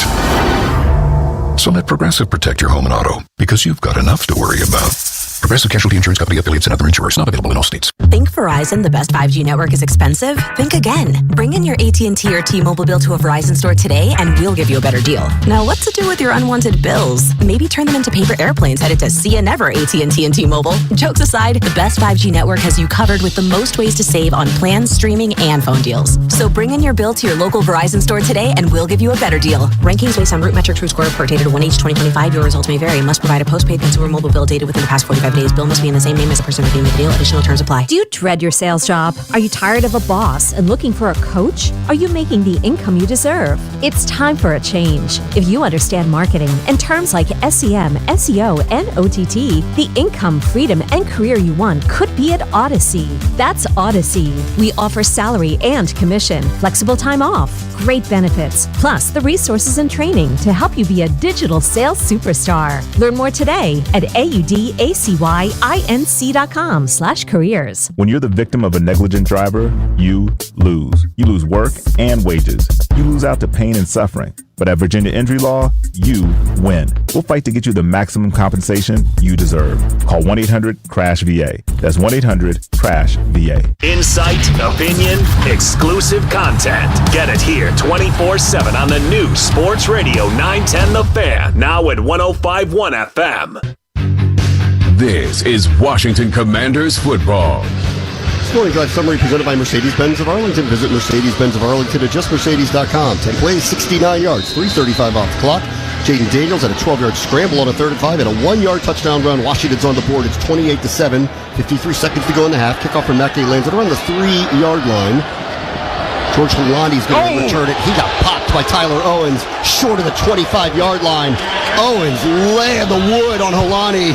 Let's go, Fletch. Let's go. Logan, we're going to use you as a sound effects guy. Dude, let's go. All the noises you be making. I'm juiced, man. That was sick, dude. That was a big hit. Quarterback stats brought to you by IBW, Local Union 26. Jaden's now 7-11, 64 yards passing. He does have an interception. 7 rushes, 37 yards, and a rushing touchdown. Sam Darnold, 13 of 13, 229. Is that good? 4 touchdowns. Is that good? It's okay. Yeah. Did I break it? Is the machine broken? That's MVP level. That's what that is. 49 seconds on the clock. Seattle's got the ball. 2 timeouts right there on 24-yard line. Darnold's in the gun. Walker to his right. Smith and Jigbo's had a big half, even though he hasn't scored a touchdown. In the slot to the right. Here's the snap. They're going to throw. Why not? Over the seam to Smith and Jigbo in stride at the 40. He is tackled, fortunately, or he would have been off to the races all the way out to the Washington 43-yard line. Yeah, just Smith and Jigbo is so savvy at finding soft spots in his zone that gets zone coverage. They're up to the line. 30 seconds to go in the half. They got 2 timeouts to work with. Snap to Darnold. Throws to the right side. That's caught. A.J. Barner struggles through the tackle. Mike Sanders still gets to the 50. It's a gain of 6. Seattle 20 seconds to go, and Seattle uses the second of their 3 timeouts. Yeah, Joe Second choice timeout. Seattle. 30-second timeout. The dilemma when you want to play zone coverage is, if you're going to play zone coverage, you got to be able to get pressure on the quarterback. Obviously, everybody knows our situation. Down a couple defensive ends, not able to get consistent pressure on the quarterback. Darnold hasn't been under any pressure in this ball game. That's why he hasn't had an incompletion. So to combat that, because you're not getting regular pressure, you want to dial up blitz. That time we dialed up the blitz, but we had 2 guys running to each other because somebody didn't do their job. They both went through the wrong gap, the same gap, I should say. Ball's at the 49 of Washington. 2nd down and 3 for Seattle. It's just 20 seconds left in the half. Seahawks do have a timeout left. 28-7 they lead. Smith-Njigba's in the backfield to the right of Darnold. Here's the snap. They'll throw. Charbonnet flares out to the left. Pump. Throws. Looking for Smith-Njigba. Hits him in stride. Caught and out of bounds at around the 23-yard line. Such a setup play there for them, Fletch. You see that, right? Looks like choice takeoff, dagger. So there you go. You go on man-to-man coverage. Again, they put Smith-Njigba in the backfield, and you have to know they put him there to create plays. At some point, know who that guy is and double him. Ran by Jonathan Jones. Previous play is under review. We're going to see if he caught it before he went out of bounds. His legs landed on the white. It looked like he took a couple of strides after he caught it. Tackled by Jonathan Jones. We'll see. Could use a break here with 13 seconds on the clock. What's it look like up there, boys? He is out of, I think that knee is down. I want to see if that knee is down before he went out of bounds. He took a couple of steps there, too. All booth reviews are brought to you by AAA. Get the AAA Commanders MVP membership. Visit AAA/Commanders to join. And they're not checking the catch. I think they're checking to see if he's out of bounds. Whether Seattle will have to use a timeout. Yeah, that could be it. Isn't his second step out? He took 2 steps and he went out of bounds. No, they're looking to see the knee. But the knee's out before he went out of bounds. Seattle's in line here to score more. 28-7, 13 seconds on the clock. Washington could. I think he's out of bounds. I think this is going to hold. Yeah, Seattle will retain their 1 timeout. And they called it. Well, maybe not. His right foot hits the white. His left knee hits the turf. So they're going to have to call a timeout. Let's see what they call here. With 13 seconds left in the half, they can call a timeout. 10-second runoff, right? No, because it's an official review. But the clock would start, so they'd have to call a timeout to stop the clock from starting. There's no runoff because there's no penalty. Right, okay. Let's see what Bill Vinovich is going to say. He's still looking at the replay. I mean, honestly, if this forces them to use their last timeout, it might limit them from scoring a touchdown the way things have been going here. 13 seconds on the clock.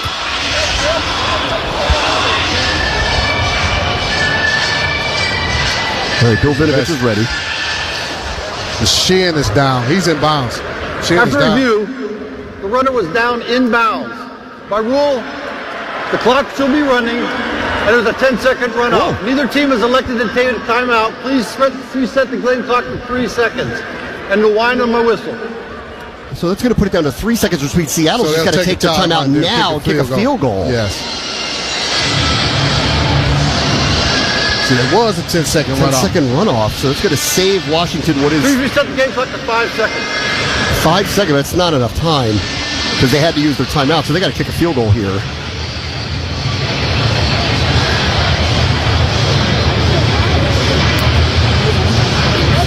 It's a mini break that Washington got. Third and final timeout, Seattle. 30-second timeout. Yeah, they're about to kick a field goal. Yeah, they're going to send the kicking unit on to try to add to a 28-7 lead. Sam Darnold has not thrown an incomplete pass. So here's the deal, though. You get the momentum of Jaden Daniels in the offense going down and scoring 7 points, but you allow Seattle to get in a position to put points back on the board, and they get the ball to start the second half. This game is going to come down to the defense. Can they get some type of stops, make some type of plays in order to give us an opportunity to make this a ball game in the second half. Washington elected to take the ball when they won the toss, so Seattle's going to get the ball to start the second half. We'll see what the spread is here as Jason Myers is on to attempt a 41-yard field goal from the right hash mark. The holder is the punter, Michael Dixon. Snap's good, holds down, kick is on its way. And Seattle had as perfect a first half as you could possibly have. They lead the Commanders 31-7. Scott Jackson will come your way with a first half recap. And remember, the ceremony to retire the number of the great Art Monk is coming up next as well. 31-7 Seahawks. You're listening to Washington Commanders football. You're listening to Washington Commanders football on the Commanders Radio Network. The Black Friday preview event is on now at Mattress Warehouse. Save up to 60% warehouse-wide. Plus, get a free adjustable base with select mattress purchases. With over 40 queen mattresses under $7.99, there's a mattress for everybody in every budget. And with our 1-year lowest price guarantee and free next-day delivery, you can rest assured you're getting the best deal of the season. Don't wait. The Black Friday preview event is this week only, and only at Mattress Warehouse. Commanders fans, SeatGeek is the official primary ticketing partner of Hail to the Commanders and here to help you experience all the action this season. SeatGeek makes it easy to find the perfect seats to the perfect game so you can be part of all the touchdown celebrations and momentum-shifting takeaways this season. Whether you're getting tickets to Commanders games or to any other live event in the DMV, SeatGeek is the place to do it. SeatGeek is the official primary ticketing partner of the Washington Commanders.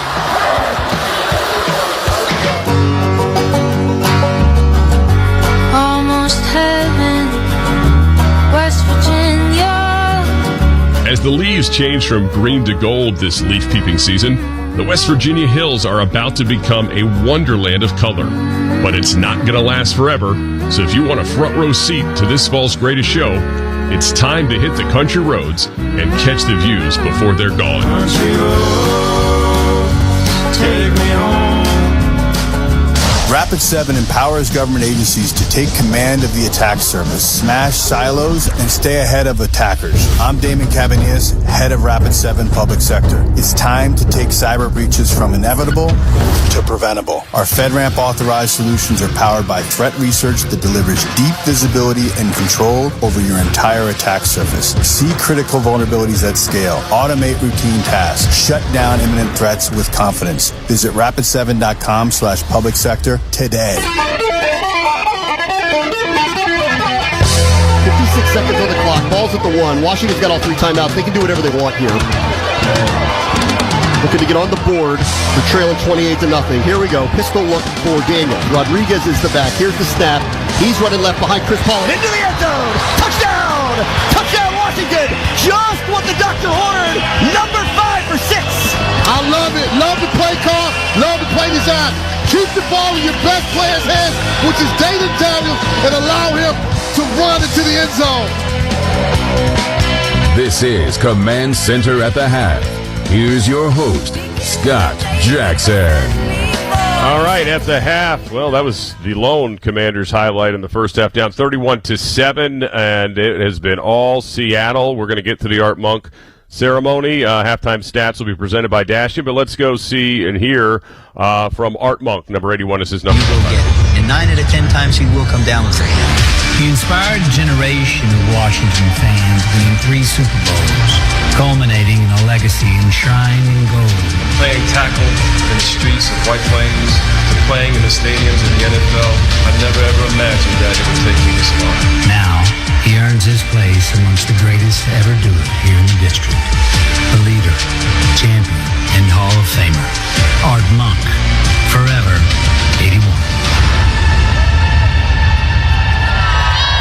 Please welcome 3-time Super Bowl champion and Hall of Fame wide receiver, number 81, Art Monk.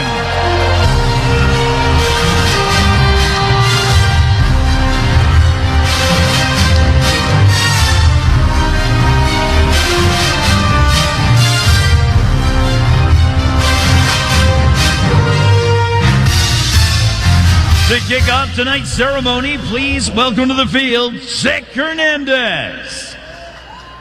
Ladies and gentlemen, tonight marks another historic moment as we honor the legacy of a man who not only played the game the way it was supposed to be played, between the white lines, but carried himself off the gridiron with grace, integrity, humility.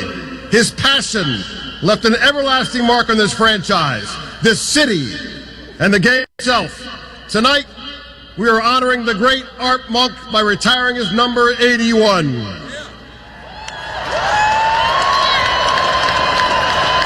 A three-time Super Bowl champion, three-time All-Pro, and of course, Pro Football Hall of Famer who received the longest ovation in Hall of Fame induction night history.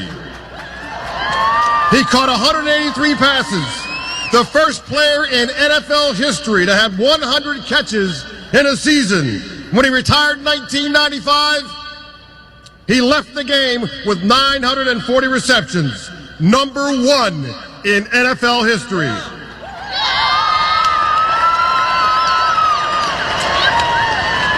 Never mind that he played for the Jets and Eagles. He was always born and bred with the burgundy and gold.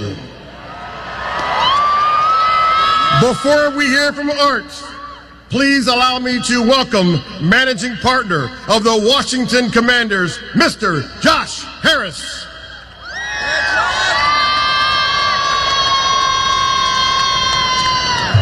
All right, hello, Commanders faithful. We're here to do something we should have done a long time ago.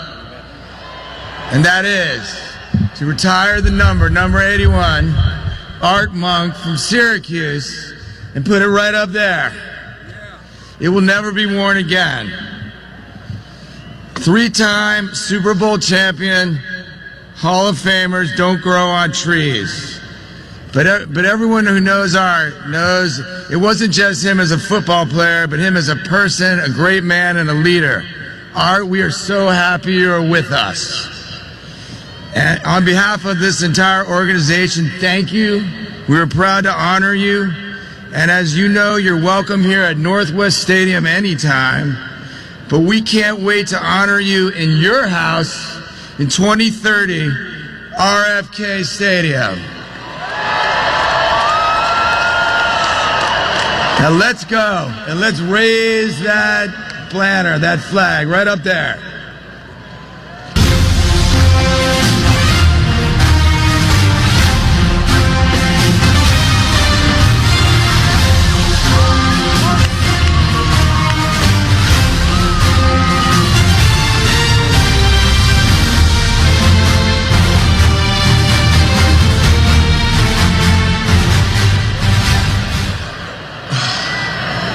Good evening, Commander fans.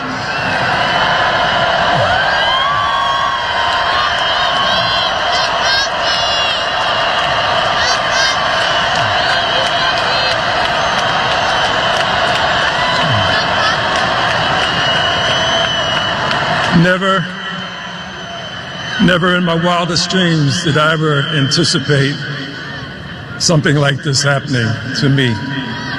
Having my jersey retired is a very special honor, and I am so thankful.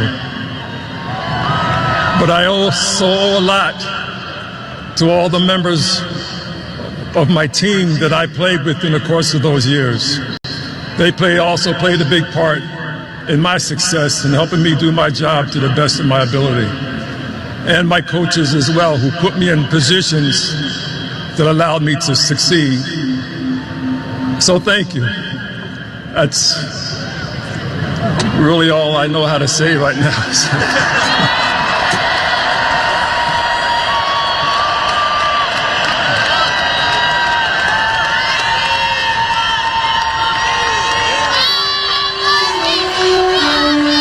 Let's hear it one more time for the legendary number 81, Art Monk. Art Monk is number 81, officially retired, as Josh Harris said, something that should have been done a long, long time ago. Seahawks 31-7 over the Commanders, 330 yards for Seattle in the first half to just 140 for the Commanders, 15 first downs to 9.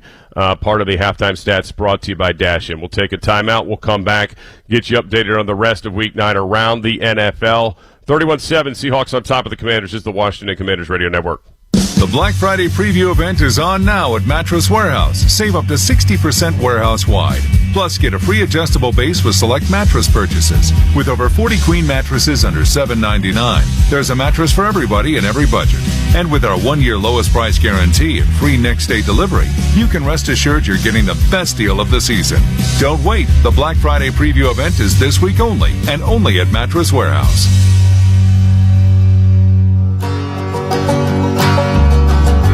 Almost heaven, West Virginia. As the leaves change from green to gold this leaf-peeping season, the West Virginia hills are about to become a wonderland of color. But it's not going to last forever, so if you want a front-row seat to this fall's greatest show, it's time to hit the country roads and catch the views before they're gone. Country roads, take me home. Commanders fans, SeatGeek is the official primary ticketing partner of Hail to the Commanders and here to help you experience all the action this season. SeatGeek makes it easy to find the perfect seats to the perfect game so you can be part of all the touchdown celebrations and momentum-shifting takeaways this season. Whether you're getting tickets to Commanders games or to any other live event in the DMV, SeatGeek is the place to do it. SeatGeek is the official primary ticketing partner of the Washington Commanders. Commanders fans, this is for you. Level up with the brand new AAA Commanders MVP membership. You'll receive all the benefits of AAA, such as 24/7 roadside assistance, plus chances to win game tickets, access to exclusive team events and experiences, along with 15% off Commanders gear at the online pro shop. Already a AAA member? Add the Commanders MVP membership upgrade for free. Head to AAA.com/Commanders to join the squad and put your fandom in drive. 31-7 Seahawks at the half. Halftime scoreboard brought to you by SeatGeek, the official primary ticketing partner of the Washington Commanders. Bram Weinstein, London Fletcher, and Logan Paulson with the start of the second half over on the other side. Join myself and Fred Smoot when it's all said and done tonight. This is the Washington Commanders Radio Network. Hey guys, it's Matthew from Men's Wellness Centers. When did feeling tired all the time become normal? Dragging through the day, zoning out in meetings, skipping the gym. At night, you're wiped out, and it shows in your mood, your relationship, maybe even your belt. You blame stress or age. But what if it's low testosterone? At Men's Wellness Centers, we've helped thousands of men in Virginia Beach, Richmond, and Newport News get back their energy, strength, and confidence. We keep it simple. Labs on site, a clear treatment plan, same-day results, and direct access to your provider whenever you need them. No hoops to jump through. Most guys say, I wish I'd done this sooner. Call 800-401-3657 or visit menswellnesscenters.com to book your appointment online. Men's Wellness Centers. Real care, real results. Over a decade strong. Trick or treat, Halloween is around the corner. Let's not use wishful thinking when it comes to safety. Beware and take care. Don't drink and drive. From your spooky friends at Virginia Injury Law. Guests appear on 910 The Fan via the Hadid Mercer Rug Cleaning Hotline. For all of your Oriental rug cleaning needs, just one call to Joe Hadid. Trust your Oriental rugs to Hadid Mercer Rug Cleaning. Learn more at HadidMercerRugCleaning.com. This season, everyone is watching the game at Capital Ale House. With hundreds of beers, craft cocktails, and a locally sourced kitchen, Capital Ale House is always the fan zone for friends and family. Capital Ale House has plenty of space for sports teams or any size party. Cross the goal line with half-off appetizers Sunday through Thursday after 9 p.m., plus other late-night specials. Your favorite game is on at Capital Ale House. 3 Richmond area locations in Midlothian, Innsbrook, and downtown. CapitalAleHouse.com. You can get the scores anywhere. You can only get the sports junkies here. The new Sports Radio 910 The Fan, now at 105.1 FM. This is Washington Commanders football. Welcome back to the GEHA broadcast with GEHA, Government Employee Health Association, and we are getting set for the second half kickoff presented by Shamiga Mayos. Believe it or not, the Commanders have had the ball for 24 seconds less than Seattle. 24 seconds. But Seattle is 16 of 16 through the air. They've gained 330 yards in the first half to Washington's 140. Sam Darnold, 16 of 16, 282, 4 touchdowns. Their receivers, Smith and Jigba, 7 for 119, 17 yards per catch. Horton, 3 for 342, 25 yards per catch. Cody White, 60-yard reception. Arroyo, 26-yard reception. It's everybody. It is everybody indeed, and this is not about X's and O's. At this point, it's about Jimmys and Joes. We need some Jimmys and some Joes to step up and make some plays on this defense. It's 31-7. Washington won the toss, elected to get the ball. They ended up punting.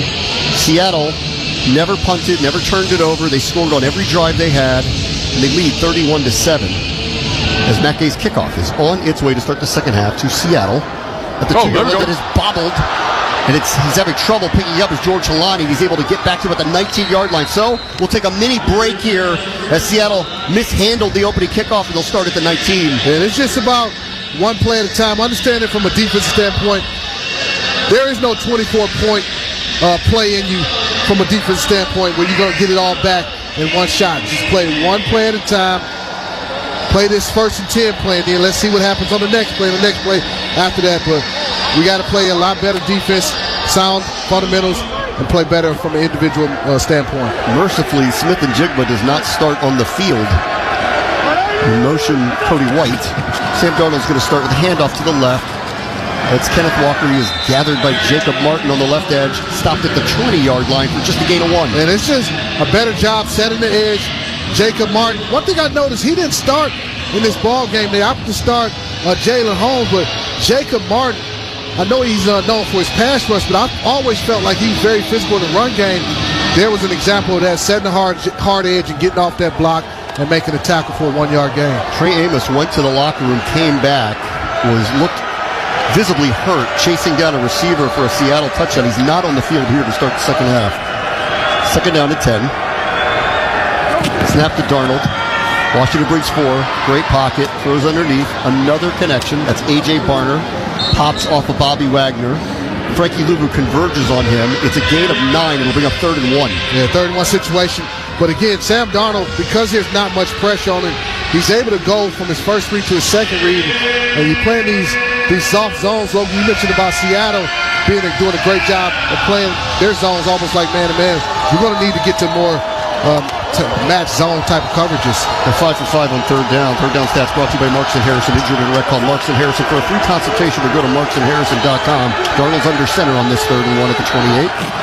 Snap. He's going to throw for it. Lobs one up towards Smith and Jigba. And finally, we have an incompletion. Stride for stride. Marshawn Lattimore got in his way, and Seattle is going to punt for the first time. I talked about somebody needing to step up and making it play when your number's called and when you have to make a play. Lattimore in press coverage, it does a great job on that back shoulder fade, but he seems to be limping off the field, and we can't afford to lose him given the situation. We've already lost Trey Amos. Amos off the field. Don't know if I see him on the sideline. Lattimore, after the play, limped off. Is being looked at by the trainers. Punt is on its way. Jalen Lane circles back to the 17-yard line. Makes the first Seahawk miss. Tries to get the outside. He cannot. Dropped after about a 5-yard gain, and Washington is going to take over with their first offensive drive at the 22. We'll take it. A 3 and out after what happened in the first half. But again, it was just one play at a time. First play, Jacob Martin sets a nice edge. You get him in 2nd and 9. We did a nice job, although we gave up 8 yards on that 2nd down play. We made the tackle, and then when it came down 3rd and 1 play, Marshawn stepped up in the one-on-one situation. So we'll take the first punt of the game by the Seahawks. 13-19 to go, 3rd quarter. Washington's got a giant hole to dig out of. They trail the Seahawks 31-7. I see Amos on the field running down the sideline. I think he just gave a thumbs-up signal, so he may be coming back in this ball game. So Jaden is in the pistol. Bill's behind him in motion. Chris Moore. 1st and 10 at the 21-yard line for the Commanders. First possession of the second half. Handoff. Bill met in the backfield. Got out of an arm tackle. Slips by another. Tackled by Devin Witherspoon, and he crosses the 26. Good effort there by Bill to make something out of nothing. He gained 5. Yeah, and it's going to have to consistent effort, consistent runs, and eventually you'll be able to get Seattle out of that cover 2 and forced him to bring an extra man in the box. That's how you make plays in the passing game. Second down and 5, Jaden in the gun. Takes the snap. Seattle brings forward. Rush coming off the edge. He's able to lob one up towards Zach Ertz, and he's open. Makes the catch over Kobe Bryant into the Washington bench. Out by midfield. Big connection, and Washington's on the move. It starts with the protection. Seattle actually, they brought an extra man.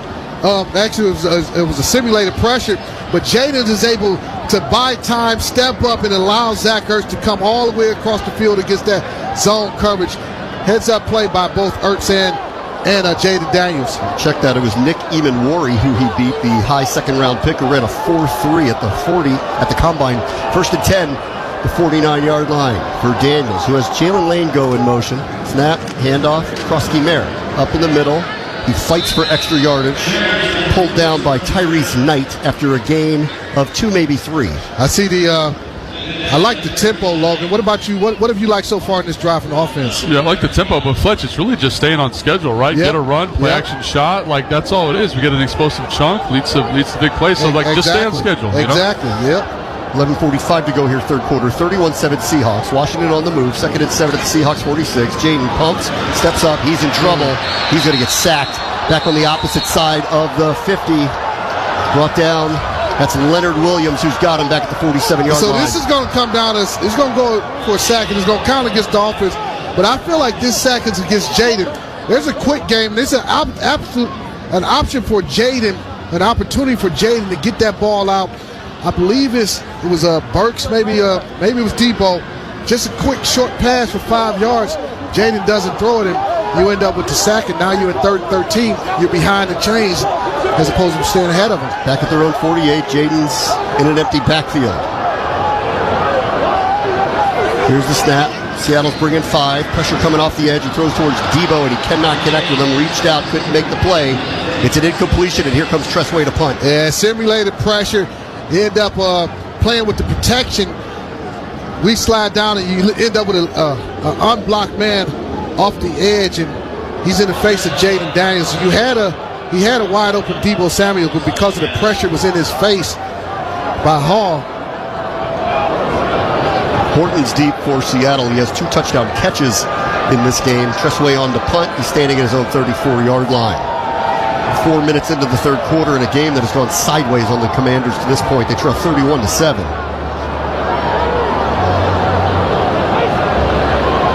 Plenty of time on the play clock. They're in no rush. Because it was an incompletion, the game clock isn't running.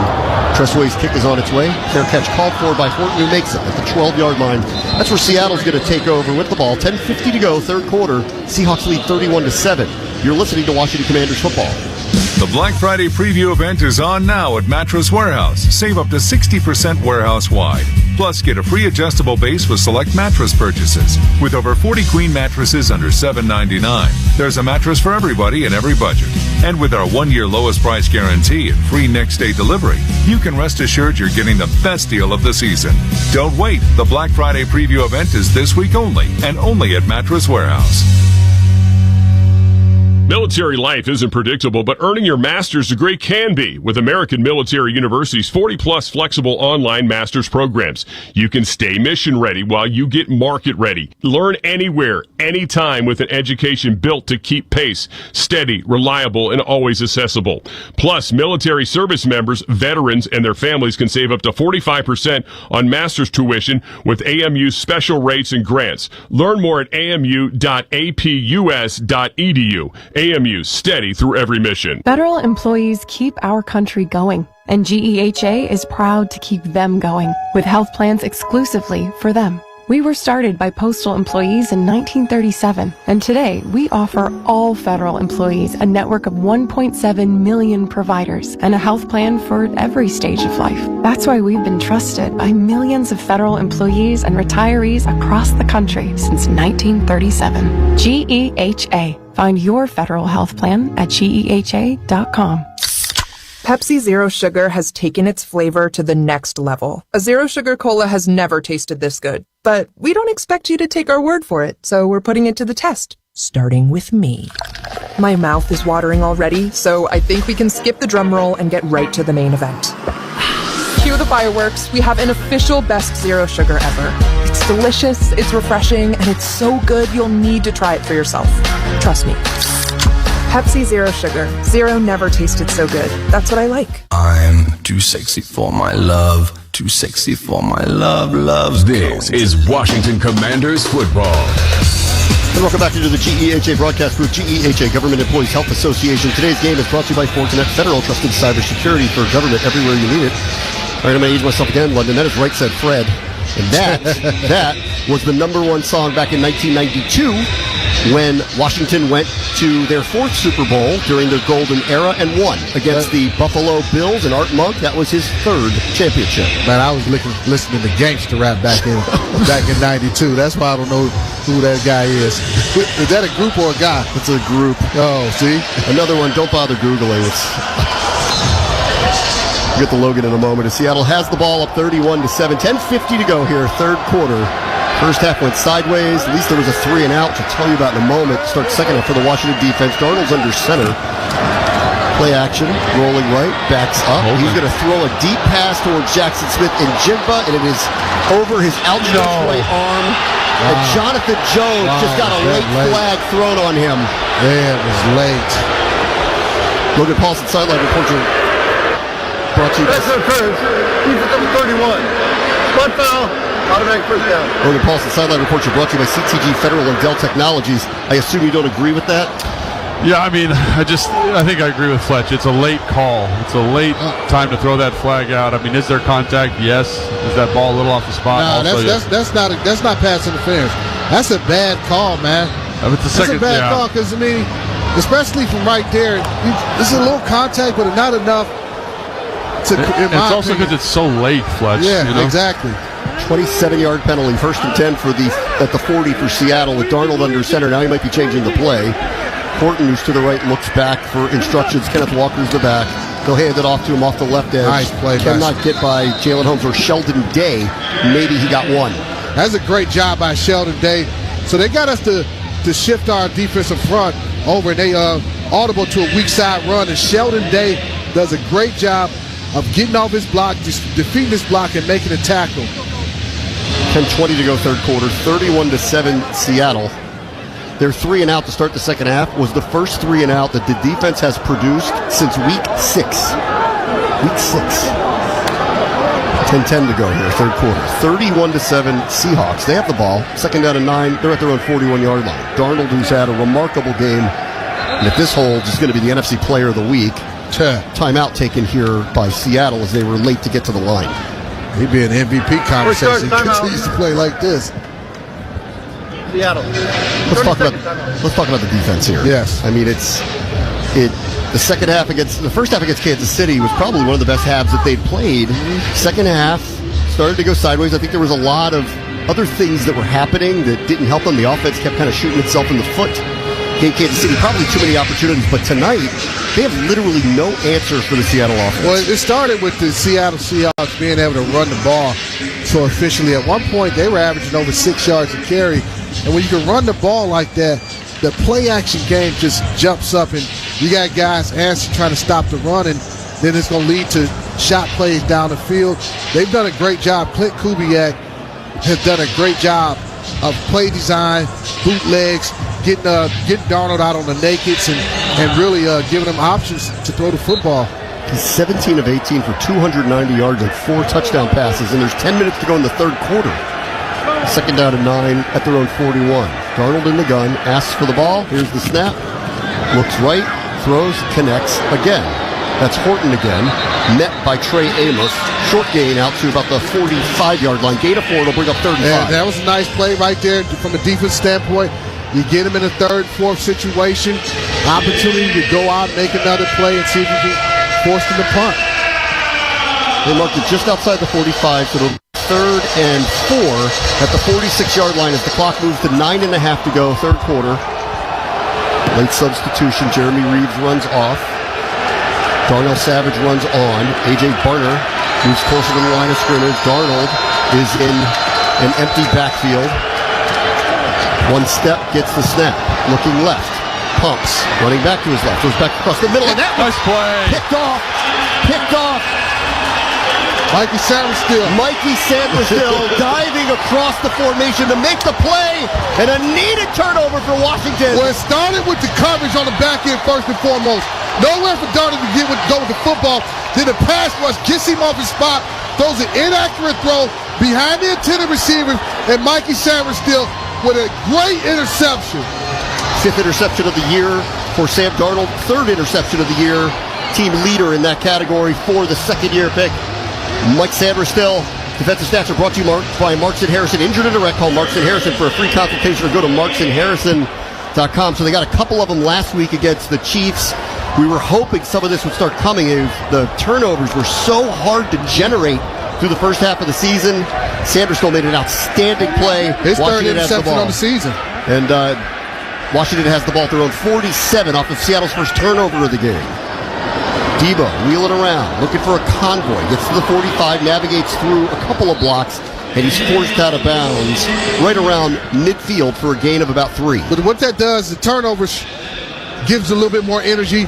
You want a shorter field. Don't try to force this offense to have to drive 70, 80, 90 yards downfield to get touchdowns, especially when we're kind of limiting our explosive play ability because of the no Terry McLaurin and some of the receiver situation that we have.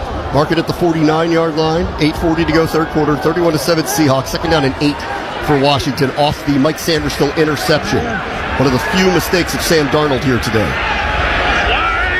Here's the snap to Daniels. Seahawks break 4. Steps up into the lane. Came Hall. Nearly pulled him down. Jaden's able to step through it and get extra yardage to the 45, gain 6. It'll bring up a third down and a long 2.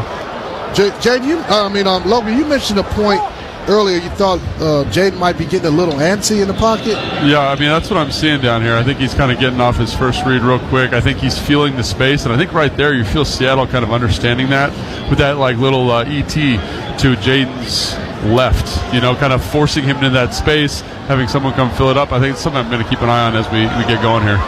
3rd and 2 at the Seahawks 45, and they cash in off a turnover. Here's the snap. They're going to hand it off. Rodriguez into the hole hard.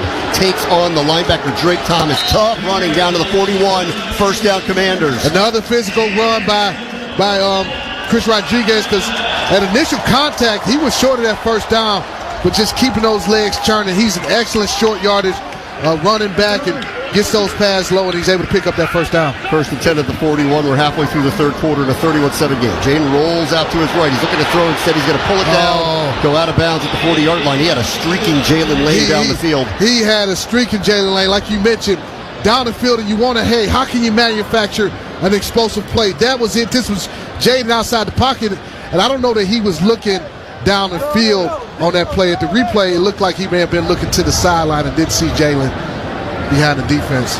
Went out of bounds after a gain of 1 at the 40 into the Seahawks sideline. Clock moves under 7 minutes to go third quarter in a 31-7 game. Play clock at 10. Jaden is now set and ready. 2nd down and 9. Hard count by Daniels. Might be changing the play. There's only 3 seconds on the play clock. They got to get something off. They're going to get a delay of game if they get a timeout. First short timeout.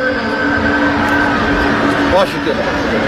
30-second timeout. Seattle showed their hand. They were going to be either overload. There was going to be overload pressure from our right. Jaden's trying to change the protection, change to a new play, and as you mentioned, the time was running down, and that's why he had to use that timeout. Okay, let's talk about Jaden. I'm going to steal something that Mike Tirico told us when we did a pregame show interview. He told him for the broadcast that Jaden has called Tom Brady and Peyton Manning, and he's asking for advice of how to navigate a tough season when you have a lot of people going in and out. People aren't practicing together. You're dealing with injuries.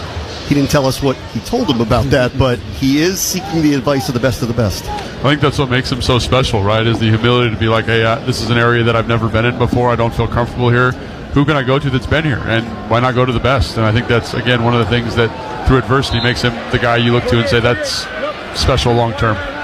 2nd down and 9 at the 40 after Washington used their first time out of the half. In motion, Zach Ertz. Here's a snap to Jaden. Seahawks brings 4. This play is blown dead early. I think it's a false start against Washington. False start. Offense number 86. 5-yard penalty. Still 2nd down. It's on Zach Ertz. Frustrating. Second false start by Zach Ertz in this ball game, and our team, critical situation too, Fletch. Yeah, exactly. You go from 2nd and 9, which isn't that isn't ideal, but now you're in 2nd and 14, and with the limited playmakers we have on the offensive side of the ball, it just puts you in a tough spot. 7th penalty against Washington tonight for 83 yards. Backs them up, 2nd and 14 at the Seahawks 45. Jaden standing on the W at midfield. Flanked by Rodriguez and McNichols. Here's the snap. Seahawks bring 4. Jaden has to step up. He's trying to get away from Nwosu, and they just could not. They swallowed him up. He was looking for an outlet, didn't have it. He's able to navigate back to about the 47-yard line, so he lost 2. It's going to be 3rd down and 15. I mean, just nowhere to go. The pocket is collapsing, but it starts with the 2nd down penalty. Even the first drive of this the series that we had, first drive of the second half, had a nice drive going. What do you get? You get a penalty, back us up. This drive, you have some nice momentum going. Another penalty, back it up, and now you're in a 3rd and 15 situation. 3rd and 15. Washington's 3 for 8 tonight on 3rd down. See if they got a long conversion here. Back at the 47. Here's the snap. Seahawks bringing pressure. Jaden in trouble. Has to just kind of throw it up towards the far sideline. Contested catch. Jalen Lane was in it with Reek Woolen. Got a penalty. There's a penalty flag down. Holding it.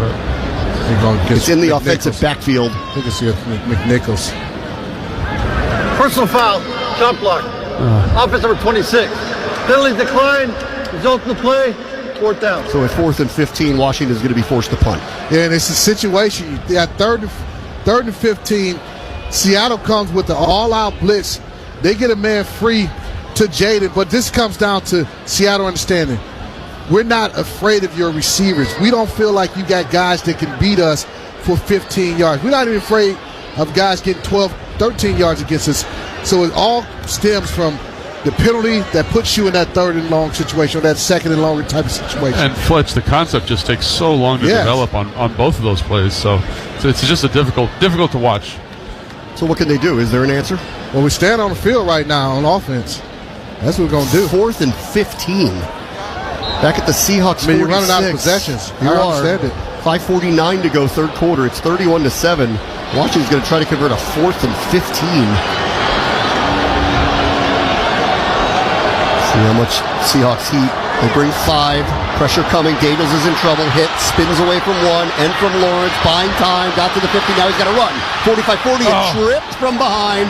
Great effort play by Leonard Williams. He is short of the line to gain. It's a turnover on downs. But this offense right now is too much of Jaden have to be special.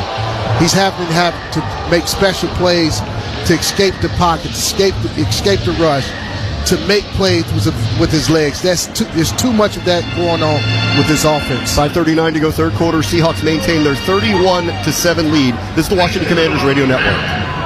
Hey Commanders fans, looking for the perfect fall getaway that's just a quick drive from DC? Williamsburg, Virginia is your next great escape. Williamsburg, Jamestown, and Yorktown offer the perfect blend of historic sites, outdoor adventure, and entertainment for your fall vacation. Immerse yourself in America's rich heritage with one-of-a-kind living history museums, abundant recreational opportunities, including great golf, farm-to-table freshness, craft breweries, distilleries, wineries, and don't forget the roller coasters at Busch Gardens. Your fall adventure starts in Williamsburg. The growing influence of AI and HPC solutions in today's technological ecosystem cannot be overstated. As federal agencies strive to navigate an increasingly complex and data-driven world, learning how to put AI and HPC to work has never been more pressing. Learn how CTG Federal and Dell Technologies are committed to delivering those solutions by visiting www.ctgfederal.com/partners/Dell to download our latest resources.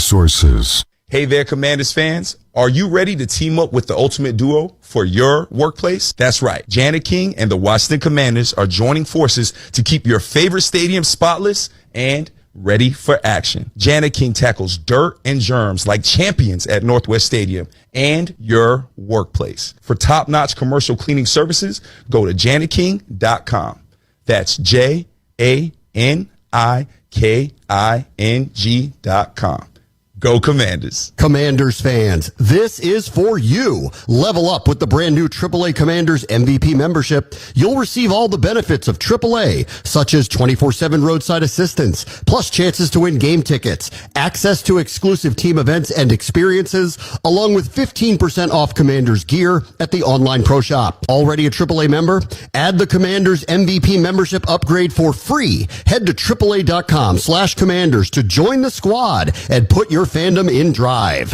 You're listening to Washington Commanders football on the Commanders Radio Network. This is Washington Commanders football.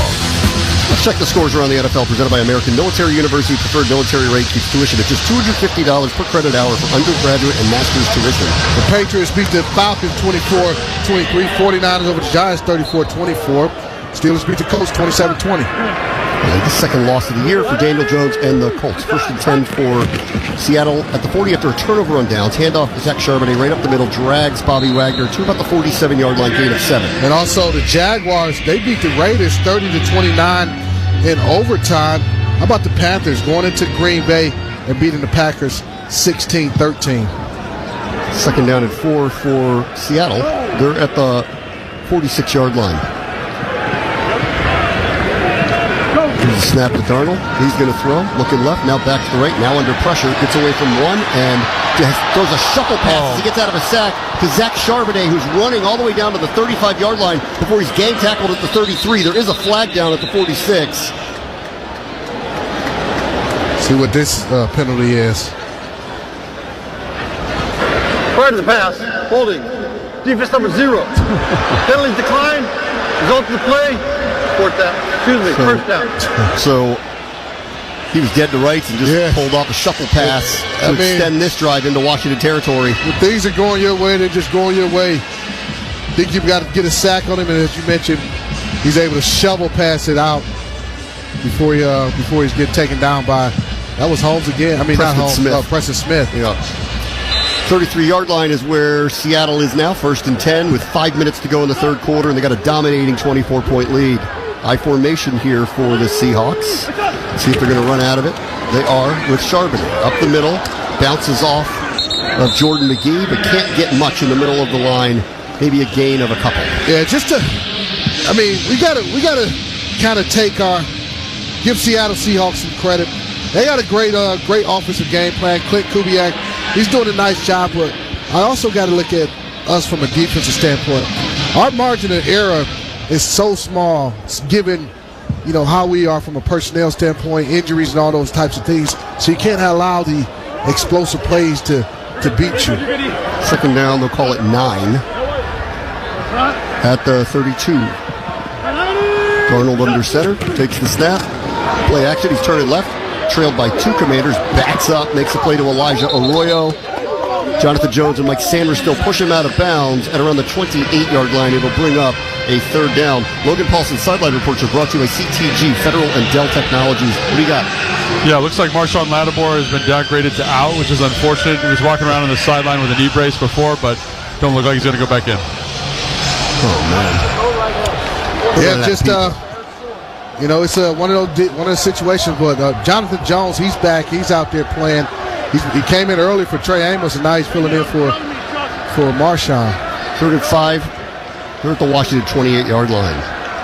Score's the same as it was at halftime, 31-7. Here's Darnold, stepping up, throws over the middle. That is caught. Nice catch, Jackson Smith and Jigba. Middle of the field, down to the 18 to gain a 10 and a 1st down for the Seahawks. But you're trying everything possible. That time you come with a 5-man pressure, hoping one of your guys is able to win, and nobody wins. And because Darnold has so much time to find a open receiver, middle of the field, just being able to win against the one-on-one coverage. Under 3 minutes to go in the quarter. Seattle's in striking distance at the 18. They're up to the line. I formation. Kenneth Walker gets the handoff, spins off the defender, gets all the way down to about the 7. There's a late flag thrown in. Might get a hold on the offense. I think it's going to be holding. Face mask. Face mask. Jeez. Personal foul, face mask, defense number 99. After this is the goal. Automatic 1st down. So that's going to put the ball inside the 5. It'll be 1st and goal for Seattle. they've had 4 passing touchdowns. This screams their first rushing touchdown the way they're going. It's that outside zone, being able to blow our guys off the ball. They're stretching the sideline to sideline, then they're running bootlegs. Just really gets you off kilter from a defense standpoint. It seems like they're just one step ahead of us from a play calling standpoint. First and goal at the 3. I think they have 11. They have 12 guys. 4, 5, 6, 7, 8, 9. Flags was thrown. Second charge timeout. Washington. 30-second timeout. So if there were 12, Washington bailed them out on it. It'll be first and goal from the 3 with 2:35 to go. How do you fix this, London? I mean, there's a lot of season left. There is a lot of season left, and you have to. Each day, it's only be done with work. You got to continue to work. You got to continue to pay attention to the details. Each man individually, hey, how can I be better? Whether it's from a run technique standpoint, gap responsibility, man-to-man, communications. What is it that you can do from a drill standpoint? Coaches putting us in the most disadvantageous situations where we're forced to communicate at a high level. There's a lot of different things that has ailed us in this, not just in this ball game, but in this season thus far. Number 74. 74 reports eligible. Tonight's game is presented by Pepsi, the official soft drink of the Washington Commanders. Seattle gets back to play here. They got first and goal at the Washington 3. 2:35 to go here, third quarter, trying to add to a 31-7 lead. Darnold's in the gun. Got his fullback, Robbie Oots, next to him. Here's the snap. Looking to throw towards A.J. Barner. Covered by Frankie Louvu. Incomplete. I like Frankie. That's the guy making the play. They thought they had a matchup they'd like to get Frankie Louvu against Barner, the big tight end, and Frankie makes a nice play to defend that touchdown pass. But again, you ask me, what's he going to be? Continue to take a deep dive at what are we doing that we're hurting ourselves defensively and giving up the big plays. What is it that we need to do better? Second and goal at the 3. Kenneth Walker's the back. He's about 7 yards behind the line of scrimmage. Hitting 8. Snap, handoff, head of steam. Frankie Louvu grabs him. He's able to hold him from getting in. They'll mark him down at the 1. It'll be third and goal from there. Logan, what do you think? What are there answers for the defense? Yeah, I mean, I think, I talked to Fletch about this a couple weeks ago, like when we were getting ready to do booth review. And one of the things that came to me is like you just got to detail it up as much as you can, right? And I think Fletch had something that he said earlier in that sequence where he's like, you can't give up the explosive play. So maybe you can't play as much man-to-man coverage. Maybe it's dying by 1,000 paper cuts. So I think it's reevaluating kind of what your strengths are post all these injuries.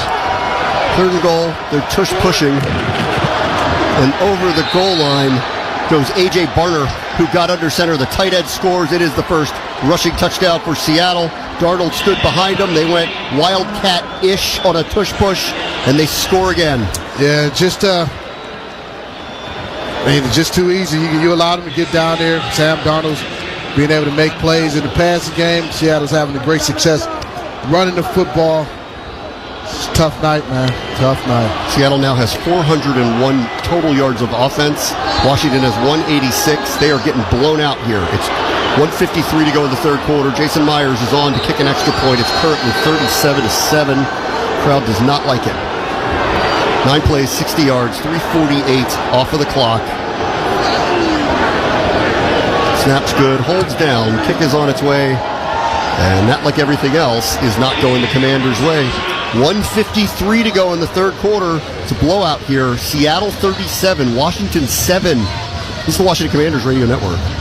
In today's evolving threat landscape, secure and efficient connectivity is essential to mission success. That's why federal agencies rely on Fortinet Federal, a trusted U.S. partner delivering modernized networks, simplified operations, and proven cybersecurity solutions through a secure supply chain. With a secure networking approach that converges networking and security into a single unified platform, Fortinet Federal helps simplify security, shrink costs, and enhance efficiency. Fortinet Federal, trusted cybersecurity for government. Learn more at FortinetFederal.com. Now's the time for a great deal on a new Honda. It's time to take an adventure with rugged capability and commanding style. Check out the Honda Ridgeline, Pilot, Passport, or CR-V. For a limited time, well-qualified buyers can get a 4.49% APR on a 2025 Pilot or 3.99% APR on a 2026 Ridgeline, 2026 Passport, or 2026 CRV. Contact your local Washington area Honda dealer for a great deal today. See dealer for financing details.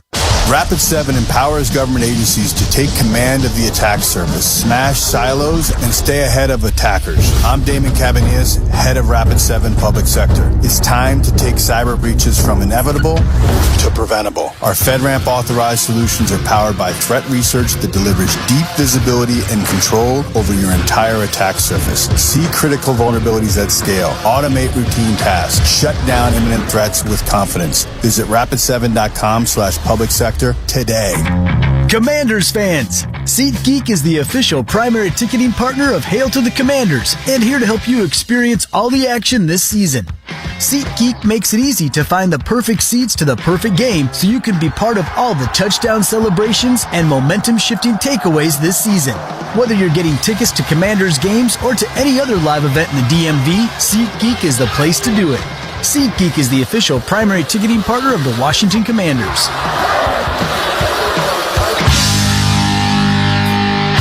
This is Washington Commanders football. Welcome back to Northwest Stadium and into the GEHA broadcast with GEHA Government Employees Health Association. This is not going well on Art Monk's night. 38-7 Seahawks. They are streaking towards. They're a team that can travel. This will be their 10th straight road win. And for Washington, Dan Quinn, the home record's been outstanding since he took over as head coach. This will drop them to 9-4 when we mercifully end this in a quarter plus from now. The kickoff just goes to the back of the end zone. Debo's going to take a knee, and Seattle will be glad to just give Washington the ball at the 35-yard line. Quarterback stats presented by Commvault, your data, our priority. Commvault.com/federal. Jaden Daniels is 8 of 14, 89 yards passing. He has an interception, 10 rushes for 51 yards, and a 1-yard touchdown run. Sam Darnold is having an amazing night. 21 of 24, 330, 4 touchdowns, and an interception. NBC just showed a stat where Jaden has been pressured on 54% of his dropbacks, and he's had to scramble on 42% of those. It just shows you, Logan, what you were saying about him needing to. He has to use his legs too much in this game. Now this play is blown dead here initially by Bill Vinovich. It's 1st and 10 at the 35. Now it looks like they're set. And they're getting a lot of it is they brought some blitzes, but also there's been 4-man rushes too where they've won. 1st and 10 at the 35-yard line. In motion, Zach Ertz. Here's the snap to Daniels. Seahawks break 4. Good pocket there. Throws underneath. Debo Samuel. Inch drive. Past the 50. Out of bounds on the Washington sideline at around the 45-yard line. Gain of 20. And that's a quick win.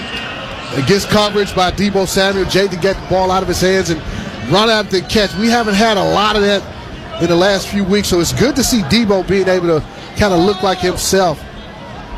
Let's call it a gain of 19 as they mark it at the 46 on Seattle's side of the field. 1st and 10 with 1:25 to go third quarter. Seattle dominating 38-7.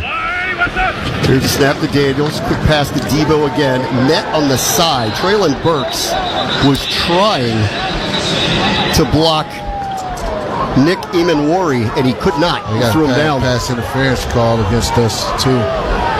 Blocking before the ball was in the air. There's no foul on the play. Second down. Okay. So 1:15 to go. They want to run this clock here at 38-7.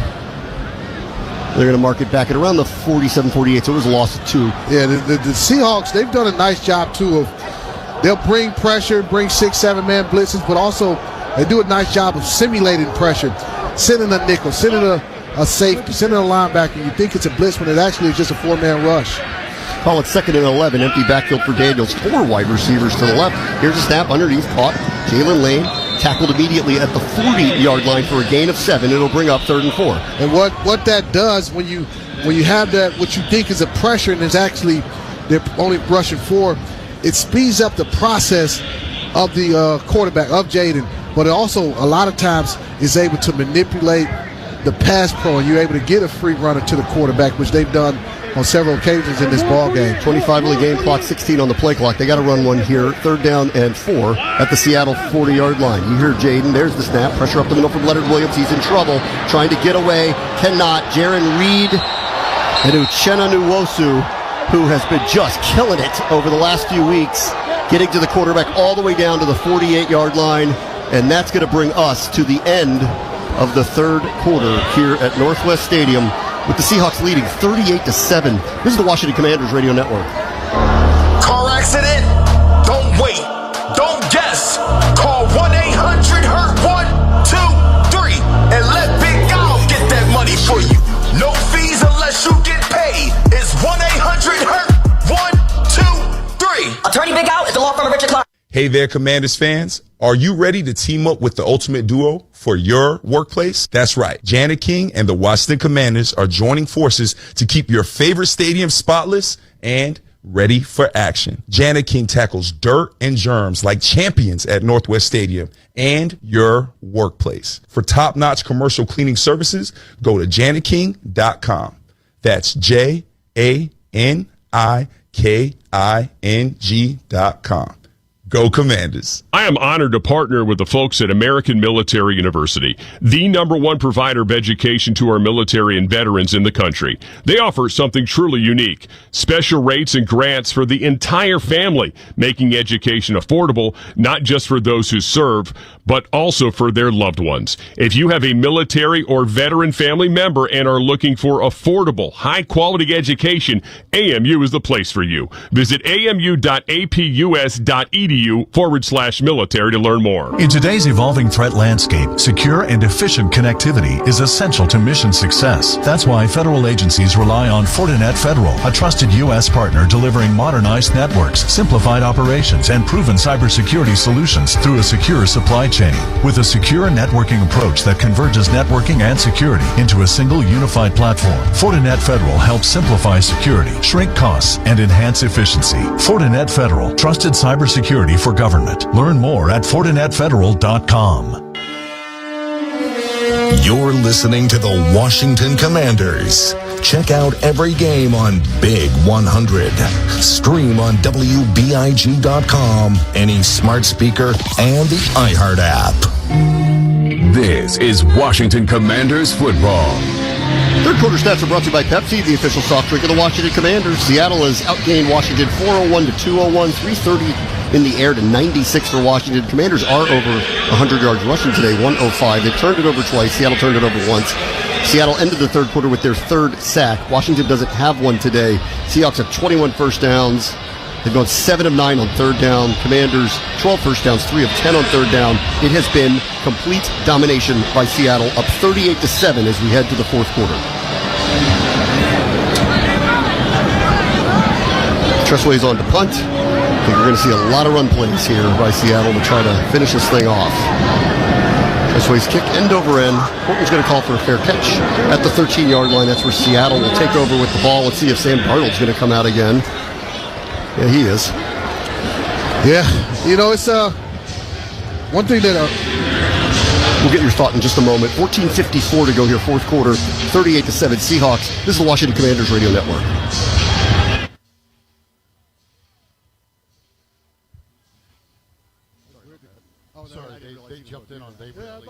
Trick or treat, Halloween is around the corner. Let's not use wishful thinking when it comes to safety. Beware and take care. Don't drink and drive. From your spooky friends at Virginia Injury Law. Mortgage rates are lower, but those obscene credit card interest rates are still way up. Don't be a victim.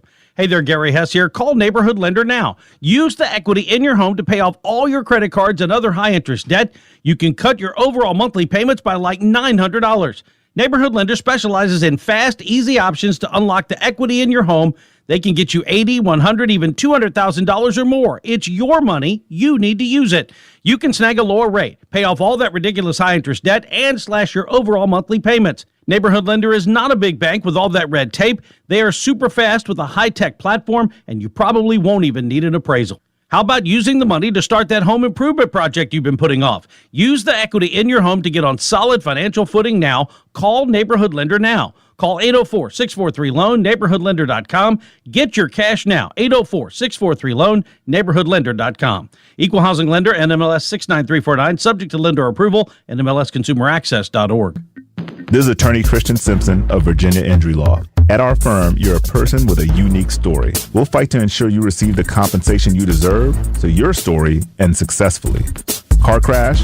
Call Christian. Call 1-800-CRASH-VA. Does your sales career come with a free Tesla? No? Well, ours doesn't either. But if you have digital sales experience, you could earn enough to buy the wheels you want. If you understand marketing, SEM, SEO, and OTT, and love providing marketing solutions for clients, we need to talk. Get into a career with the income you want at Odyssey. That's Odyssey. We provide the resources and training to help you be a sales superstar. Winners wanted at audacyinc.com/careers. Follow sports? Follow us. Twitter, Instagram, Facebook, at thefanrichmond.com for the latest, even when you can't listen.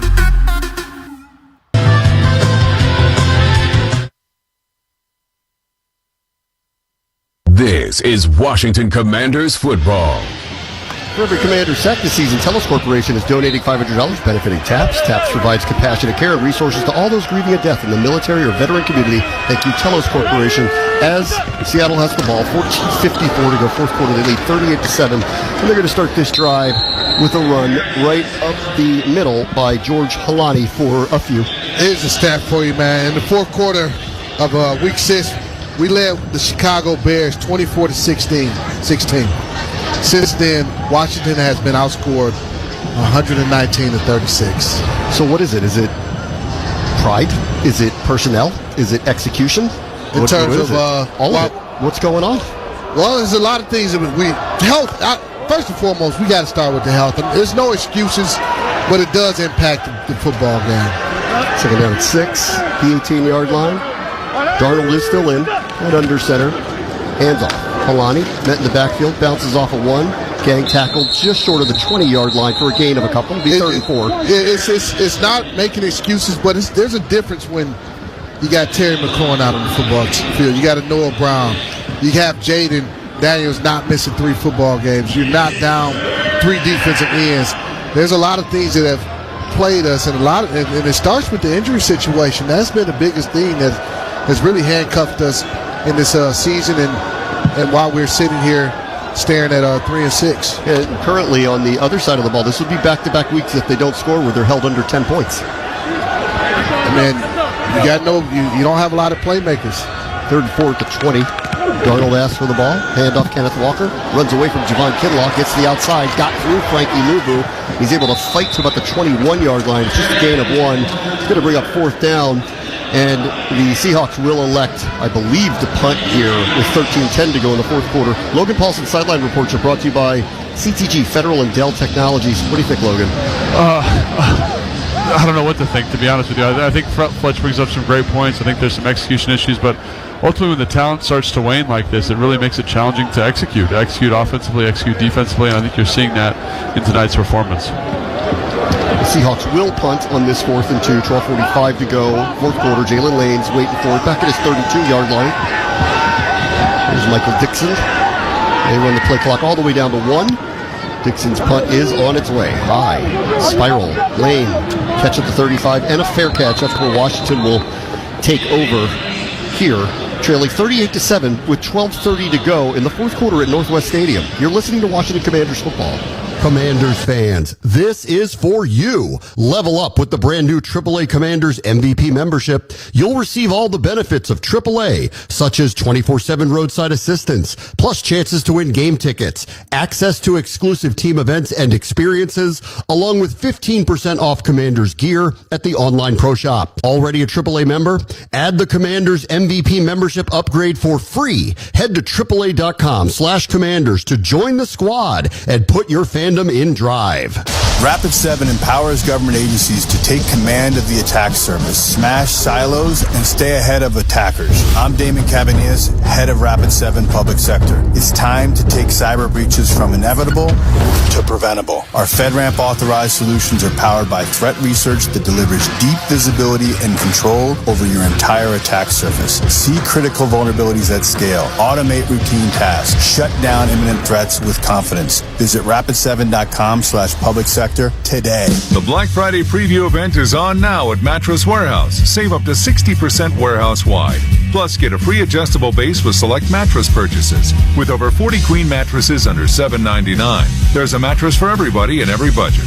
And with our 1-year lowest price guarantee and free next-day delivery, you can rest assured you're getting the best deal of the season. Don't wait. The Black Friday preview event is this week only, and only at Mattress Warehouse.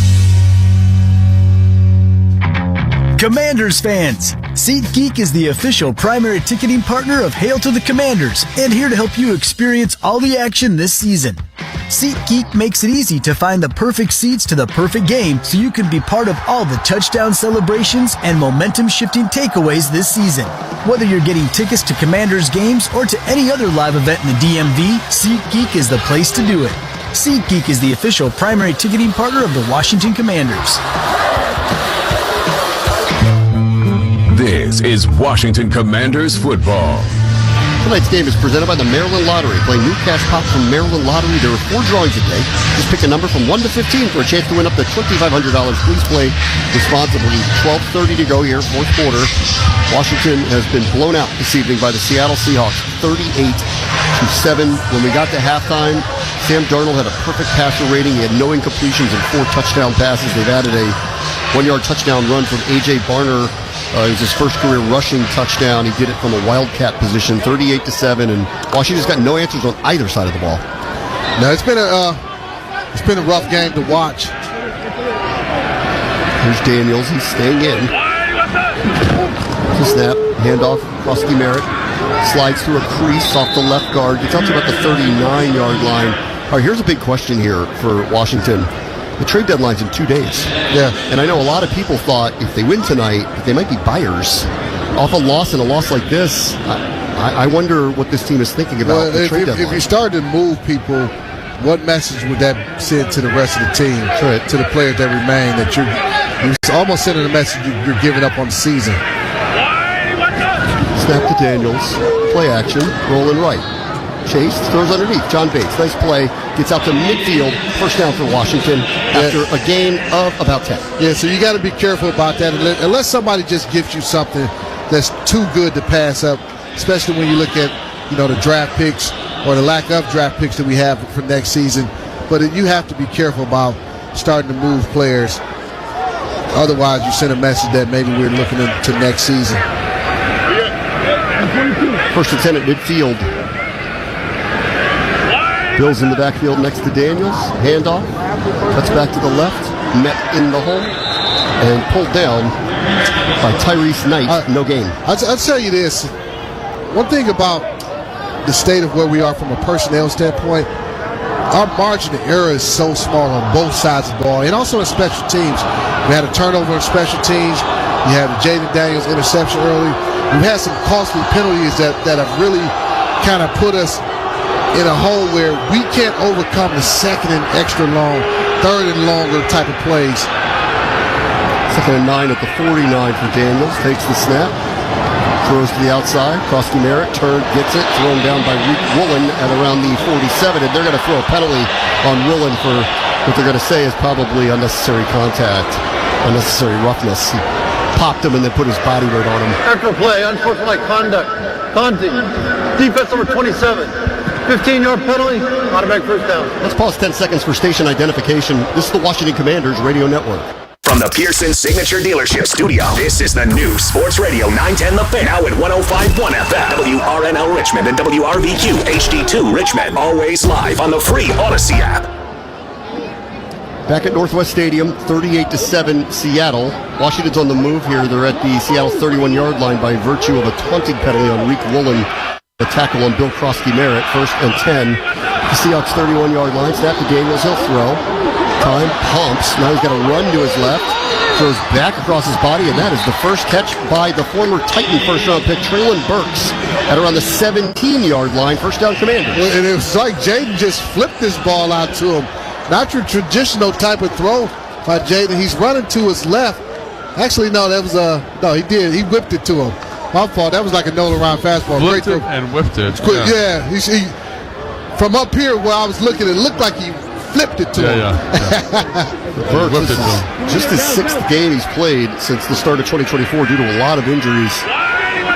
Snap to Daniels, play action, throws right, Deebo Samuel got a block for Ben Sinnott, tries to get between 2 defenders, pulled down by Kobe Bryant and Reek Woolen at around the 13-yard line, gain of 4. Picking up, though, about the margin of error, or the small margin of error we have, but from a defensive standpoint, we can't have penalties that end up extending drives. We can't have the busted plays where we're giving up 60-yard touchdowns. We have to make teams earn every single inch on this football field, every single yard. Commanders are in the Nauticon red zone. Nauticon more than machine solutions. Second down at 6. There's the 13. Snap, handoff Bill. Slides left, back right. Just got nowhere to go. 3 Seahawks there, no gain. Nowhere to go indeed. Can't have the breakdowns from a communication standpoint. Busted coverages. All those things can't happen because our margin of error is so small. We're not an elite pass rushing team right now. So again, you have to be exact in your coverage and make teams earn everything. Clock at 8:50 to go, fourth quarter. Washington's got a 3rd and 6 at the 13. Daniels, he's got big firing. He's got an open man. Jalen Lane pulled down inside the 10, right at the sticks. See where they mark it. Looks like it's going to be 1st and goal. And that was probably one of the few times that Jaden has actually been able to get to his 3rd read in a play and have a clean pocket. They've got their 2nd pass rushing group in too. I don't care, Logan. Don't ruin up with sorry. great. Sorry. We're talking about stories. Yeah. Good job, Fletch. Sorry, that's my bad. That's on me. I'll wear that one. We don't want to hear that. The 3rd and 6, they got 6. First and Small goal. wins, man. First and goal with the 7-yard line pistol look. The running back is Rodriguez behind Jaden Daniels. He's going to get a chance. Dancing. Puts his head down. He's able to navigate through a small crease to about the 3, maybe 2-yard line. He's running so hard, Fletch. He really is. And, in a game like this, you'll see who wants to continue to play, who's out there still fighting regardless of the score. And those are guys that will earn more playing time, guys that you can build with and win with. 2nd and goal at the 3. Daniels gets the snap, play action. He's in trouble. Dips away from Boye Mafe. In trouble again and spun down by the linebacker Drake Thomas. Back at the 5. And now Daniels is down. Oh, my goodness. This is freaking... Wow. And with 7:29 to go in the fourth quarter in a 38-7 game, that's a nightmare. Jaden Daniels spun down, and the training staff is running on to attend to him. You didn't think it could get worse? It just did. Man, oh my goodness! Oh, like dislocated his elbow, dislocated. Right? Oh man, that looks bad. It looks like ligaments in there. Oh, they've got the air casts out right now. Oh, that's you talk about brutal.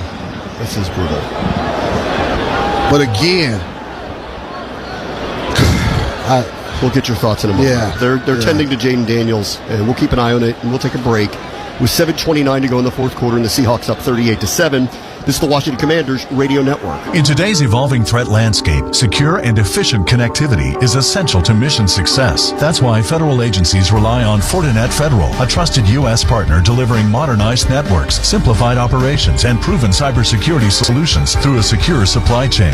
With a secure networking approach that converges networking and security into a single unified platform, Fortinet Federal helps simplify security, shrink costs, and enhance efficiency. Fortinet Federal, trusted cybersecurity for government. Learn more at FortinetFederal.com. When the Commanders take down a quarterback, Telos steps up for the families of our fallen heroes. For every defensive sack this season, Telos, a leader in cybersecurity and identity solutions, is donating $500 to TAPS, the Tragedy Assistance Program for Survivors. TAPS provides comfort, resources, and community to all those grieving a death in the military or veteran community. Join Telos in supporting the TAPS mission of hope and healing. Learn more and get involved at TAPS.org. That's TAPS.org. I'm proud to partner with American Military University, where service members like you can access high-quality, affordable education built for your lifestyle. With online programs that fit around deployments, training, and unpredictable schedules, AMU makes it possible to earn your degree no matter where duty takes you. Their preferred military rate keeps tuition at just $250 per credit hour for undergraduate and master's tuition. And with 24/7 mental health support plus career coaching and other services, AMU is committed to your success during and after your service. Learn more at amu.apus.edu/military. In today's evolving threat landscape, secure and efficient connectivity is essential to mission success. That's why federal agencies rely on Fortinet Federal, a trusted U.S. partner delivering modernized networks, simplified operations, and proven cybersecurity solutions through a secure supply chain. With a secure networking approach that converges networking and security into a single unified platform, Fortinet Federal helps simplify security, shrink costs, and enhance efficiency. Fortinet Federal, trusted cybersecurity for government. Learn more at FortinetFederal.com. This is Washington Commanders football. Welcome back to the GEHA broadcast booth, GEHA Government Employees Health Association. Today's game is brought to you by Fortinet Federal, trusted cybersecurity for government everywhere you need it. The entire Washington sideline walked over. You can hear the crowd cheering Jaden Daniels, who is walking off under his own power, but his left arm is in a brace and immobilized on a second down run in the red zone where he was flipped down, thrown on his elbow, and it doesn't look good.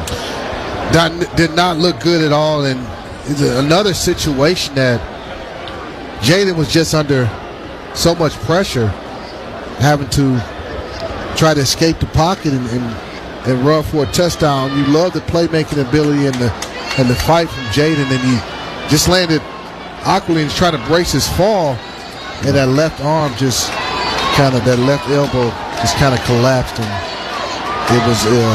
it looked awful. He's turned down the cart. Quite honest with you. He wants to walk off under his own power. Obviously, we don't know the extent of the injury, so we'll wait to hear from the team. It doesn't look good. This team's going to fall to 3-6, and it's very plausible that Jaden Daniels is going to miss some time now. Logan, you had a field level view of everything. You saw it before we could see it. Yeah, I mean, he went out there kind of scrambling on a little zone read. There was nothing there in terms of the RPO element of the zone read, and the guy made a play and put his arm out. And, the rest is the rest. Marcus Mariota in, handoff Chris Rodriguez, center of the line, touchdown! Touchdown Washington, a 4-yard run for Chris Rodriguez. It's a nice run by Chris. He continues to play hard, and as you mentioned, but it's too little too late in this ball game. But such a damper right now in this stadium after you see Jaden Daniels go to the locker room with a air cast on his elbow. Next week will be another home game. Detroit is here. They'll be coming off a loss. They lost to Minnesota at home. Then we have our first ever international game in Madrid in the NFL, let alone for the Commanders. They'll take on the Dolphins, and then a much-needed bye week will occur. Yeah, it's soul-searching. It's going to have to take place. Here's Matt Gay's extra point, and that is up. And that is good. All Commanders Extra Points are brought to you by Bud Light, easy to drink, easy to enjoy. That's a touchdown for wishes for every Commanders touchdown scored this season. Peraton is donating $500 to Make-A-Wish Mid-Atlantic, helping grant life-changing wishes for children. Thank you, Peraton. 7:14 to go, fourth quarter. Seahawks lead 38-14. This is the Washington Commanders Radio Network. Rapid7 empowers government agencies to take command of the attack surface, smash silos, and stay ahead of attackers. I'm Damon Cabanillas, head of Rapid7 Public Sector. It's time to take cyber breaches from inevitable to preventable. Our FedRAMP authorized solutions are powered by threat research that delivers deep visibility and control over your entire attack surface. See critical vulnerabilities at scale. Automate routine tasks. Shut down imminent threats with confidence. Visit rapid7.com/public sector today. Commanders fans, this is for you. Level up with the brand new AAA Commanders MVP membership. You'll receive all the benefits of AAA, such as 24/7 roadside assistance, plus chances to win game tickets, access to exclusive team events and experiences, along with 15% off Commanders gear at the online pro shop. Already a AAA member? Add the Commanders MVP membership upgrade for free. Head to AAA.com/Commanders Commanders to join the squad and put your fandom in drive. In today's evolving threat landscape, secure and efficient connectivity is essential to mission success. That's why federal agencies rely on Fortinet Federal, a trusted U.S. partner delivering modernized networks, simplified operations, and proven cybersecurity solutions through a secure supply chain. With a secure networking approach that converges networking and security into a single unified platform, Fortinet Federal helps simplify security, shrink costs, and enhance efficiency. Fortinet Federal, trusted cybersecurity for government. Learn more at FortinetFederal.com. Military life isn't predictable, but earning your master's degree can be with American Military University's 40-plus flexible online master's programs. You can stay mission ready while you get market ready. Learn anywhere, anytime with an education built to keep pace, steady, reliable, and always accessible. Plus, military service members, veterans, and their families can save up to 45% on master's tuition with AMU's special rates and grants. Learn more at amu.apus.edu. AMU, steady through every mission. This is Washington Commanders football. Tonight's game is presented by Marsh McClellan Agency, your partner in risk and people strategies. Discover limitless possibilities at marshmma.com. Washington had their second scoring drive of the game. Chris Rodriguez from 4 yards out for the touchdown run makes the score 38-14. If you are just joining us right now on this drive, Jaden Daniels injured his left elbow while in the red zone and walked off under his own power, but his elbow was in a brace, and the team initially brought the cart out, so at least it appeared serious. So we'll see. Matt Gay's kickoff bounces, squibs at around the 10-yard line. Here comes the return out to the outside. There you go. That is the receiver, Cody White, who's able to get out near the 29-yard line. That's where Seattle will have the ball with 7:07 to go. And I think I speak for everyone to say we need to get the rest of this game over with and move on to Detroit. Yeah, we really do. And it's a situation where you saw how much Jaden means to his teammates. The entire team gathered around him before he left the field. But we still got a lot of football left to be played. We got the Detroit Lions coming in town next Sunday afternoon. Drew Lock is in, the backup quarterback for Seattle. They just try to run the clock out here. Pitch left, Jordan Trelawney. Hit by Jordan McGee. They'll keep the clock running here as he's thrown out of bounds when the forward progress was stopped around the 27-yard line. So maybe a gain of one or maybe a loss of one there. This game is brought to you by Janny King. The cleaning and disinfecting of your facility is more important than ever. Visit JannyKing.com. I tell you what, man, this Jordan McGee. You talk about a guy that still is out here playing hard, flying around, making plays, sideline to sideline. He's a guy that needs to be on a football field a lot more. I was encouraged by how much he played in the game against the Kansas City Chiefs. Didn't end up playing as much, I don't think, in this ball game, especially early. The run was for no gain. It's 2nd and 10. Inside handoff. Kalani keeps his shoulders low. Takes Sheldon Day for a ride to the 30-yard line. Gain of a couple. It'll bring up 3rd and 8. And the clock will be under 6 minutes when the Seahawks snap it again. And this is where your leaders are going to really have to rally the troops. You got a 4-game losing streak that you're dealing with, and a tough Detroit Lions team. They're coming off a loss to the Minnesota Vikings, so they'll be trying to get back on their winning ways. How do you get these guys rallied around? You got your quarterback injured. It's going to start with the leaders. Head coach will deliver a message, but the leaders going to have to take over. Absolutely, man. And this is just one of those things that's so difficult to deal with, but just got to find a way to get better, find a way to get on the details like we were talking about, Fletch. Kalani up the middle, got a nice hole, met by Tyler Owens and Darnell Savage. He's short of the first down by about a yard or two, out to the 36-yard line. It'll be 4th and 1. I'm assuming Seattle will go for this just to kind of keep the clock going. Maybe not. They're thinking about it. Looks like about to send a punt team out there. Yeah, at 38-14, 5:12 to go. Obviously, this game is in the books. Just a matter of what the final score is going to be. Right, exactly. But again, as far as your leaders, the guys starting and making sure everybody's still locked in, nobody's checked out. You're not having all these side conversations. Everybody needs to lock in, stay locked in. Michael Dixon is on to punt. One's on its way. Jalen Lane is driven back inside his own 10-yard line. Fields it at the 5. He's going to return it to the 10, 15. Looks for a seam, goes down at around the 17-yard line for 4 to go on the clock. 38-14 is the score. Here's the defensive stats for the past 5 games coming in. The opponent had punted 2 or fewer times, so this will be 5 of 6 now, I believe. No one has been held under 334 yards since week 1. Over 400 yards in now 5 of the last 8. Kansas City had 4 scoring drives. All of them were at least 72 yards last week. Seattle started with a 90-yard touchdown drive. Today, it's just they don't have answers right now. They don't, and again, the margin of error is so small. We can't. First of all, we didn't start this ball game off stopping the run well enough. That was the big thing that I noticed. Sam Cosme is out, replaced by Andrew Wiley. Ja'Cory Crosby-Merritt gets the carry. He gets out to the 22-yard line for a gain of 5, and clock now moves under 4:30 to go fourth quarter. But when you're going against a really good Seattle Seahawks team, which they are, they're one of the best teams in the NFC. Not a lot of people talk about them. You know, you're going to talk about Detroit and as being one of the favorites in the East, NFC, the Philadelphia Eagles. But this Seattle Seahawks team, if Sam Darnold is able to play like he played before consistently the rest of the season, they are going to be a team that you have to reckon with in the NFC.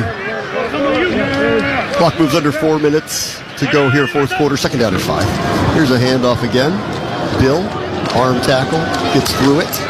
Gathered by 3 Seahawks at around the 26-yard line. That's a gain of 4. It'll bring up 3rd and 1. Chris Rodriguez carried the ball 7 times for 35 yards. Pretty good. 5.0 average. Does have a 4-yard touchdown run. And Bill, that was his 12th carry for 38 yards. And it's as you look at this Seattle team, they got Smith and Jigba. The way seeing him in person, man, you see why he's leading, special, man. Leading the league in receiving yards. And I think this offense that they run is difficult to deal with, especially with the play-action pass and those bootlegs that they run. He's played 8 games, and he has almost 1,000 yards receiving.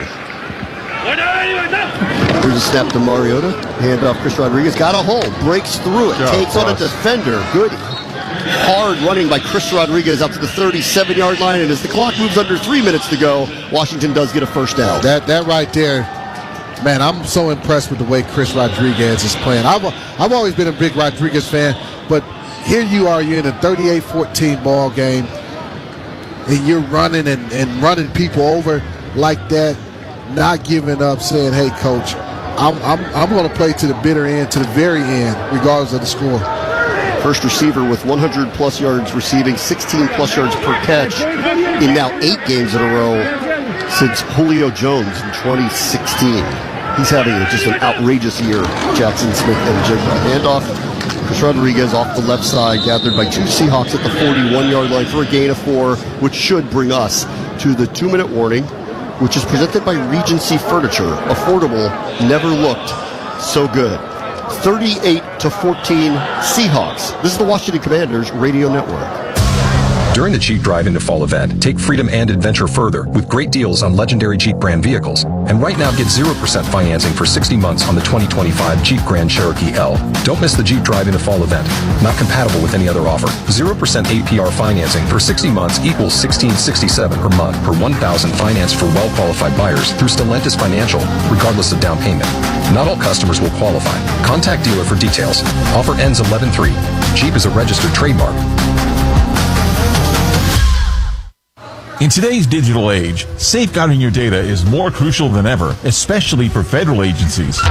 Commvault Cloud for Government, now FedRAMP High authorized, enables continuous business and allows government agencies to reach zero trust compliance with a cloud smart approach. From seamless backups to advanced recovery options, we ensure your sensitive information is secure and accessible. With Commvault, you can focus on what matters, serving your mission. Trust the leader in data management to protect your agency's future. Visit commvault.com/federal. Your data, our priority. When the Commanders take down a quarterback, Tello steps up for the families of our fallen heroes. For every defensive sack this season, Telos, a leader in cybersecurity and identity solutions, is donating $500 to TAPS, the Tragedy Assistance Program for Survivors. TAPS provides comfort, resources, and community to all those grieving a death in the military or veteran community. Join Telos in supporting the TAPS mission of hope and healing. Learn more and get involved at TAPS.org. That's TAPS.org. Just like on the field. Today's game is presented by La Champagne Champagne and Branson Cognac, the official champagne and cognac of the Washington Commanders. A Chris Rodriguez run while you were away. Got a first down for the Commanders, and they're now taking their time running the play clock down with 5 seconds on it. Handoff to C-Rod again, bounces off, spinning to the right, gets into Seahawks territory at about the 46-yard line with 1:13 to go in the fourth quarter. This game is also presented by Northwest Federal Credit Union, the official credit union of the Washington Commanders. MVP of the game presented by Hercules Fence, security in every job. That's an easy one tonight. Number 81, Art Monk, immortalized tonight with his number retired by the team in what was a really nice ceremony for Art Monk, who really doesn't like all the attention that he does it tonight. Electrifying moment of the game, presented by IBEW Local Union 26. That the ceremony was wonderful that the team put together for one of the great legends of this franchise. This could be the last snap of the game. It's a handoff to Chris Rodriguez with 38 seconds. He stood up at the line of scrimmage for maybe a gain of 2. Washington does not have to run another play, and mercifully, this is going to be over. And the Commanders are going to be on their longest losing streak under Dan Quinn. It's 4 games. They fall to 3-6, and they fall to the Seattle Seahawks 38-14. I want you to stick around for our Command Center postgame huddle. London and I will talk to head coach Dan Quinn. I'm not sure about quarterback Jaden Daniels now after the injury that he suffered. Hopefully we'll get an update on his health, where this is all presented by your local Washington area Honda dealers. This night did not go as planned. It's a rough one. Detroit comes here next week, so Washington will be back home, and they're going to have to get some answers on defense for sure. The Lions are going to be mad. They're coming off a loss at home to their division rival, the Minnesota Vikings. And they have some playmakers on that offense as well, but it starts with us, man. And DQ, he touched on this after the Dallas Cowboys game about really, looking to get us looking deep, doing a deep dive on what we're doing, and it's going to have to continue to be that. We played a really good first half against the Kansas City Chiefs on Monday night, but this game, from a defensive standpoint, Seattle was able to do whatever they wanted, run the ball and passing the ball. Sam Darnold, perfect passer rating in the first half. Perfect. 4 touchdown passes. They led 31-7 at the break, and they win 38-14. We ask you to stay tuned for the Command Center postgame huddle with Scott Jackson, Fred Smoot. Have a therapy session with them tonight as we try to figure out how to move forward as we get set for the Lions back here at Northwest Stadium next week. The final score here from Sunday Night Football at Northwest Stadium tonight: Seattle 38, Washington 14. This is the Washington Commanders Radio Network. You've been listening to Washington Commanders Football, presented by Novec, powering a bright future for you. By Finch Turf, your exclusive John Deere golf and sports turf dealer. By American Military University, preferred military rate keeps tuition at just $250 per credit hour for undergraduate and master's tuition. And by Northwest Federal Credit Union, where trust matters. Stay tuned for the Command Center post-game huddle next. Animals are languishing in U.S. shelters, especially dogs who look a certain way. These dogs are just as deserving of loving homes as any type of dog, which is why we decided to help them get out of kennels. Join the thousands of supporters of our mission to help us expand our national reach and proudly place more dogs from kennels into their forever homes. To learn more about our mission, please visit us at kenneltocouch.org. Prescription opioids can be addictive and dangerous. We were driving to the supermarket, and as we entered the parking lot, a car ran a stop sign and completely T-boned us. When I was first prescribed my prescription pain meds, there was nobody to tell me these have a really high potential for addiction. How can I be addicted? I get these from my